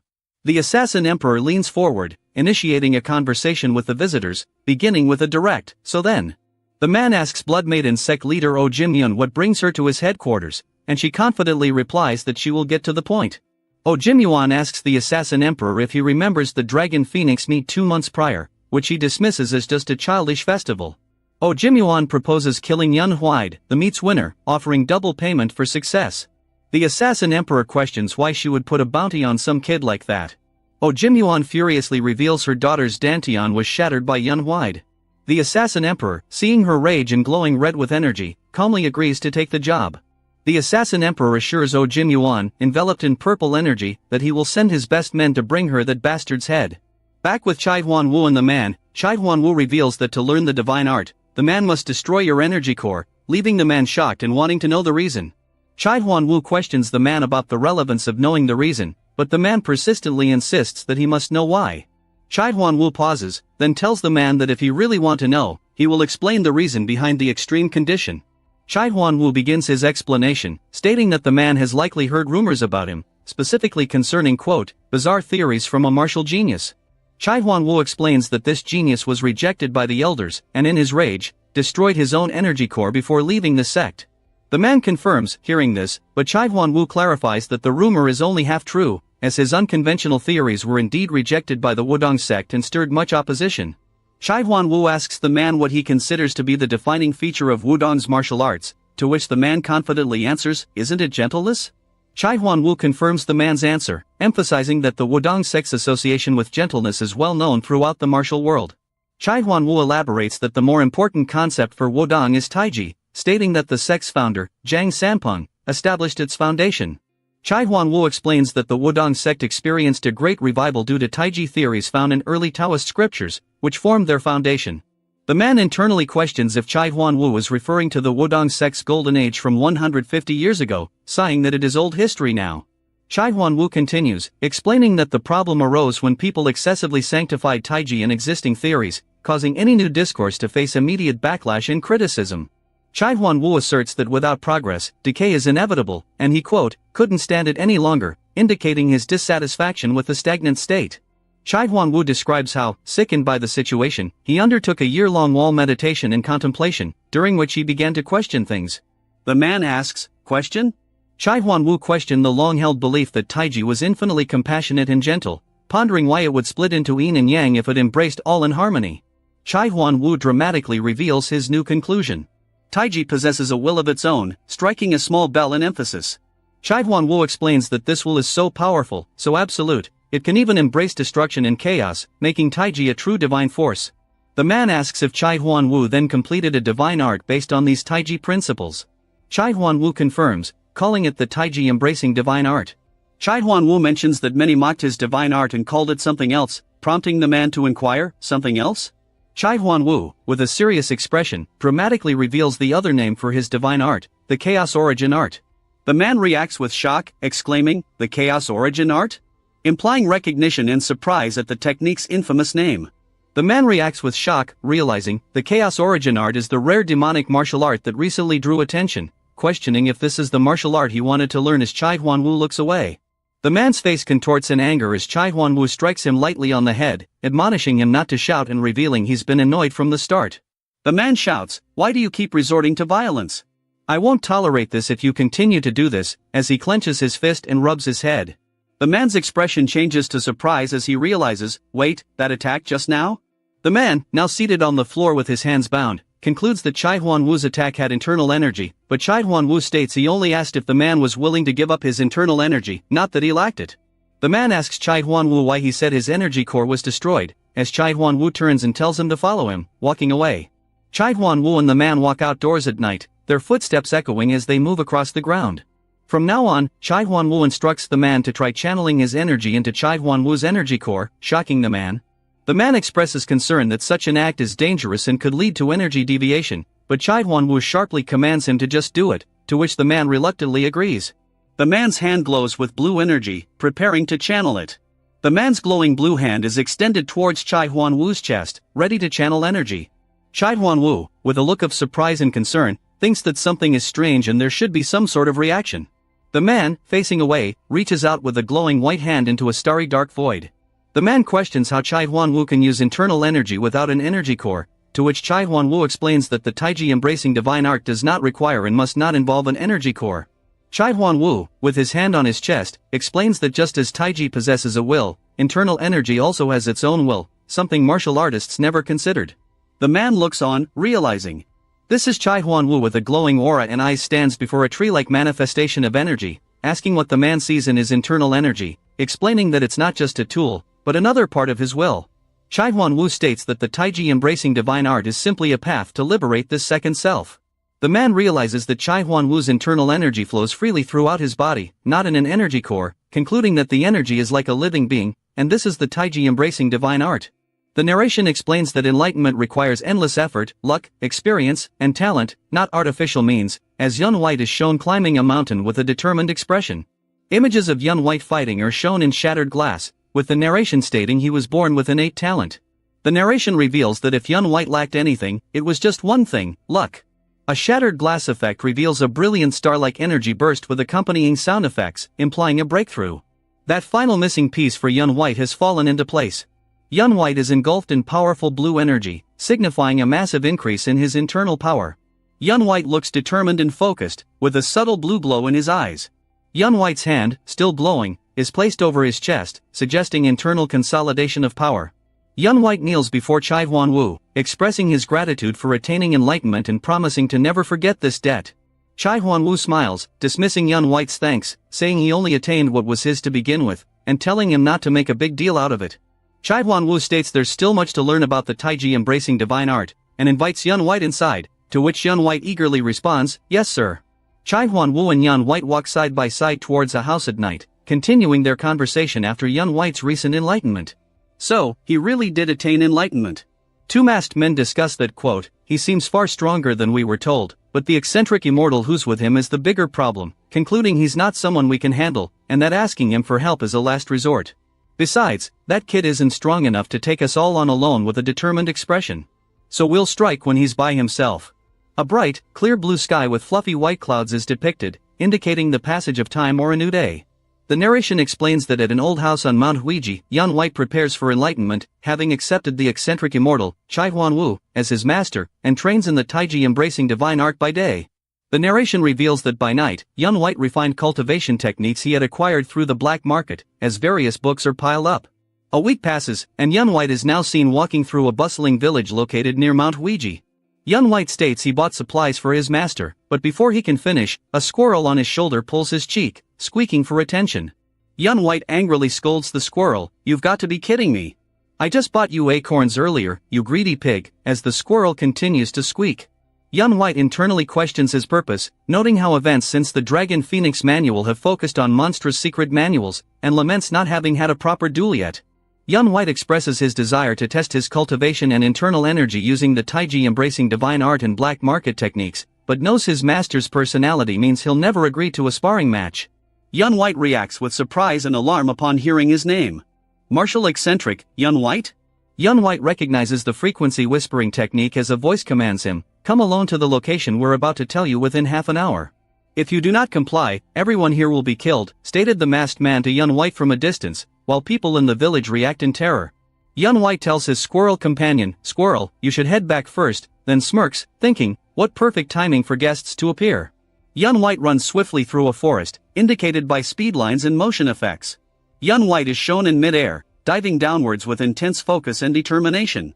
Yun White lands at a ruined structure, questioning why an assassin would call into such an open place, noting the high-frequency whispering technique felt like a professional assassin's work. Yun White quickly deflects a thrown blade with a precise, swift movement. Yun White faces an ambush by multiple masked assailants, who leap toward him with various weapons, including axes and swords. A powerful impact sound effect and radiating lines signify a strong force or blast. Two masked assailants are seen regrouping on the ground after a failed attempt to strike. The Higher Assassination Sect Unit 3 leader, identified as a quote, vicious stealth killer, tells his subordinates, "Our sneak attack failed, forget it. Not that I ever expected things to end this easily. The target is a supreme peak martial master. Don't let your guard down." Yun White stands in a crater he created, remarking internally, "He's better than I expected," after surviving the ambush. The leader observes Yun White, impressed that he neutralized a downward strike by creating a shockwave through the ground, and acknowledges his impressive reaction speed and adaptability. Yun White, holding a captured knife, demands of his attackers, "You bastards, where are you from, and what's your purpose in targeting me?" A masked assailant dismisses Yun White's questions, stating, "You're a dead man. Why ask so many questions? We're just doing our job," as others stand ready for battle. The man, having located his target, expresses readiness to find him. However, he immediately revises his plan, revealing he must visit a crucial place before commencing the search. Yun White, with glowing eyes and a smirk, prepares to fight the masked assailants, stating he holds no grudge at all against them as he charges forward. Yun White quickly strikes one of the masked assailants, who cries out "Koh," while another assailant observes the incredible speed of his attack. Yun White, with a glowing fist, declares he doesn't care about their purpose or who sent them, only that he is excited that some target dummy showed up to test his strength. Yun White delivers a powerful blow with glowing energy to a masked assailant, launching him into the air, fulfilling his desire to test his strength.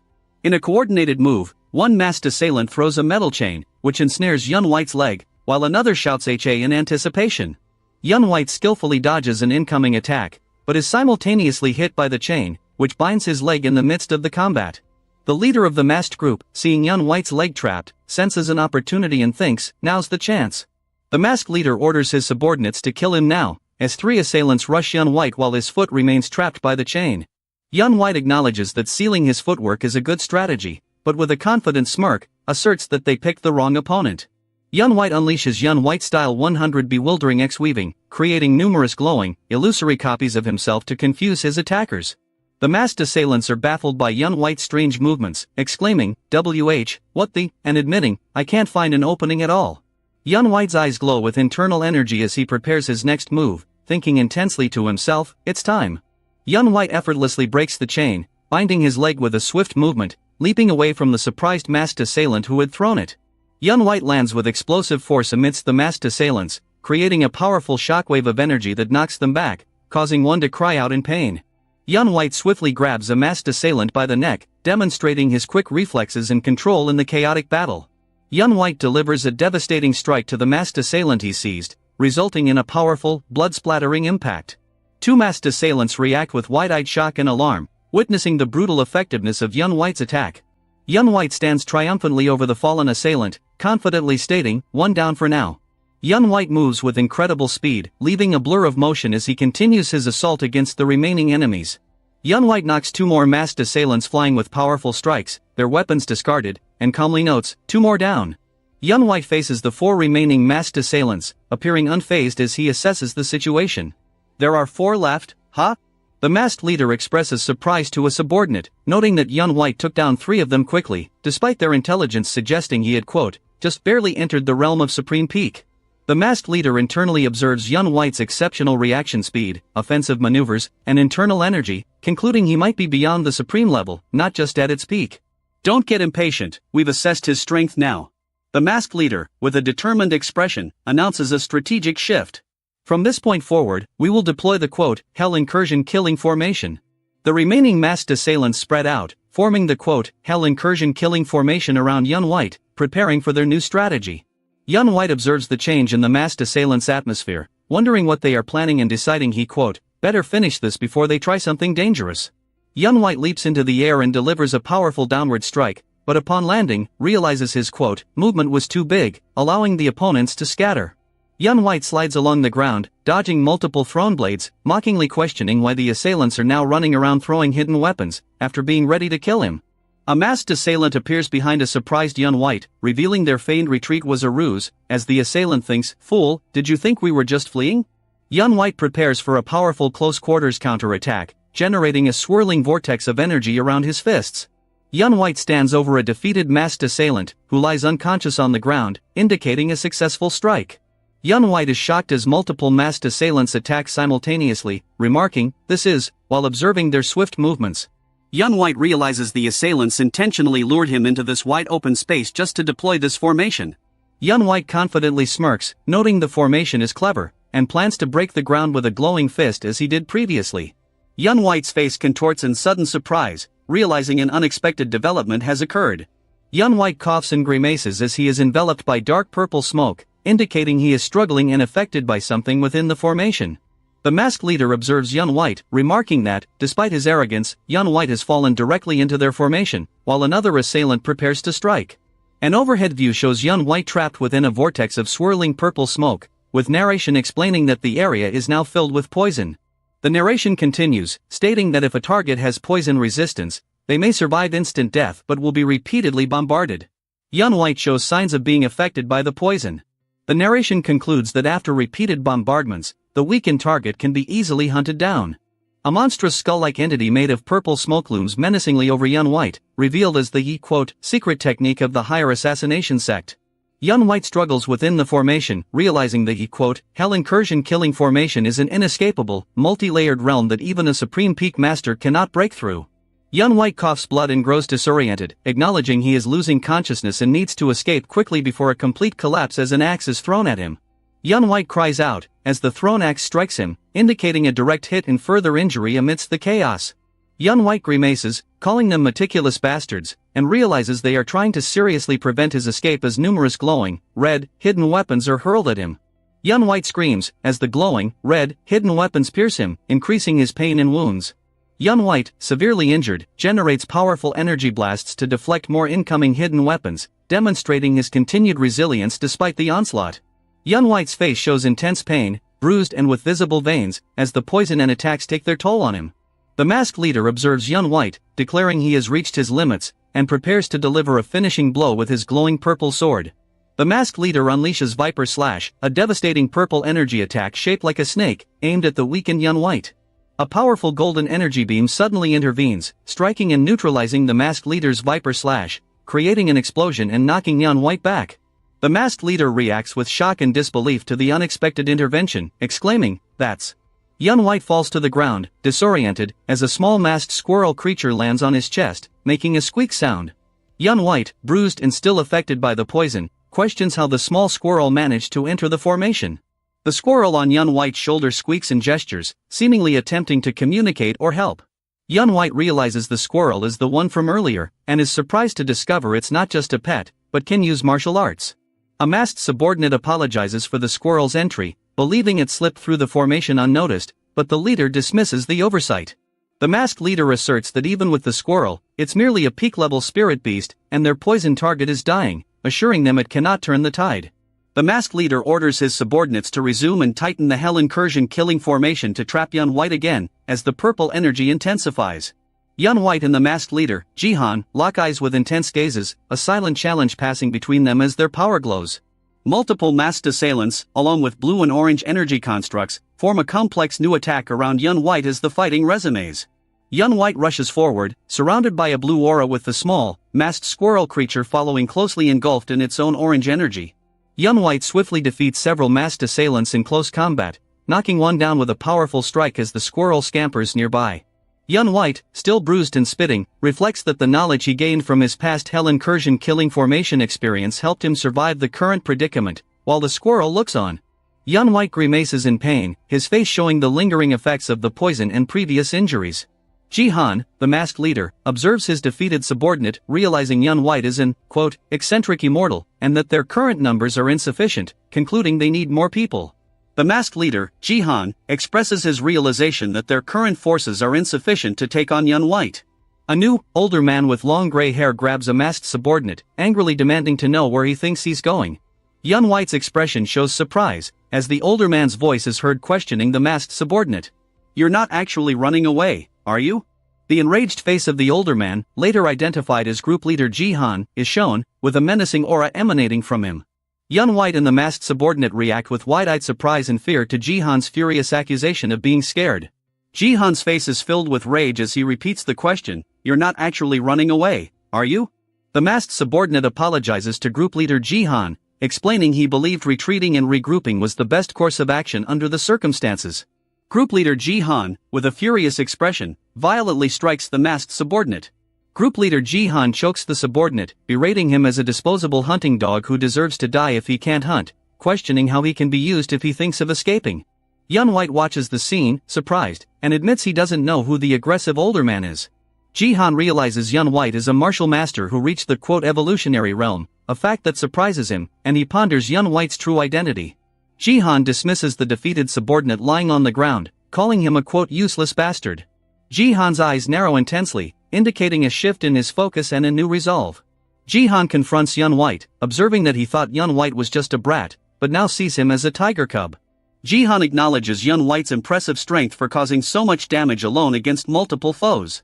Higher Assassination Sect Unit, a leader Jihan, walks towards Yun White, acknowledging his strength as a martial artist rather than just a target, and promises not to call for reinforcements. Jihan speculates that if Yun White has truly reached the evolutionary realm, then the situation is entirely different, as Yun White manifests a red aura. Jihan recalls sparring with Sword Emperor Hanwha Jokian in the evolutionary realm, but notes that was only training, and the current situation is entirely different and real. Yun White and Jihan both appear determined. Jihan realizes he must kill Yun White, or he himself will surely die. Yun White scolds the small, trembling squirrel for making him more nervous, telling it to stop squeaking and quivering or run away. The squirrel gives Yun White an annoyed glare, demonstrating its prideful nature in response to his words. Yun White tells the squirrel to fight or flee as it wishes, but warns he cannot protect it and it must stay sharp. Yun White, looking startled and sweating, hears an unseen voice question him, "Are you done chatting now?" Yun White initiates a swift attack against Jihan, who is caught by surprise, exclaiming, "He's fast."